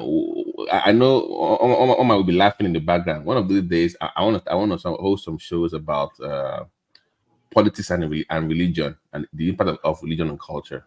I've been trying to work on it for a while, but I've been so busy. So hopefully you can come around. But this is our own after-hour session, so you can always come. No, this is for the diaspora now. Everybody, one man don't. I don't even know what. I don't even know how one man even go to. Don't mind the guy. Don't mind the guy, Jare, for you. Don't mind one man. Yeah, doesn't care about diaspora. He cares about the UK, and Nigerian, English people. That's all.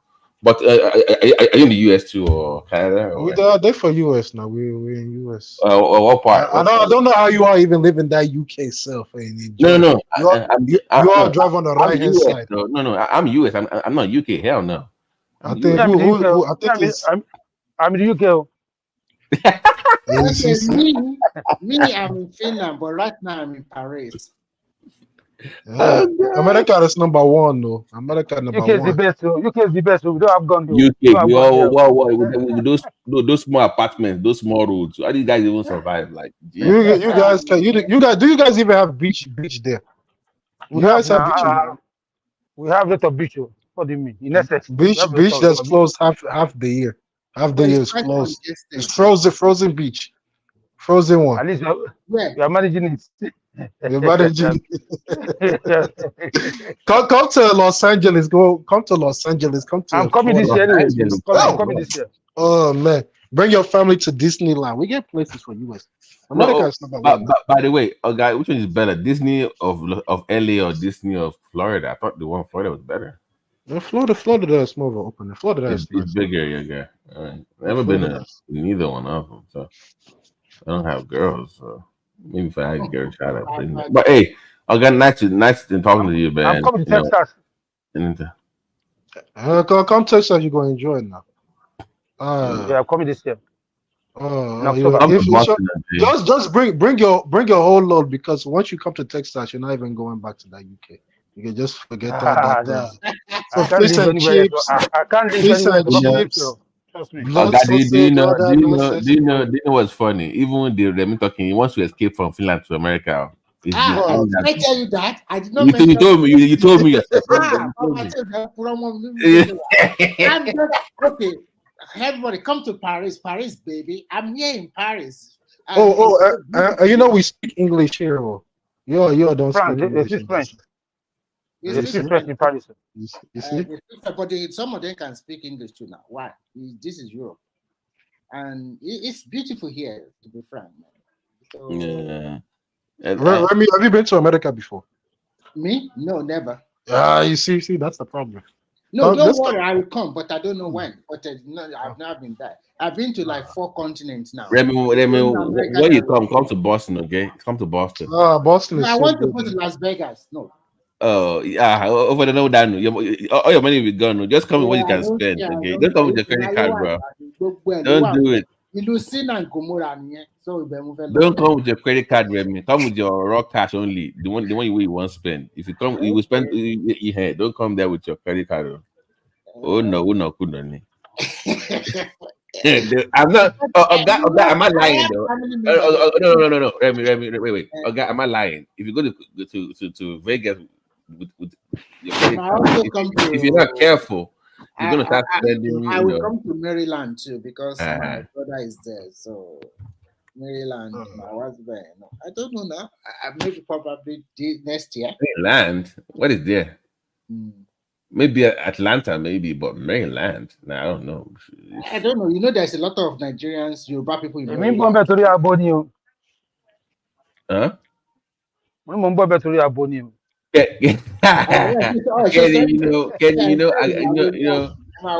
I was in the UK for like 11 days. It was the worst. It was annoying. I'm like, how do people even live here? I went to that. My God, I went to the airport. The airport there, I don't even think they have any good. I went to that Buckingham Palace. So I'm like, so this is it? Overrated, whatever, just overrated. Like it was like be one roundabout, like small road. I think you guys, I would advise you, if you want a very good holiday, peaceful lifestyle, good road, nature, everything is beautiful, well planned, I think come to Finland now. This is beautiful, man. How is that place a destination for anybody? Bro? Who is going to Every go country there? that is destination. My shock, eh? No, My no, no, no, dear, no, no, no, no, my no. dear, Remy, I hold will on. take you to country. Remy, Eh? hold on. Okay, let me ask you. Hmm? If you, with your family, you say, okay, Never, we're going to Finland this summer. You guys never, heard this never, summer, never, Finland. never, Nobody never, says that, Remy. Nobody says No, Finland. never. no. It depends what you are looking for. Like, for example, you've worked for all throughout the year and you want a resort, a kind of duplex that you and your family will live, like 3-bedroom. And then in this resort, you have a golf course, you have a swimming pool, you have everything. And then everywhere is so serene, so quiet. And in this resort, you can cook for yourself, you can do whatever you want. And there's so many things you can play with in this big area. It I depends. thought you, I There's so thought you many said, games. I thought Huh? you said one time that Finland is you only have like 1 week of summer and that is it. I thought you No, I do said not say one or 1 week. 2 weeks. At Okay, least 1 month, 1 month. we have like 6 to 4 weeks, 6 to 8 weeks of summer. Hey, That is it's still no. Listen, it's still better in August or Why would September. anybody want to go to that why would kind of? an African person want to be I'm just there? trying to tell you to get away from the hustle and bustling. And I don't know if you are looking for Omogi, okay, she delay, she will be American or the marry people in Dubai. But if you want to relax your soul, okay, you mean I find like a news, fine area. I love Ginger for a while, everything be fine. It's a very livable country that you really enjoy. To be frank. You don't know. You all that live in Europe don't even know about America. Is anything and everything you want, you find here. To me, Anything you can dream of, you find here. for me, I like America. I will not lie because I have a lot of people and my family. They always tell me about America, this and this, that. What is the next continent I need to visit? The North America. So I'll Remy, let me probably tell you how bad it is. I'll go to Ghana before I go to Finland. Kilo and Ghana. I beg, Jerry. I'm telling No, you that Ghana is beautiful. But well, my wife is from Ghana. How can you Married from compare Ghana. Ghana vacation, with Finland? I'll be vacation for me. okay for Ghana vacation for before you. Finland. I'll go to Ghana first. But to surprise you, a lot of Americans always come here in the summertime. But Babati, Because, Babati, also. Babati. Yeah. When I go to Ghana, just get ready for mosquito. They have lots of mosquito there. The big ones have been the big ones. Hey, from the airport like this, mosquito. Yeah, I'm telling you. really? But Is that bad? apart from honest, that's the thing that pissed me off there. I was there for 3 weeks when I was to marry my wife. Yeah, mosquito. Inside your car, you wind up as you open your door like this. Mosquito is following you. And that Enter is your not car. But Kenny, the ones in Nigeria still have respect now. They wait for night time now. They don't attack Yes, people. now, yes. This one, they have no respect though. If you have inside your car like this, it's AC on. I was asking, I said, why? Why can't you guys sort this out? They can't explain to me why. They don't even fumigate their space. I think if you So want that's to why. go to any African country to enjoy, go to the Gambia. For me, if they're not speaking English, I don't even No, want they are to. speaking English in the Gambia. It's a very good resort place. Gambia is English now. It's English speaking. But Cote d'Ivoire has a lot of Yoruba people there now. So There are a lot of people, a lot of Nigerians. natives of Cote d'Ivoire, not transplant. Natives of Cote d'Ivoire, Yoruba. Yes, there are so many Yoruba there. I heard Botswana is very good too. That's somewhere you take your family. You go Zambia is good. Zambia, But Botswana. you want to fly nearly 20 hours or 15 or 17 hours from America to Botswana, down south. How many do you think the flight would be from where you are to like Botswana? You know, they'll just stop in Europe somewhere, or I don't think they will stop anywhere in West Africa, and then take us to They will stop probably in West Africa and then connection to. Yeah, I don't like all this one like all this stopover. Imagine going from America to Australia. You spend almost four, 5, how many days? Man. I met somebody that she was traveling from New Zealand from New Zealand to France. She told me that she's dead tired. The stopover is about 22 hours. My God. Yeah. It's not. When I was living in China, I used to travel like 19 hours, including stopover to Lagos from Shanghai. I will be tired from Shanghai to like Dubai or Qatar or to Doha. Probably take me about 7 to 8 hours. It's 2.5 hours stopover. Then I'll pick it again from 7 hours to Nigeria. It's so far from the rest of the world. Yeah. But you guys should also, like you guys in America, you guys should go to Asia also. Go and see what is happening there. You will love it. In Singapore, you have a I want very to try. I want to try Thailand. No, okay. I've been to that one before. I've been to Thailand before. The other one. The other one. Thailand. Singapore. You go in Singapore, Babati. There is this aquarium. You are going to be seeing this ama shark, all different kind of shark because your koro eyes. I don't know how to do it all. In fact, I was so amazed. Everywhere, big fish. You will sit there and take photo. It's like they are right in front of you, and you are just standing and you see that big aquarium with a glass. They will swim. I saw the video now, like a was it a shopping mall? Remy? Yeah. Remy, was it a shopping mall? Yeah, that's a like shopping mall. You will see the aquarium on top, but you will be working in the shopping mall. You'll be working with sharks and everything. Yes, there's several rooms. There's several rooms. The biggest of the room maybe about how many square meters? I don't know. The what do you call it? The glass alone is very big and mighty like this, and then you see the sharks swimming, different kind of shark or something like that, and they are just like you are seeing them in the ocean or something. It's so beautiful, and the Disneyland in Singapore is also very beautiful. And if you want to like, so many places to visit. Okay? It's quite interesting there, and if you bring your American dollar there, you also have value for your money. That's not another advantage. To Singapore, maybe not a lot of difference. But if you go like to Thailand, amen, you are a king. What about like Mr. Kenny? Let me put it this way. Whatever happens in Thailand, stay in Thailand. You don't talk about what happened in Thailand. You just leave it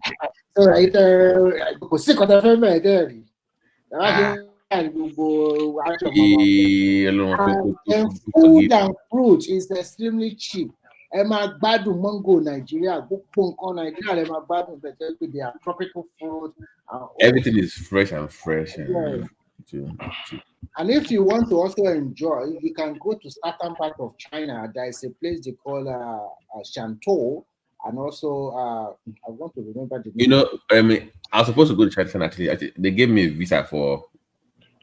You know, it's crazy. When I was in Houston, I went to the Chinese embassy. They gave me for 1 year. Just gave me. I'm like, I'm only visiting now. Like 1 year.